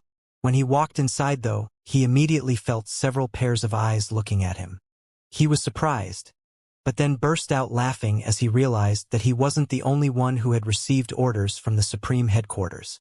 It's Senior Brother Zhao Luan. Senior Brother Zhao, over here. Someone called him. Looking in that direction, Zhao Luan saw a few familiar faces. He smiled and nodded before approaching them. There were many people inside the grand hall, about 70 or 80 gathered into small groups while chatting with each other. Zhao Luan found some fellow brothers and sisters he was familiar with and then noticed that all the people called here were disciples from the Void Tao Temple. Also, all of them were proficient in the Tao of space. Not only them, but there were also some from the Phoenix clan. However, unlike the enthusiastic atmosphere among the fellow disciples from the Void Tao Temple, the Phoenix clansmen were quietly sitting upright to the side and seemed a little unapproachable. All high-level humans had more or less had some interaction with the Phoenix clan, and even if they didn't, they would have experience with other divine spirits. They knew divine spirits were mostly arrogant, especially ones like the Phoenix clan, so they weren't bothered by this. The Void Tao Temple disciples had large age gaps because the flow of time in Yang Kai's small universe was different from the outside world. With Yang Kai being a 9th Order master and his attainments in the Tao of time reaching new heights, the difference in flow rate was already 10:1. In other words, 10 years inside his small universe was equivalent to 1 year outside. As Yang Kai had brought them out from the Tao Temple in batches, the gap between some fellow disciples was measured in tens of thousands of years. If it were in an ordinary sect, such an age gap would only appear between members several dozen generations apart. However, the Void Tao Temple wasn't just any ordinary sect. Moreover, age didn't matter because being born from the same place gave them a natural bond with one another. So all the disciples from the Void Tao Temple would help each other regardless of whether they were familiar with each other. Frankly speaking, if the disciples that Yang Kai trained in the Void Tao Temple were all gathered together, their heritage wouldn't be much different from any cave heaven or paradise. Those disciples with the right to leave the Void Tao Temple and break through to the open heaven realm were all very talented. Even the weakest of them would directly break through to the Fifth Order, and there were a fair number who directly broke through to the Seventh Order. Many years had passed, and even the weakest among them would at least have reached the Sixth Order, while there were thousands of Seventh Order and Eighth Order masters scattered among all them. The group of cultivators proficient in the Tao of Space gathered together and exchanged pleasantries for a while before casually sitting down and beginning to discuss their opinions and ideas about the Tao of Space. There were some times when another person's words could help someone better understand something and gain more benefits. Also, different kinds of thinking combined together would definitely yield outstanding results. The Tao of Space was renowned for being difficult to cultivate. Before Yang Kai, there were only a few humans in the entire 3,000 worlds that could be considered proficient in it. Other than that, only the Phoenix clan were lucky enough to have the Tao of Space be their bloodline talent, so they naturally had a high mastery over it once they reached a certain level of strength. But after Yang Kai, many disciples from the Void Tao Temple made use of this grand Tao to its fullest potential. Naturally, it wasn't only the masters of the Tao of Space that the Void Tao Temple produced. There were also quite a lot of cultivators who were now proficient in the Tao of Time. No matter if it were the Tao of Space or the Tao of Time, the cultivators cultivating them were all rare geniuses. As time passed, disciples from the Tao Temple were constantly gathering, and it was not long before their numbers exceeded the 100 mark. Among them, the weaker ones were in the Sixth Order, while the rest were in the Seventh Order or Eighth Order, but they were all proficient in the Tao of Space. Even without counting a dozen or so Phoenix clan members, this was already a very shocking lineup. They waited a few more days, and when about 150 people had assembled in the Grand Hall, no more arrived. Although there were only 150 Void Tao Temple disciples gathered here, it didn't mean that all the disciples cultivating the Tao of Space were present. Only those with high attainments in the Tao of Space had been gathered. The other disciples that only knew the basics of the Tao of Space weren't summoned. Those who were gathered here had reached the fourth level of mastery in the Tao of Space, traversing a familiar path. They chatted with each other for several days before two figures arrived and instantly attracted everyone's attention. Both of them were in the Eighth Order and had solid auras.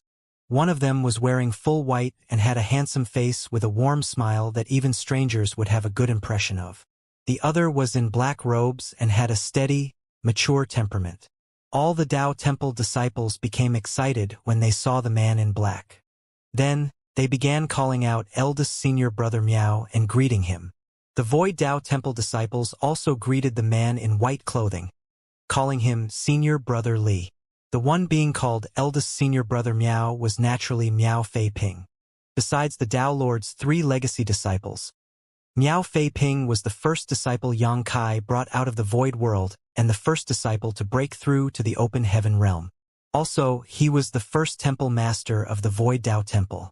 Even now, his statue was placed right below Yang Kai's inside the Void Tao Temple, and his position as the Tao Temple's eldest senior brother was recognized by all. Therefore, all the Tao Temple disciples, whether they had seen Miao Fei Ping in person or not, immediately recognized him. As for the man in all white, he was a master under the Star Boundary's martial beast Great Emperor, Li Wuyi. Previously, there were only two people truly proficient in the Tao of Space in the Star Boundary, Li Wuyi and Yang Kai. When they first met, Li Wuyi's attainments in the Tao of Space far exceeded Yang Kai's, and he had previously mentored Yang Kai a lot in regards to the Grand Tao. Yang Kai benefited a lot from that advice. Their relationship could be said to be both mentors and friends. But with Yang Kai's constant growth, his attainments in the Tao of Space gradually surpassed his seniors. Now, no matter whether it was Yang Kai's cultivation or his attainments in the Tao of space, both had surpassed Li Wuyi by a wide margin. However, Li Wuyi wasn't an ordinary man. Back then, he was titled the first master below the great emperors in the star boundary, which showed his talent and strength. If the star boundary's bottle hadn't been full, he would have long become a great emperor himself. Over the years, his cultivation had soared, and though his attainments in the Tao of space weren't as high as Yang Kai's, he had already reached the peak of the 7th level and would soon break through to the 8th level. During the thousands of years of war against the Black Ink clan, numerous humans had made names for themselves, and Li Wuyi was one of them. The reason such figures weren't more famous was simply because they were all outshined by Yang Kai. In terms of attainments in the Tao of space besides the members of the Phoenix clan, Li Wuyi was now the first under Yang Kai. That was something even Yang Kai's eldest legacy disciple, Zhao Yibai, could not compare to. Of course, comparing their ages, Zhao Yibai was much younger than Li Wuyi, and attainments in any Grand Tao usually required many years of accumulation, so this only made sense. Therefore, when Li Wuyi entered, even the noble Phoenix clansmen nodded their heads in greeting. Li Wuyi had previously visited the Phoenix Nest to discuss the Tao of space with the Phoenix clan, and he had earned respect from several Phoenix clan masters with his strong attainments. Moreover, Li Wuyi was quite handsome and had a noble bearing, and the Phoenix clan had an innate flaw. They judged people by their appearance. Those with good looks had a natural advantage when interacting with the Phoenix clan, which was something Yang Kai couldn't win against Li Wuyi. If it had been Li Wuyi who went to the no-return pass back then, the Phoenix clan might have seen him as a welcomed guest. Many disciples from the Void Tao Temple had previously gotten advice from Li Wuyi. After all, Yang Kai was like a hidden dragon who showed his tail but never his face, so it was always difficult to find him. Li Wuyi, on the other hand, would frequently return to the star boundary to rest and recover, and each time he did, the disciples from the Void Tao Temple enjoyed coming over to listen to his teachings and have discussions with him about the Tao of space. In the eyes of the disciples of the Void Tao Temple, while the Tao Lord would always be supreme, senior brother Li was a much more reliable teacher. After exchanging pleasantries, Li Wuyi and Miao Fei Ping stood before everyone. Looking around, Li Wuyi smiled. Everyone here is an elite from the various armies. Also, you're all from the Void Tao Temple and are proficient in the Tao of space. We have gathered all of you, and our friends from the Phoenix clan, here because of the Tao Lord's orders. I am just serving as his messenger today. Meanwhile, Miao Fei Ping stood at the side with an expressionless face while secretly complaining. It's me who is the real messenger. You're all proficient in the Tao of space. While I've never cultivated it in my life, I stick out like a chicken among cranes. The reason Miao Fei Ping stood there was that he was the so-called eldest senior brother of the Void Tao Temple. After all, not all of the Tao Temple disciples knew Li Wuyi because those who became Open Heaven Realm Masters on the Black Ink battlefield hadn't interacted nearly as much with the latter. Moreover, the Tao Temple disciples here all had high cultivation and were very talented, so they might be arrogant and needed the eldest senior brother to keep them under control. With his help, Li Wuyi could get these Tao Temple disciples to listen to them. Li Wuyi continued, all of you here were called back from the various armies, so you might already have a slight understanding of the situation. To sum it up, the Black Ink clan was cowed by your Tao Lord's powerful deterrence in E5 territory. They have recalled all their pseudo-royal lords to the no-return pass, leaving the rest defenseless. Our armies have broken the enemy armies and slaughtered many of their soldiers, so it is only a matter of time before we reclaim the 3,000 worlds. The group of Tao Temple disciples below all had proud expressions. Since they were from the Void Tao Temple, they were destined to be bound to Yang Kai's success and failures. The more powerful Yang Kai was, the prouder they were as Tao Temple disciples. Although the Tao Lord was always like a hidden dragon who showed his tail but never his face and always seemed unreachable, it didn't stop these disciples from respecting him. Li Wuyi changed the topic. But don't celebrate just yet. The 3,000 worlds originally belonged to us humans. But when the Black Ink clan invaded our home thousands of years ago, they defeated us and forced us to flee. Numerous families were forced to abandon their ancestral legacy and inheritance, which they had accumulated for tens of thousands of years. It naturally felt like they had let their ancestors down. At this moment, the humans have only reclaimed what they had once lost. Moreover, since all the pseudo-royal lords and many of the feudal lords and territory lords retreated, the Black Ink clan hasn't suffered any substantial damage despite losing so many soldiers. That was because those masters were the ones that were truly difficult to defeat. The rest were all cannon fodder. Additionally, according to what your Dao Lord has reported, it might not be long before the Black Ink clan has new royal lords. So the victory in the 3,000 worlds is not the end, but merely a new beginning. Li Wuyi paused for a moment before continuing. Even though we have reclaimed the 3,000 worlds, there are still harder challenges and more difficulties for us to face. The first of which will be the no-return pass. The human race used to guard that place as it was the only entrance to the 3,000 worlds, but now it has fallen into the Black Ink clan's hands. If we don't take back the no-return pass, the Black Ink clan will eventually return someday. Even if we manage to take back the no-return pass, the Black Ink clan's reign of terror still will not end. The source, MO, is being suppressed and sealed inside the primordial heaven's source grand restriction. That being is the origin of the Black Ink clan's invasion. The blood feud between the human race and Black Ink clan is absolutely irreconcilable. So, how could we let the enemy have it easy while we suffer? Only by killing MO can we finally rest at ease. Li Wuyi's words led the Dao Temple disciples to imagine all sorts of things. Someone couldn't help but ask, "Senior brother, did the Dao Lord gather us here because he wants to accumulate more strength and ambush the Black Ink clan's base?" It wasn't wrong for that person to think this way because everyone present, whether they were Dao Temple disciples or Phoenix clan, were proficient in the Dao of space. Except for eldest senior brother Miao. With so many people proficient in the Dao of space gathered in one spot, they had a natural advantage when doing missions together, and the Black Ink clan would definitely not see them coming. While looking at that person, Li Wuyi laughed and shook his head. No, he didn't. This guy sure is imaginative. If we attacked the no-return pass with only these many people, it would be suicide. Li Wuyi wore a serious expression while explaining. Your Dao Lord said that after taking back the 3,000 worlds, the human race and Black Ink clan would have a short period of peace. If we want to win the following battles, though, we must act first and think of a way to take back the no-return pass before starting a crusade against the primordial heaven's source grand restriction. Only then do we stand a chance to prevail. However, without mentioning the journey to the primordial heaven's source grand restriction, even heading to the no-return pass is already a long journey. If we move together as one army, the journey to the no-return pass alone will take up a lot of time, and once the war begins, it will be impossible to end in a short period. Also, it will be a problem if we want to send reinforcements to the front lines. After hearing this, the crowd nodded. The 3,000 worlds was expansive, and the Black Ink battlefield was vast. Even with 7th or 8th order cultivation, the journey would still take a long while. Time was an essential factor during the war because the more time the army wasted in transit, the more time the enemy had to prepare. This was a problem that neither the Black Ink clan nor human race could solve easily. That is why. Li Wuyi looked serious while speaking. Your Dao Lord has suggested forming the Void Guard. First, we gather the elites proficient in the Dao of space, all of you, and then we will use massive space arrays to pave a path from our home base to the battlefield in advance.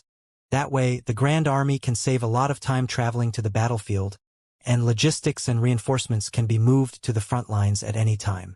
When the crowd heard this, they finally understood why so many Dao Temple disciples and Phoenixes proficient in the Dao of space were gathered here. Indeed, if they succeeded in forming such a path with space arrays, the communication between the front lines and the rear would become much more efficient. However, this was a mammoth task that would require a lot of resources. On the other hand, even if they didn't build such a pathway, they would still require a lot of resources every time they deployed their armies, which the humans couldn't afford with their current heritage. Since this idea came from the Dao Lord, though, he must have a reason for forming the Void Guard. If they succeeded, the benefits must outweigh the losses. In the future, the humans could use this corridor and secure a large advantage, whether it was the battle at the no-return pass or the following crusade to the primordial heaven source grand restriction. None of the open heaven realm masters here were fools, so they understood that point and were secretly excited. Zhao Luan cupped his fist and said, "Senior brother, since we're going to be the Void Guard, please give us our instructions on what we should do." The crowd nodded in agreement. Li Wuyi smiled and nodded.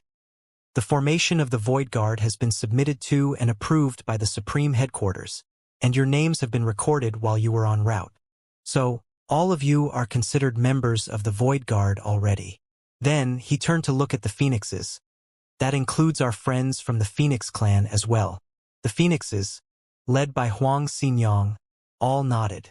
Afterwards, Li Wuyi became serious again and quickly said, "The Void Guard's first mission is to look for structures to house the new space arrays.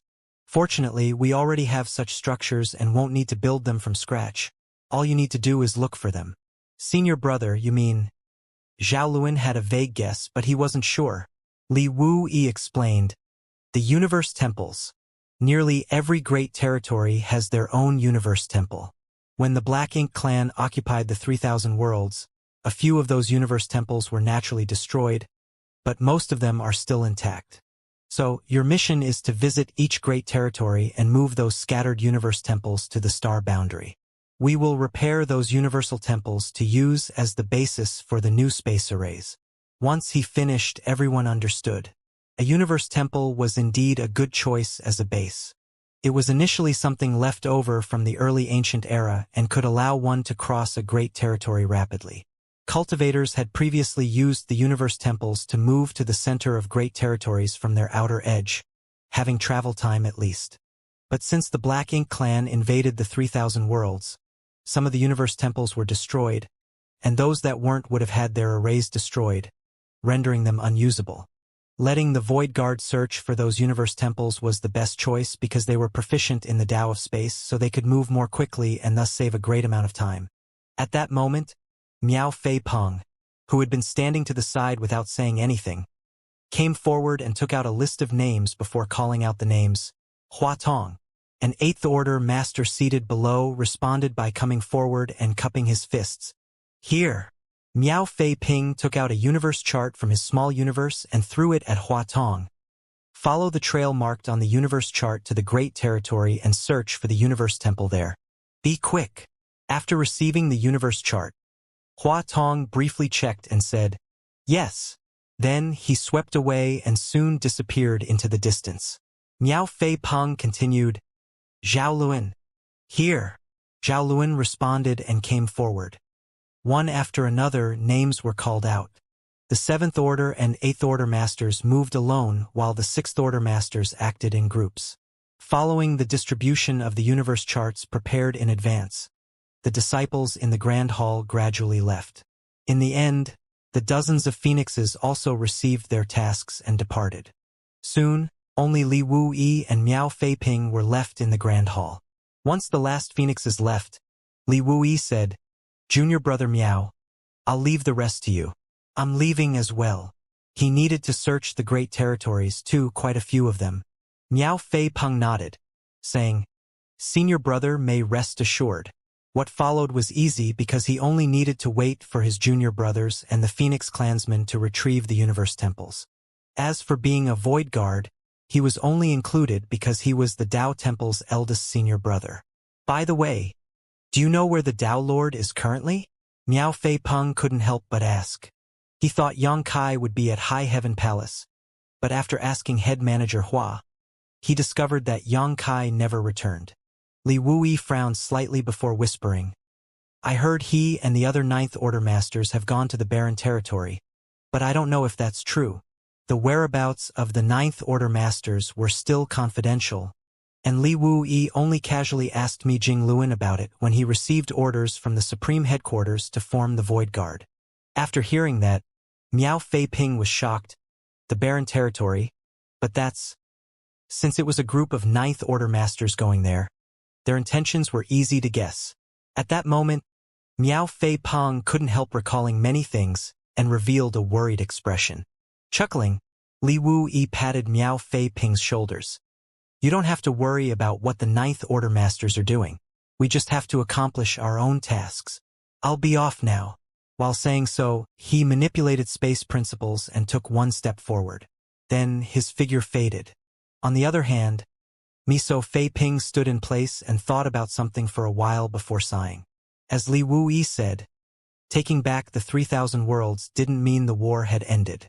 This was only a new start, with the humans having only taken back what they had lost to the Black Ink clan. They still had a long way to go regarding ending the Black Ink clan invasion. At the barren territory, the battle was still ongoing. This used to be a battlefield where 4 giant spirit gods fought in pairs, and others found it hard to interfere with their violent battle. However, at this moment, several figures were working together with Ada to surround and attack a Black Ink giant spirit god. Those figures were the Ninth Order Masters led by Yang Kai. There was Xianxia, Ouyang Lai, Wei Junyang, Luo Ting He, Xiao Xiao, and even Wu Qing, who had been guarding the Shattered Heaven Territory Gate. Since the war in the 3,000 worlds had basically ended, the human race armies were dispersed into divisions to hunt down and eliminate the remnants of the Black Ink clan. Therefore, it was just a matter of time before they could reclaim their lost land. Among the challenges the humans now had to face, the first would be how they would retake the no-return pass. If they wanted to recapture the no-return pass, the first issue they had to deal with was the 2 Black Ink giant spirit gods in the barren territory. That was why Yang Kai immediately contacted the other Ninth Order Masters after handing over Pure Yang Pass and the resources he took from the Black Ink clan to Mi Jing Luan, and came straight over to the barren territory to join the battle. Every giant spirit god was exceedingly powerful. In terms of combat strength, each giant spirit god had power that exceeded Ninth Order Masters and Royal Lords by a wide margin. Up until now, the humans only had one successful attempt at killing a Black Ink giant spirit god, which was back when the Black Ink clan invaded the barren territory for the first time, and even that was only accomplished with assistance from Air. What's more, back then, the humans had many more top masters. There were dozens of Ninth Order Masters and the leaders of the Dragon and Phoenix clans, as well as many other powerful divine spirits. Even with such a lineup, they had paid a huge price to kill that Black Ink giant spirit god, with several Ninth Order Masters dying in the battle. Although the human race had far more 8 Order Masters now, there weren't nearly as many Ninth Order Masters. Therefore, this battle wasn't to kill the Black Ink giant spirit god. Yang Kai only wanted to gauge how powerful a Black Ink giant spirit god was. In the past, he wasn't qualified to fight with such existences. Now that he was a Ninth Order Master, he had the qualifications to do so. Being one of the current top combat forces, Yang Kai had to know the difference between his opponent's strength and his own to plan for the future. Dao's strength surged and the space-time river swirled as a figure flickered about. Even though they had Ada helping them distract the Black Ink giant spirit god, the several Ninth Order Masters still weren't at an advantage. Their opponent's attacks were extremely simple, but the raw strength behind them was more than enough to overcome any difference in skill or method. It could take on all the Ninth Order Masters' continuous attacks, but the Ninth Order Masters couldn't ignore a single one of its strikes. Fortunately, every one of the Ninth Order Masters present was a veteran of thousands of battles, which was why no one had been hurt yet. All the new Ninth Order Masters now experienced the pressure the old ancestors felt back then. Back then, Ada had not been around, so the old ancestors had to face such a being on their own. The old ancestors bravely fought that humongous thing, sacrificing themselves for the greater good. Black Ink strength surged again, and Ouyang Lai, who was closest to the front, was sent flying. His arms blocking the attack shook uncontrollably while a trace of fresh blood seeped out of the corner of his lips. Even though he was sent flying, he managed to work with the other Ninth Order Masters to contain the enemy. Having noticed such a good opportunity, Yang Kai summoned the Great Sun and Moon Marks. A bright light was released, transforming into a great sun that enveloped the Black Ink giant spirit god. The white light only appeared briefly before it was dispelled by dense Black Ink strength and vanishing without a trace. This move did manage to injure the Black Ink giant spirit god, but it didn't cause any substantial damage to it. Without giving the enemy a chance to recover, Yang Kai stepped forward and arrived on top of the Black Ink giant spirit god. The next moment, he summoned the Azure Dragon Spear. While the space-time river swirled around the spear, Yang Kai's figure also began spinning like a top. A loud dragon roar sounded as Yang Kai merged with his spear, transforming into a bright beam of light and shooting down at the Black Ink giant spirit god's forehead. Afterwards, black blood spurting out of the spot Yang Kai's spear landed. The Tao strengths accumulated inside the space-time river increased the force of the spear attack to the extreme, creating a terrifying attack that would pierce a hole in the black ink giant spirit god's head if it didn't react in time. Feeling the sharp pain, the black ink giant spirit god roared in anger before slapping its large palm on its head like it was swatting an annoying fly. How could the group of Ninth Order Masters let that happen, though? While the Tao strengths gradually dispersed, several secret techniques were sent out, forming a kind of restraint that bound the black ink giant spirit god's raised arm. However, those restraints failed to work because its raised hand was still swinging at an unstoppable speed. At that crucial moment, Ada suddenly made a move and lunged at the black ink giant spirit god, grabbing its shoulder and locking it in place while letting the palm land on his own body like raindrops. Hong hong hong. The universe shook and the void split. Ada's body trembled from the beating, and he couldn't help but let go. Ho! The black ink giant spirit god roared madly. When the other black ink giant spirit god noticed this situation, it didn't bother with its own enemy and quickly abandoned Aer before charging towards its companion. Even though Aer wanted to stop it, he couldn't react in time. The next moment, the second black ink giant spirit gods arrived on this part of the battlefield. The enormous creature came crashing over without any extra actions and sent Ada and his companions flying. All the Ninth Order Masters were sent tumbling under the violent attack, and each flew out in different directions. All of them felt helpless as they had no way of dealing with such a savage rescue method. When they finally found their footing and looked over, they saw the two black ink spirit gods had taken the chance to escape towards the territory gate and even sent Ada flying out on the way. Trying to escape? Xianxia coldly snorted before chasing after them, followed by the rest of the Ninth Order Masters. Again, Yangkai took one step forward and arrived before the two black ink giant spirit gods. When the second black ink spirit god arrived earlier, he was sent flying out. Since his killing technique was interrupted halfway, his vitality was now messed up, and his complexion seemed pale. When facing the two incoming humongous beings, Yangkai didn't hesitate to use his dragon transform to assume his 100,000-meter dragon form. Even after transforming into his dragon form, though, he was still incomparable in size to the two black ink giant spirit gods, which showed just how enormous these two were. The divine dragon swept his tail and used his body to block the way, but the two opponents instantly broke through his blockade, sending the huge dragon flying once more. Once Yangkai steadied himself, he saw that the two black ink spirit gods had arrived before the territory gate. One of them placed its hand on the territory gate and madly released its black ink strength. Then, a slight crack appeared on the sealed territory gate. As for the other black ink giant spirit god, it stood before its companion and took on all the Ninth Order Masters' attacks. Meanwhile, Ada and Aer also attacked from both sides and began throwing punches and kicks at it, causing space to warp and tremble.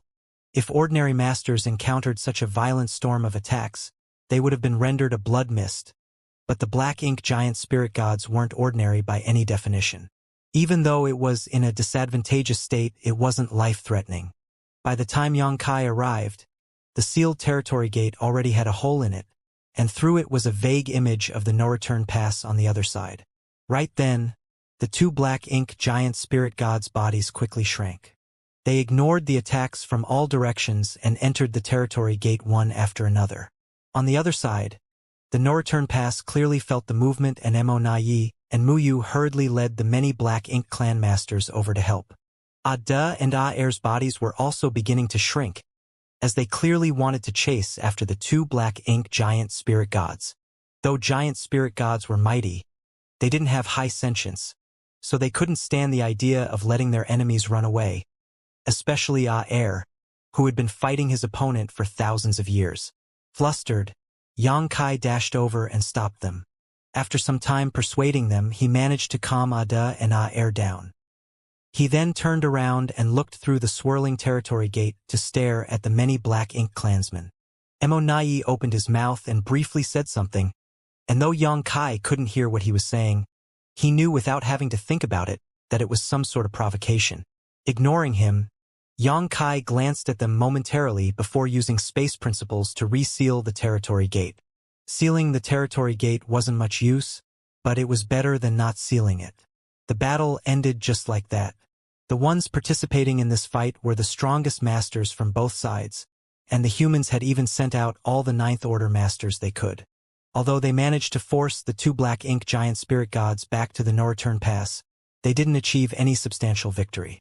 However, this experience was enough because Xianxia never intended to do anything to the two black ink giant spirit gods today. With the human race's current strength, they couldn't kill such a being, so forcing it to retreat was their only goal.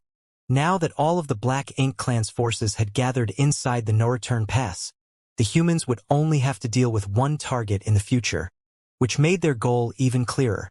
But Ouyang felt discouraged and spoke up after a while. How did the old ancestors manage to kill such a thing back then? Ouyang didn't participate in the battle at the no-return pass either because he was separated from the Great Evolution Army back then while retreating. Many of the soldiers retreated to the no-return pass while Xiao covered for them back then. But some, like Ouyang, became remnants of the army, forced to hide on the Black Ink battlefield. In the end, Xianxia returned from deep within the Black Ink battlefield, gathered them to attack the no-return pass, and killed their way into the barren territory. It wasn't strange that Ouyang would feel discouraged because after becoming a Ninth Order master, even if he wasn't invincible, he was at least one of the strongest humans alive. It wouldn't be a problem for him to beat up a few pseudo-royal lords, but after today's battle with the Black Ink giant spirit god, he thought that being a Ninth Order master seemed like nothing. Wuxia said, "They were quite lucky back then. The Black Ink clan had already decided to sacrifice that Black Ink giant spirit god, which is how they were able to take it down. What's more, several Ninth Order masters died in that battle. We still don't have enough Ninth Order masters," Xianxia frowned.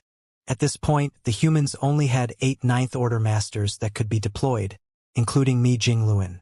Such a lineup of Ninth Order masters was nothing compared to the lineup from back then.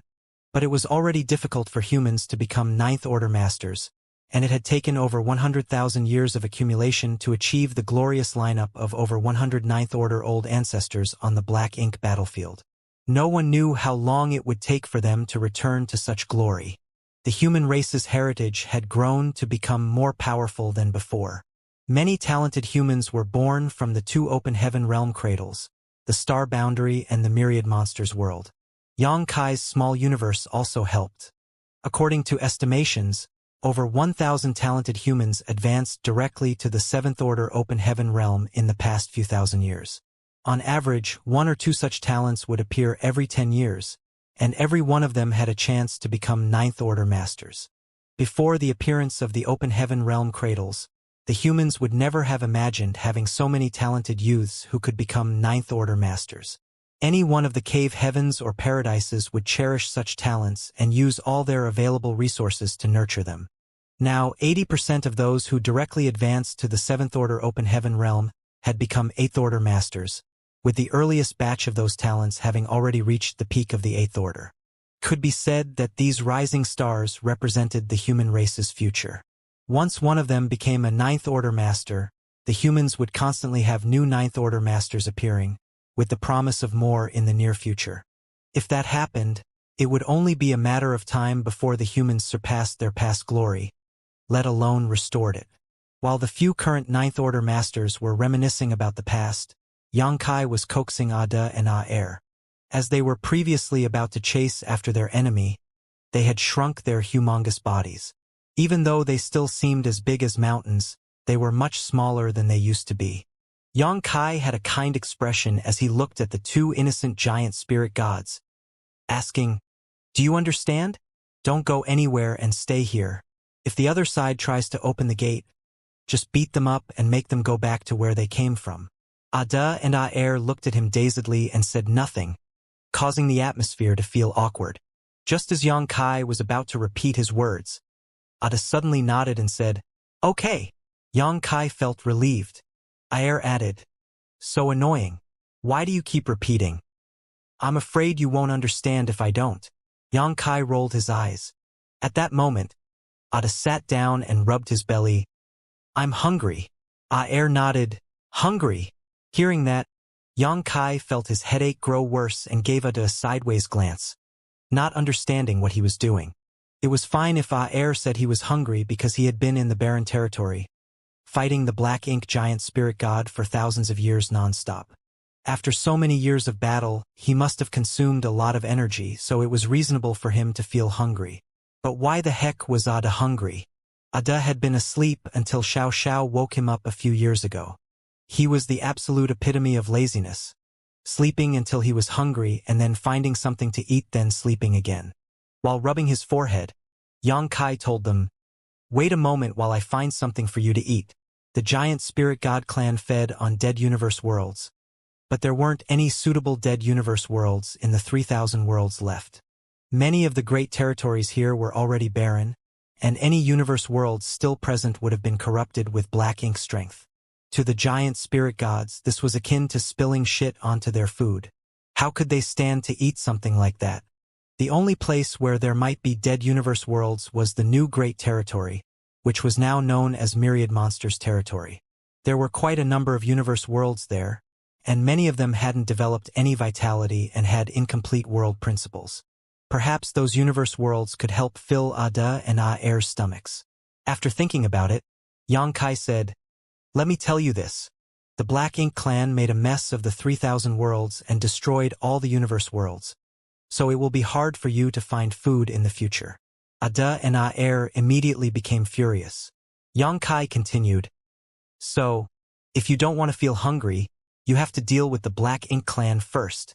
Once that's done, I'll bring you deep into the Black Ink battlefield. In that place, there are countless universe worlds and you can eat however many you want to." The two giant spirit gods were immediately motivated while Ada smacked his lips. Meanwhile, Aer determinedly bellowed, "Kill Black Ink clan." When Xianxia heard that, he nodded delightedly. "Yes, kill Black Ink clan. Smash every one of them."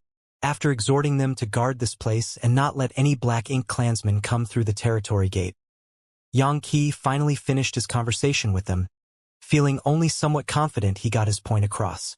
On the other hand, the rest of the Ninth Order Masters weren't chatting. Instead, they were quietly looking at him from the side. When Xianxia flew over, he saw strange expressions on their faces. Xiao chuckled. "The way you were acting just now seemed like a bad guy trying to trick children with candied fruits." Hearing that, Xianxia glared at her.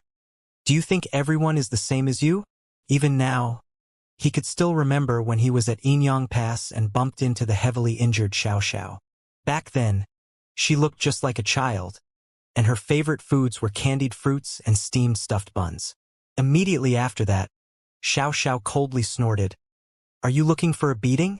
You used to always affectionately address me as old ancestor. How can you speak to me this way now?" While saying so, she approached Xianxia and pinched his ear. "Do you have some sort of misunderstanding about the word affectionate?" After silently complaining, Xianxia didn't dodge and let her pinch his ear. He turned to Wu Qing and said seriously, "Senior brother Wu, I still need to trouble you to guard this place. The remnants of the Black Ink clan might still manage to make it here. Also, we have to guard against the no-return pass. I think it's too risky leaving Ada and Aer here without anyone overseeing the situation." Of course, Wu Qing wouldn't mind, so he simply nodded. "Then I'll stay here." Xianxia said, "Senior brother, rest assured, it won't be for long." Now that the matters at the barren territory were considered solved, the next phase would be the no-return pass. In fact, according to the current situation, the humans should take this opportunity to recuperate and accumulate more strength. Thousands of years had passed, and the humans had significantly increased their heritage while more and more masters had emerged. Now that the Black Ink clan was chased out of the 3,000 worlds and the humans had reclaimed their lost lands, it was just a matter of months or years before there would be new Ninth Order masters appearing. As for the Black Ink clan, though there might be new royal lords, they couldn't get more pseudo-royal lords. Therefore, the longer they dragged this out, the more advantageous it was for the humans. However, all such calculations were based on the idea that no hidden dangers emerged from the primordial heaven's grand source restriction. Xianxia had been constantly worried about that because no one knew when Mo would wake up. Many years ago, Xianxia had placed a universe world that wasn't completely dead yet outside the primordial heaven's source grand restriction. That way, he could go there whenever he wanted by using the world tree, and teleport to and from the primordial heaven's source grand restriction.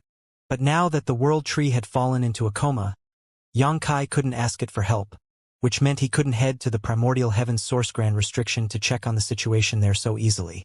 The suppressing black ink army there was helping Wuquang, but if Mo awoke, those forces alone wouldn't be able to do anything. Therefore, with such dangers looming over them, they had to take down the no-return pass as soon as possible. Only then could the humans have the strength to confront the enemy inside the primordial heaven's source grand restriction. Otherwise, the humans wouldn't dare to act recklessly with the no-return pass standing as the entrance to the 3,000 worlds. It could be said that the Ninth Order Masters gathered here today came to help Ade and Aer chase away the two black ink giant spirit gods, so that they could better deal with the no-return pass in the future. As for whether the Black Ink clan would move away from the no-return pass, Xianxia wasn't worried about that. The Black Ink clan had gone through so much effort to take down the Great Passes, and placed all their foundations at the no-return pass, so they wouldn't abandon it without a fight. Moreover, they too could copy the human strategy and guard the no-return pass because leaving that place would only worsen their situation. They wouldn't do that unless they were fools. Xianxia casually swatted Xiao Zhao's hand away from his ear and ushered everyone, "Let's go." After this battle, Xianxia discovered the difference between his and the Black Ink giant spirit god's strength. To sum it up, it was a big difference, but it wasn't insurmountable. He had only just become a Ninth Order Master a few hundred years ago, so technically speaking, he was only a newly promoted Ninth Order Master.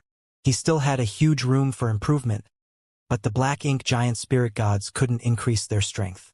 Also, Xianxia had estimated that if he were able to reach the peak of the Ninth Order Open Heaven realm, he might be able to fight a Black Ink giant spirit god head-on.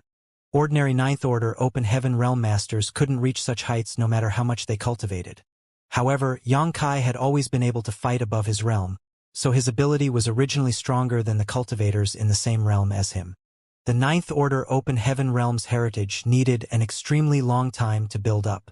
Without mentioning anyone else, even Xiao Xiao, who had become a Ninth Order Master a couple tens of thousands of years ago, still hadn't reached the peak.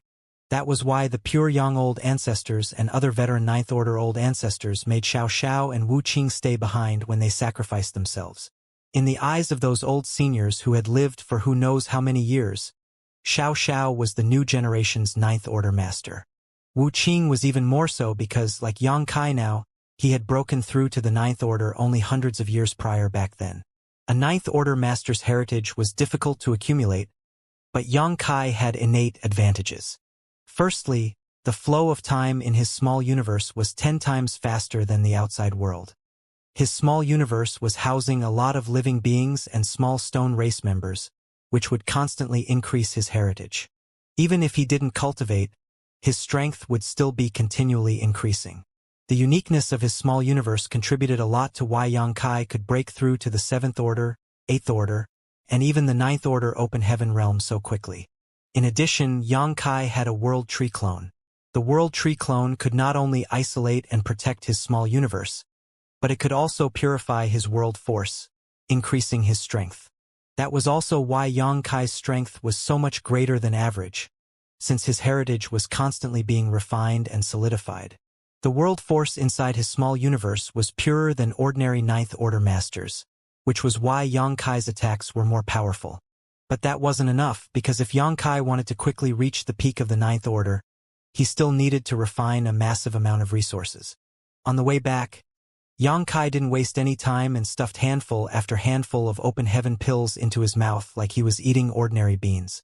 With his current cultivation, the moment the Open Heaven pills entered his stomach, they were transformed into pure strength and added to his small universe. Therefore, he didn't stop consuming the Open Heaven pills for even a breath. Xianxia and the others were dumbfounded by his actions. Unknown to the others, there was also a large number of resources being refined accordingly inside Xianxia's small universe to increase his heritage.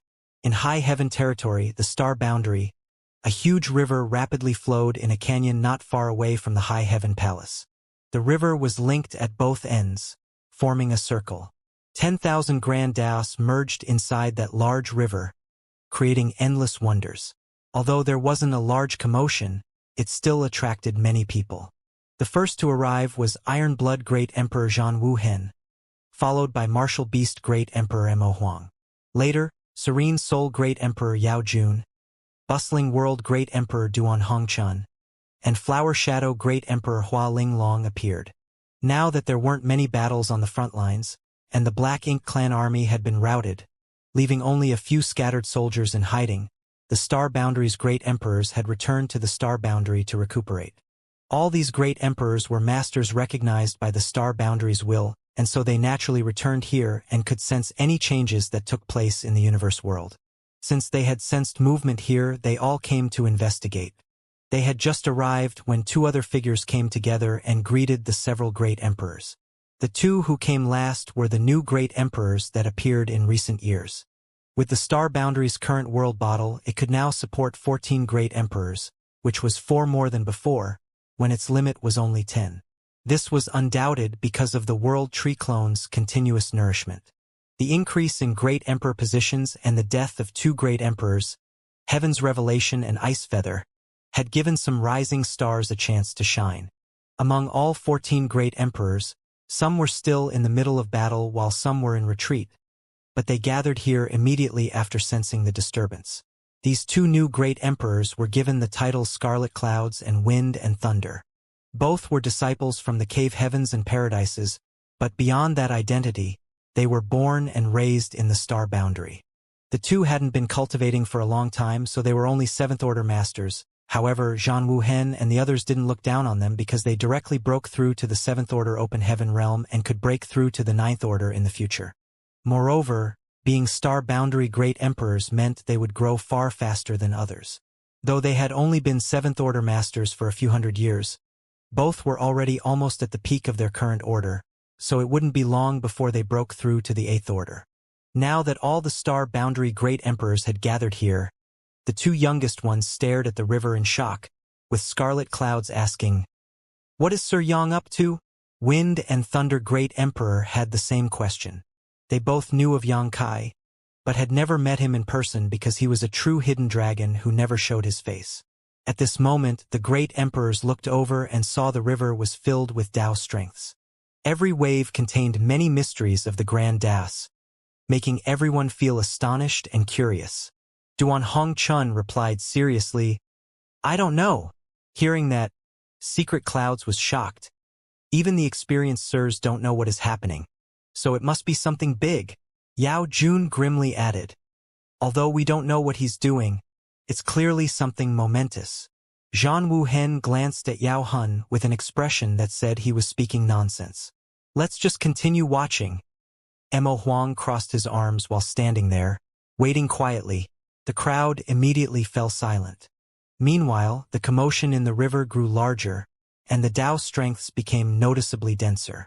Not only were there Tao strengths that Yang Kai summoned out himself, but the crowd also saw him retrieve strings of things, which resembled streams, and add them to his space-time river.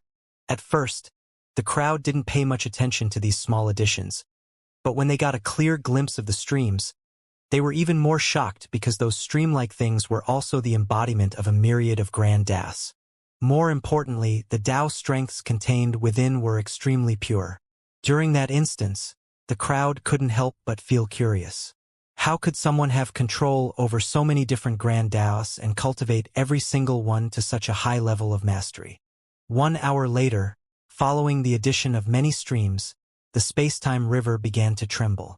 Just as everyone was worried that Yang Kai was about to run out of strength to continue, they heard him bellow, "Open!" The next moment, the void twisted and changed. The space-time river's circular area suddenly collapsed, revealing a spinning vortex. Then, the Tao strengths from the 10,000 grand Taos in the space-time river swarmed into the vortex, causing the rushing river to gradually calm down and return to a peaceful state. A territory gate? Zhan Wuhen raised his brow. He wasn't wrong to suspect that because the vortex spinning before them truly looked like a territory gate at first glance. While shaking his head, Duan Hongchun argued, "It looks like one, but don't forget about the 3 sealed worlds in High Heaven Palace." There were 3 sealed worlds in High Heaven Palace, all of them specifically made by Yang Kai. They were the Time Tao sealed world, the Space Tao sealed world, and the Spear Dao sealed world. Each of them was filled with Yang Kai's comprehension and attainments of those three grand Daos. Yang Kai had thought that among the increasing number of Void Dao Temple disciples being brought out to break through to the open heaven realm, there were bound to be some that took after him and cultivated one of his three primary grand Daos. So, he specifically created those three sealed worlds to allow those disciples to head inside and gain more experience. That way, he didn't need to train them personally because the disciples who cultivated these three grand Daos would be able to benefit from those three sealed worlds. Of course, not only were those sealed worlds open to Dao Temple disciples, but even cultivators other than High Heaven Palace disciples could enter them. All one needed to do was to report to Xianxia and get her approval. Many members of the Dragon Clan had previously entered the Time Dao sealed world. Likewise, members of the Phoenix Clan had entered the Space Dao sealed world. As for the cultivators who entered the Spear Dao sealed world, there were too many to count. Duan Hongchun didn't doubt Yang Kai's ability to open another territory gate, but this place was secluded, so there was no need to open a territory gate here. Instead, he felt like this thing was similar to those three sealed worlds in High Heaven's palace. Having heard that, the crowd thought about it briefly and nodded. We'll know for sure after we ask him. While saying so, Hua Linglong went over and stood beside Yang Kai. Then, she looked up at the vortex and asked, "Is this a sealed world?" Yang Kai grabbed his space-time river, seeming to be thinking about something. He only came back to his senses after hearing the question and nodded. Yes, this is the Myriad Dao sealed world. Myriad Dao sealed world? Hua Linglong raised her brow while secretly criticizing how arrogant Yang Kai was being. But then she thought that this was something Yang Kai created, so no matter how arrogant he was, it was his choice. What's the use of this sealed world? Yang Kai explained, I collected some pure Dao strengths from the universe furnace. Since I have no use for them at the moment, I placed them all inside this sealed world. Anyone can go inside to refine and absorb those Dao strengths if needed and increase their understanding of the grand Daos they cultivate. Back inside the universe furnace, Yang Kai had collected a huge amount of Dao strengths, all of which he got from deep within the infinite river and kept inside his small universe. Creating the Myriad Dao sealed world was something he had thought about doing a long time ago, but he had been caught up in other matters and had only had time to create it today. Increase our attainments in the grand Daos we cultivate? The crowd became excited after hearing that. The comprehension of grand Daos was very mysterious. It wasn't something like world force inside one small universe, where they need only refine open heaven pills or materials to improve. One could only get stronger in one's use of their grand Dao by improving on their comprehension and mastery over it. If one wasn't sharp enough, it might cause their cultivation of a grand Dao to become stagnant. This had been a difficult-to-solve problem since ancient times. One of the solutions was to find an extremely pure Dao strength to absorb and refine, but pure Dao strengths were extremely difficult to come across. Even if there were some at some point in the 3000 world, they would have been taken away after so many years. Therefore, the great emperors were excited after hearing Yang Kai say that a lot of pure Dao strengths were kept inside the Myriad Dao sealed world, especially scarlet clouds and wind and thunder. Being the star boundaries, great emperors helped their cultivation increase at breakneck speed, and they had accumulated quite a fair amount of heritage inside their small universes as a result. However, they fell short when it came to the comprehension of their respective grand Daos. In fact, there was a second way to improve their comprehension and mastery of their grand Dao, which was the ordinary grade innate open heaven pills from the universe furnace. If there were still ordinary grade open heaven pills from the universe furnace, they would only have to take a few of them to have a better understanding of their grand Daos. But after hundreds of years, the ordinary grade open heaven pills brought out from the universe furnace had long been consumed. How could there still be any more of them? Those large amounts of ordinary grade open heaven pills were the reason for the human race's sudden increase in military force, whereby a large group of 7th Order Masters advanced to become 8th Order Masters after the universe furnace closed. Otherwise, the front lines wouldn't have been able to push back the Black Ink clan. Back then, scarlet clouds and wind and thunder felt remorse for being born too late, or else they might already be 8th Order Masters. You're all welcome to enter if you're interested, Yang Kai offered casually. I was thinking of going in just when you said that, Zhan Wu Hen spoke while stepping forward and dashing inside the myriad Dao-sealed world. After that, everyone else followed and headed inside. The few veteran great emperors had reached the peak of their cultivations, but the opportunity to increase their attainments in their grand Daos was too good to pass up. Meanwhile, Yang Kai didn't bother with them and continued staring quietly at the space-time river while in a daze. To create the myriad Dao-sealed world, he pushed his space-time river to its limit. Also, he temporarily fused the Dao strengths of the 10,000 grand Daos inside his small universe into the space-time river. There was a moment when those Dao strengths inside the space-time river became so dense that it almost exceeded his limit of control. During that short moment, the 10,000 Dao strengths inside the space-time river changed, seemingly having some sort of mysterious resonance. Something inexplicably mysterious was being nurtured and born inside his space-time river at that moment. However, after Yang Kai inserted a lot of Dao strengths into the myriad Dao-sealed world, that mysterious feeling disappeared, and the space-time river was restored to its original state. That reminded Yang Kai of when he was in the infinite river. Deep inside the river were countless gravel-like miniature universe worlds and also many small celestial phenomena. Those gravel-like universe worlds and celestial phenomena didn't just appear on their own, so they must naturally have been nurtured by the infinite river. The universe furnace devoured chaos and evolved its strength into the 10,000 grand Daos inside itself. Then, it spat out the accumulated Dao strengths and physical worlds. This cycle repeated endlessly, refining chaos before splitting heaven and earth apart. As for Yang Kai's space-time river, it was essentially a miniature infinite river. This was something he comprehended after witnessing the mysteries surrounding the infinite river, though it was without a doubt a simpler version. The infinite river passed through the entire universe furnace but was untouchable to many. Even one's divine sense couldn't sense the tributaries filling the space inside the furnace. It could be said that the infinite river was the basis of why the universe furnace could split heaven and earth apart. Since the infinite river forms universe worlds and celestial phenomena, why can't my space-time river do so as well? While thinking about that, Yang Kai shook open the space-time river in his hand and dove inside, looking for any trace left behind by that strange reaction.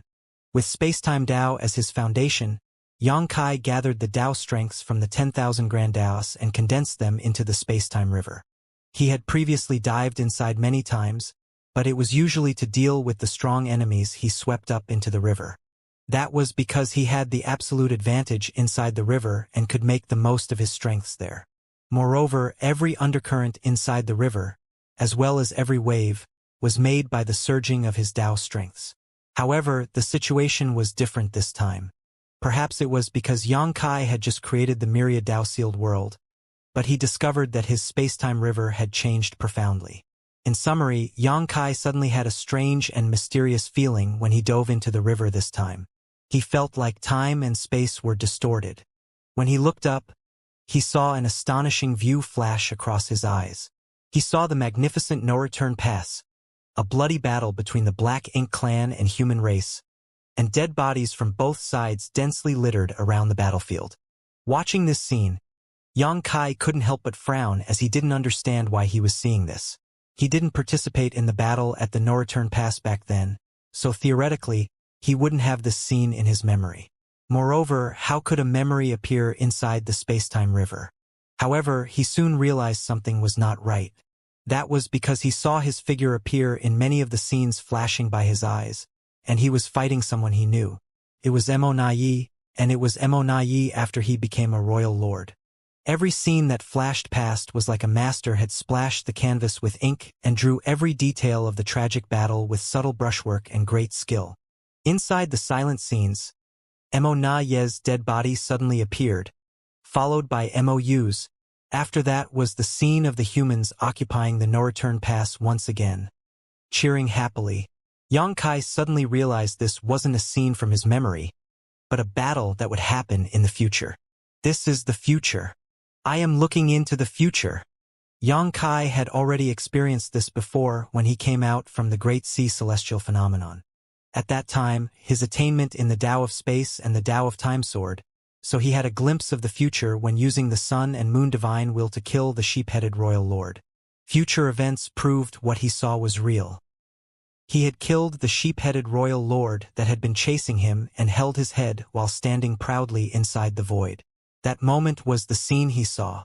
The late Heaven's Revelation's great emperor Chu Tianji claimed he had the power to see the future, and it was rumored that he could also see the past. With Yang Kai's current cultivation, he believed that Chu Tianji most likely didn't have such a mysterious ability. If he did, he would have been able to avoid the many dangers and wouldn't have died in battle. But he did have some sort of foresight ability, or else he wouldn't have gotten the title of Heaven's Revelations. Now that Yang Kai recalled the time he was at the Great Sea Celestial Phenomenon, he found that he had undergone a significant change, whether it was his cultivation or his attainments in the different Grand Daos. Since the Spacetime River was based on the Spacetime Grand Dao, the deeper he dove into the river, the greater the Dao strength surge. Under the disruption of space and time, seeing some part of the future should be expected. Recapturing the no-return pass wasn't surprising to Yang Kai because, with the human race's current strength, they would certainly be able to win if they launched a battle regardless of how they approached it. However, they would have to pay quite a high price if they acted recklessly. That was why Yang Kai didn't feel anything after seeing such a scene. If the human race couldn't even conquer the no-return pass, how could they think about going to the primordial heaven's source grand restriction and ending MO once and for all? The final deciding battle between the Black Ink clan and humans should be at the primordial heaven's source grand restriction. Inside the Spacetime River, the Dao strength of spacetime was surging even stronger, while the scenes continuously flashed across Yang Kai's eyes. In the meantime, Yang Kai's expression became more solemn. That was because many of the scenes after that contained many things he didn't wish to see. The final battle began as expected outside the primordial heaven's source grand restriction. The Black Ink clan appeared in huge black waves with Black Ink giant spirit gods walking among them. There were also several destroyed great passes turned into ruins and countless human corpses, many of which Yang Kai recognized. There was even a scene where a 100,000-meter white divine dragon floated in the void, its body battered with all its dragon scales destroyed. That white divine dragon was naturally Fu Guang. In another scene, a world was filled with darkness, and inside the ruins was a big dusty sign with the characters High Heaven Palace on it. In the corner of the scene was a majestic fallen branch from the World Tree clone, obviously long dead. The last scene showed a great pass moving towards the depths of the void, seeming to be escaping from something. Inside the great pass were all the surviving humans, and close behind that great pass was a black figure. In the black figure's hand was the Azure Dragon Spear. Yang Kai instantly felt his hairs stand on its ends. Even though that black figure was fully enveloped in Black Ink strength, with its appearance completely hidden, that spear was too familiar to Yang Kai. Is this our future? At that moment, Yang Kai suddenly felt exhausted and couldn't help but exit the Spacetime River. Once he found his footing, the feeling like he was in an illusion disappeared. It wasn't until this moment that he discovered the Dao strengths in him had been seriously depleted. This just showed that looking into the future wasn't without cost or consequence. Since Yang Kai's Dao strengths were heavily depleted, he almost lost the ability to maintain his spacetime river. He quickly used his strength to keep the river steady before sitting cross-legged with a serious expression. Back at the Great Sea Celestial Phenomenon, he had foreseen a scene that did happen later. He had successfully killed the royal lord who had been chasing him for many years when he was still in the Eighth Order. The vision today came too suddenly, and though Yang Kai could accept the first half of it, he couldn't accept the latter part of what he saw.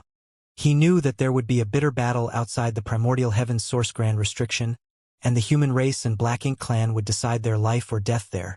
So it was that battle that would truly influence the human race's survival. On the other hand, he had mentally prepared himself for the possibility that the human race couldn't defeat their enemy. If that day really came, he was prepared to lead the surviving humans to flee to the end of the universe where they could rebuild their strength. After all, the current 3,000 worlds weren't something they couldn't sacrifice. However, the scene he saw during the distorted time and space was surreal. Without mentioning who would win the final battle, Yang Kai had a world tree clone isolating and protecting his small universe, so how could he be corrupted by Black Ink strength? But that wasn't entirely impossible either because no one knew how strong Mo truly was, and no one knew if the World Tree clone was enough to keep his small universe safe if he was directly attacked by MO. Could that really be my future? If it is, it's unacceptable.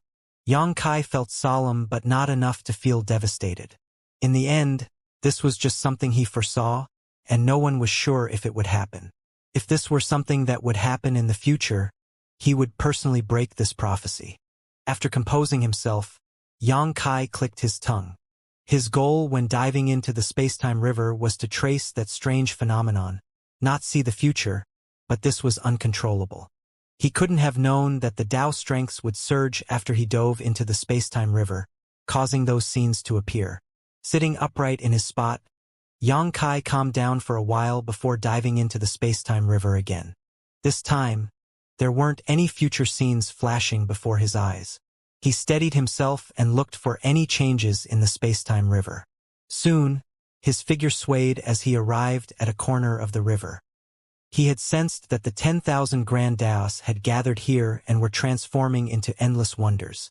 Xianxia's experiences in the infinite river helped him understand the truth behind the 10,000 grand Daos.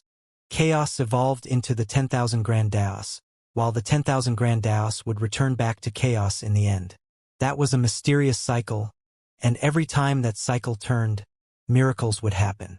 Just like what he saw. Reaching out, Xianxia grabbed the obviously different river water in his hand and looked at it silently. A thoughtful look flashed in his eyes as he gradually lost himself in contemplation. Meanwhile, the appearance of the myriad Tao-sealed world didn't attract much attention. Only the Star Boundary's great emperors had sensed the commotion and came to investigate. Then, they entered the myriad Tao-sealed world to investigate it after learning about its uses. Several days later, Iron Blood Great Emperor Zhan Wuhen was the first to emerge. Although his cultivation didn't increase, his aura was clearly more condensed than before. He had long reached the peak of the Eighth Order Open Heaven realm and had achieved the limit of his martial Tao in this lifetime, so he had no way of increasing his cultivation. However, his aura had become more solid because he had accomplished something while being inside the myriad Tao-sealed world. Any place where a peak Eighth Order like him could benefit was indeed extraordinary. Zhan Wuhen looked at the myriad Tao-sealed world and couldn't help but praise, "A treasure!" With the myriad Tao-sealed world, the human race's strength might be able to increase yet again. This was undoubtedly beneficial to the war in the future.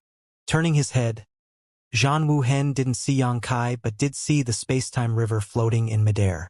Since the space-time river was here, it meant Xianxia was as well, so Zhan Wuhen didn't go anywhere and waited in place. A few days later, all the great emperors came out one after another, and from the order of each great emperor's return, one could see that the stronger the great emperor, the quicker they came out. That was because the stronger the great emperor, the smaller their chance of improving their strength, which meant the myriad Tao-sealed world couldn't help them too much.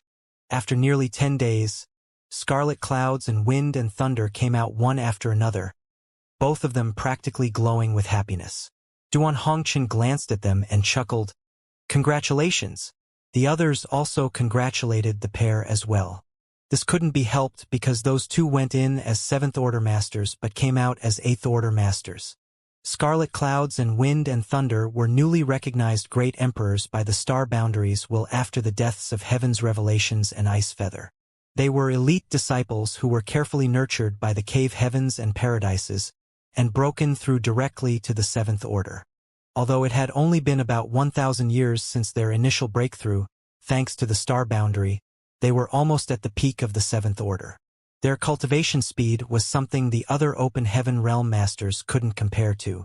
A Seventh Order Master was already considered a high-rank Open Heaven Realm Master, yet to break through from the peak of the Seventh Order to the Eighth Order generally needed at least 200 to 300 years. Just like Feng Ying from Dawn Squad. Her aptitude was also extraordinarily high, but she used a total of 300 years to advance from the Seventh Order to the Eighth Order. Of course, the lack of resources at the Black Ink battlefield was also one of the reasons for such slow progress. But even with ample resources, someone as talented as Feng Ying still wouldn't be able to break through so quickly. She would need at least a few thousand years of hard cultivation before using another 100 or so years to break through. Things were different for the star boundaries and the myriad monsters world's great emperors because the two open heaven realm cradles had world tree clones nurturing them.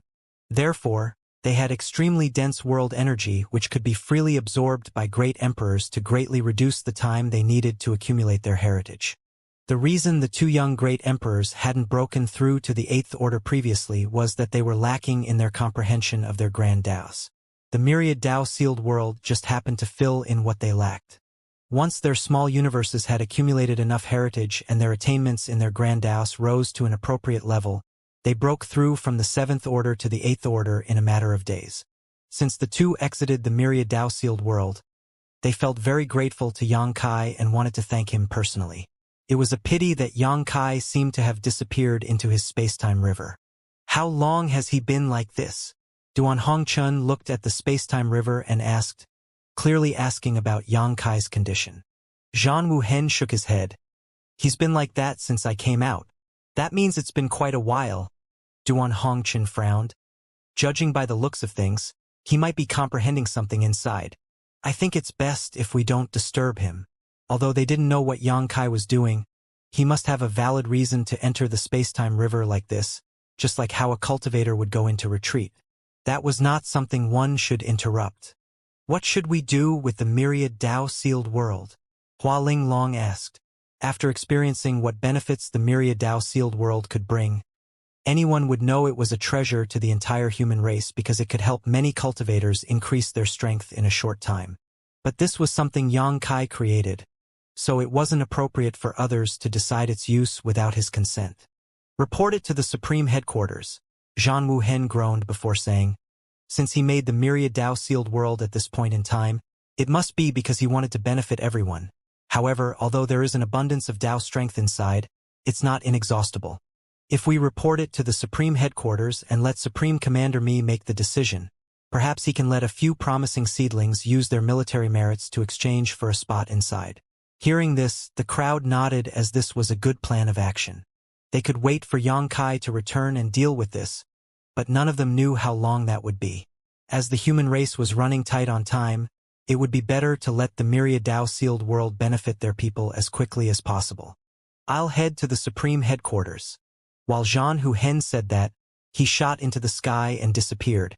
After he was gone, Duan Hongchun said, I'll stand by here. The rest of you can go about your own matters. The others nodded and dispersed. Several days later, news about the myriad Dao-sealed world spread throughout the humans and attracted the interest of many. A sealed world with pure grand Dao strengths could be said to be something every cultivator wanted to experience.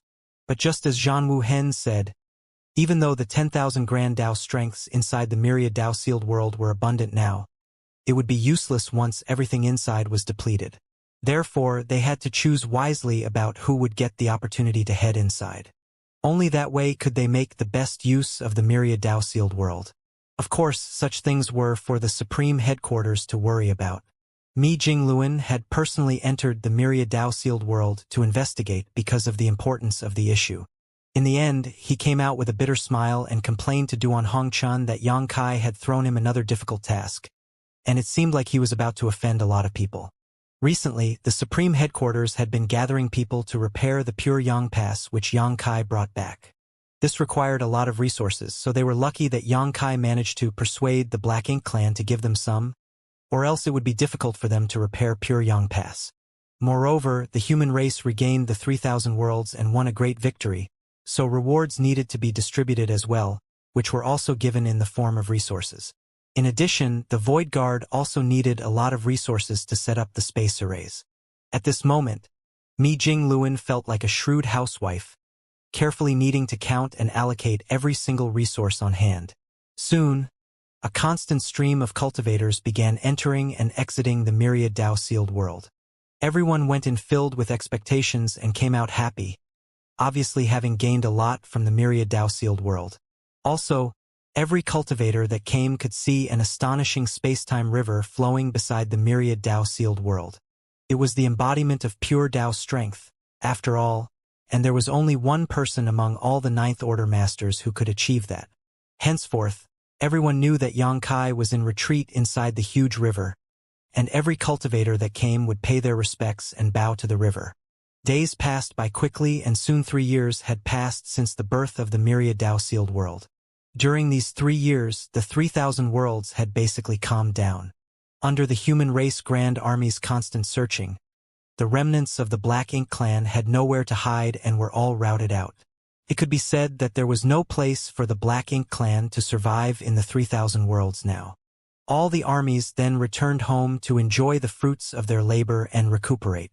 However, everyone knew that this peace was only temporary, and it wouldn't be long before a battle even crueler than the one that happened a few thousand years ago would break out. It was because they realized this that they cherished this short moment of peace even more. On the other hand, the Void Guard had gradually returned with numerous universe temples in tow. When the Black Ink clan took over the 3,000 worlds, some of the universe temples were destroyed while some were preserved. In the end, the Void Guard managed to gather about 1,000 of them. Li Wuyi led the less than 200 Void Guards, and with the assistance of the many people sent over by the Supreme Headquarters, began to repair these universe temples, using them as a foundation to set up the necessary space arrays. Although there weren't many in the Void Guard, all of them were proficient in the Tao of space, so using space principles was easy for them. Many resources were invested into this project, obviously wanting substantial results as quickly as possible. After all, in this peaceful period, everyone knew it was just the calm before the storm, and they needed to prepare for the coming war. Just outside of the myriad Dao-sealed world, there were groups of people exchanging their military merits for the right to enter and experience what was inside. At one particular moment, everything, even the communication between divine senses, fell silent as all eyes turned in the direction of the space-time river. That was because fluctuations had suddenly appeared from the space-time river, which had been calm for 3 years. It was followed by rolling and crashing waves, with a figure emerging. After 3 years of comprehension, Xianxia had gained a lot. He had managed to figure out some things and vaguely felt like he had pushed open a new door, but he wasn't sure what lay ahead. In the end, it was still because his attainments in the various Grand Daos were lacking. Both his attainments in the Grand Dao of Time and Grand Dao of Space had reached the 8th level, while his attainments in the other Grand Daos varied from the 7th level to the 4th level. Xianxia had a feeling that if his attainments in all Grand Daos increased to another level, especially if his attainments in the Grand Dao of Time and Grand Dao of Space could reach the 9th level, he might be able to understand things more clearly. This bout of enlightenment had let him increase his attainments in all sorts of Grand Daos, especially the Grand Dao of Time and Grand Dao of Space, so he felt like he could break through to the 9th level at any moment. Could be said that his 3 years of retreat were very fruitful. "Greetings, sir." Below him, the group of cultivators bowed together. Most of them were in the 7th order or the 8th order, while a few were in the 6th order. None were below the 6th order. There were limited spots to enter the myriad Dao-sealed world. To maximize the increase of the human race's overall strength, the Supreme Headquarters had only allowed the more promising soldiers the opportunity to experience the sealed world. As for those less promising ones and those with lower cultivation, they naturally wouldn't have such a chance. Even so, Mi Jingluan still felt troubled by this matter because, just like he expressed a few years ago, the matter of who got the chance to enter the myriad Dao-sealed world was the subject of many complaints. However, he had the final say in this matter, and with his identity as a 9th Order Master, he wasn't afraid of offending anyone. Xianxia nodded lightly and raised his hand slightly.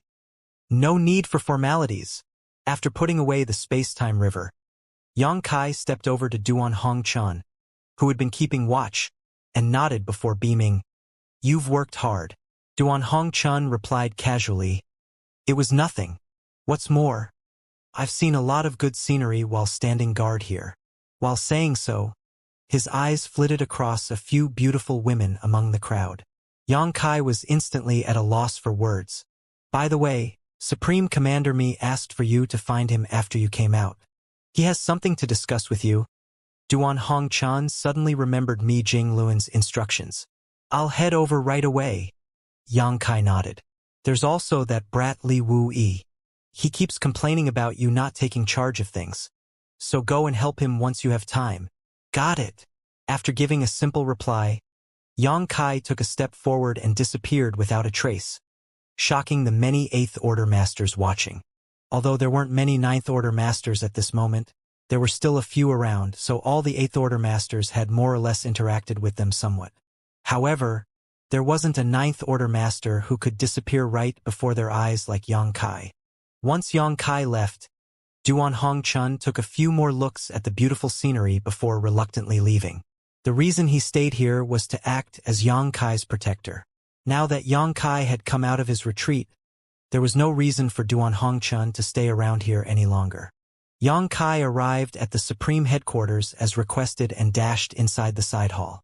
Meanwhile, Mi Jingluan sensed his presence and transmitted a message to him, telling Yang Kai to wait while he finished with a certain matter.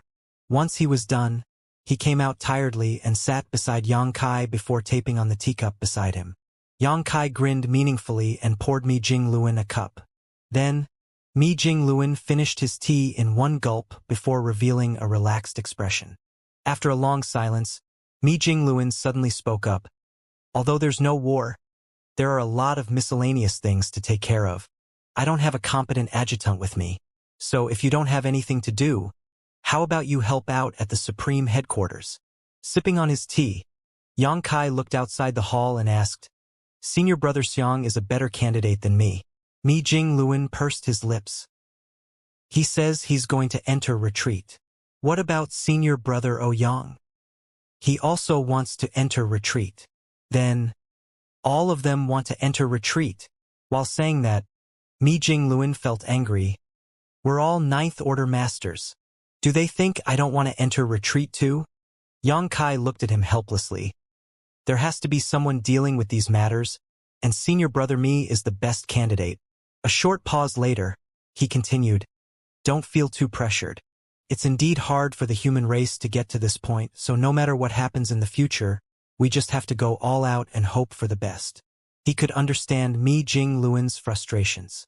Now that the humans had taken back the 3,000 worlds, the situation seemed bright for them, but that was only on the surface. The following battle was critical to determining whether the human race would survive or perish. If they could take back the no-return pass, the humans would be taking one big step towards victory, but if they couldn't, all of their efforts would be for naught. Moreover, they had to be quick when taking down the no-return pass because they couldn't afford to fight a prolonged battle. Without mentioning other reasons, just their supply of resources wasn't enough to sustain a protracted war. Therefore, as the leading figure of the Supreme Headquarters responsible for integrating and managing all the armies, Mi Jingluan was shouldering an unfathomable amount of pressure. That pressure was so huge that Yang Kai couldn't shoulder it, even as a Ninth Order Master. If another Ninth Order Master were helping Mi Jingluan, they could help carry some of the responsibilities. However, there were only so many Ninth Order Masters at this moment, and none of them were suitable candidates. There had to be someone dealing with these matters. Though it didn't sound like much in conversation, Yang Kai knew how large of a burden was resting on Mi Jingluan's shoulders. Meanwhile, Mi Jingluan knew this as well. The reason he mentioned this to Yang Kai was not that he intended for Yang Kai to help and stay in the Supreme Headquarters. He was simply venting. Yang Kai was currently the strongest master they had besides the two giant spirit gods. So no matter what, he shouldn't be cooped up inside the Supreme Headquarters handling logistics. Instead, the place he belonged was the battlefield. Never mind. Let's talk about more serious matters. Mi Jingluan changed the topic, confirming he was only ranting just now. I've discussed this with the others. It will take 10 years at minimum, and 20 years at most for us to get ready. Then we'll be able to attack the no-return pass. Do you have any suggestions? 10 to 20 years may seem like a long time, but to prepare for a battle involving the entire race, it was actually a very short period of time. After all, they had to reorganize and coordinate all the individual armies and prepare the supplies and weapons prior to beginning the battle. All of these processes were time-consuming because the war wasn't only about sending all their troops out. Yang Kai shook his head. Since things have come to this point, I don't have anything to suggest. If we want to win, we simply need to have enough strength to do it. Hearing that, Mi Jingluan nodded lightly. It seems like our thoughts are aligned. When the time comes, I need you to lead the way to enter the Black Ink battlefield through Black territory. Of course, Yang Kai nodded. If they wanted to take back the no-return pass, it wasn't workable to attack from the barren territory. After all, the territory gate was a fixed size. If the human race attacked through it, it would give the Black Ink clan a chance to gradually kill them. Therefore, the only option they had to attack the no-return pass was to first pass through that secret passage and gather their troops deep inside the Black Ink battlefield before assaulting the Black Ink clan's base. After a short pause, Xianxia asked, "How about the barren territory? I heard you left the 2 giant spirit gods there to guard the territory gate. With them there, I'm sure the Black Ink clan wouldn't doom themselves by trying to pass through. Also, they don't intend to do anything anyway." With Ada and Aer standing guard on the other side of the territory gate and keeping their eyes on the no-return pass, the Black Ink giant spirit gods wouldn't dare to act recklessly because that would only give Ada and Aer a chance to charge into the no-return pass and kill everyone. But the giant spirit gods don't have high intelligence, so we need someone there to communicate with them, telling them what they should and shouldn't do and when they should and shouldn't attack. Xianxia pointed his thumb at himself. "Don't tell me I'm the one to do it, then?" Mi Jingluan looked at Xianxia like he was a promising young man. "There is no one else who can do this besides you. No one else has interacted much with those 2 giant spirit gods, so you're the only one familiar with them. If they'll listen to anyone, it will be you. Also, with your abilities, I'm sure the Black Ink clan wouldn't be able to do anything about you if they saw you guarding the barren territory with the 2 giant spirit gods." After thinking about it, Xianxia sighed and nodded. "Good. If that's your arrangement, I'll follow it." Even if he was ordered to guard the barren territory, it wouldn't stop him from causing a commotion when the time came. Once the battle began, he could charge through the territory gate and kill his way into the no-return pass, joining the human race army on the other side. From that perspective alone, there really was no other person more suitable than him to guard the barren territory. Though the other Ninth Order masters were strong as well, they couldn't move about as effortlessly as Xianxia could. Meanwhile, Mi Jingluan immediately saw through Xianxia's thoughts and offered, "How about we split into 2 routes and arrange for some soldiers to assemble in the barren territory? Perhaps we can attack from both sides at a crucial moment." "That's not necessary. Attacking through the territory gate into the no-return pass is quite problematic. If we have too many people there, we won't be able to grasp the opportunity during the war, and there's no use if we have too few people. Aer and me working together should suffice." Mi Jingluan also thought that was reasonable and nodded. "Let's keep it that way for now." Later, Xianxia chatted with Mi Jingluan for a bit before leaving. Before he left, he quickly examined Pure Yang Pass situation. Pure Yang Pass was constantly being worked on, and after the past few years, they had successfully repaired the Great Pass superstructure. The destroyed arrays and artifacts needed to be replaced for Pure Yang Pass to be able to return to its full glory, but that would still require a lot of time and resources. One of the reasons the human race needed 10 to 20 years before attacking the no-return pass was that they needed to finish repairing Pure Yang Pass. An hour later, Xianxia arrived at the star boundary. On top of a spirit peak in High Heaven Palace was a huge square, and on that square stood several majestic buildings. These buildings were worn to differing degrees, while some were even heavily damaged, seemingly having experienced the ravages of war. People were heading in and out of those grand halls, so the atmosphere in the square was very lively. These buildings were universe temples that the Void Guard retrieved from the many great territories. During the 3 years Xianxia was in retreat and comprehending the mysteries of the Grand Tao, the Void Guard had gathered around 1,000 universe temples here.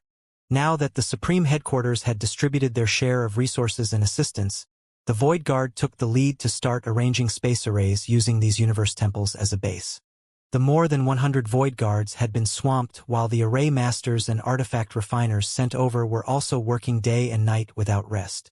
Although they had made some small successes, their progress was quite slow, which worried Li Wuyi. At this moment, inside one of the grand halls, Li Wuyi led several Void Guards in discussing how to best set up the arrays with a few array masters. It was a serious topic, so they concentrated hard on the matter. Just as they were carefully outlining and carving a pattern and were about to succeed, they heard a voice saying, "That's not right." In this silent grand hall, even the gentlest voice was like an exploding bomb, shocking everyone. Like that, the almost formed array shattered, its lines cracking while the energy inserted inside blew up. A bright light flashed inside the hall, leaving everyone with a dusty face. Li Wuyi turned around and looked at Yang Kai with bloodshot eyes before gnashing his teeth. "You brat! You finally appeared."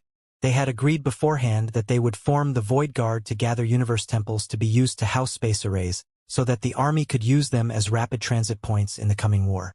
Even though it seemed like Li Wuyi was the leader here, it was actually Yang Kai who was in command.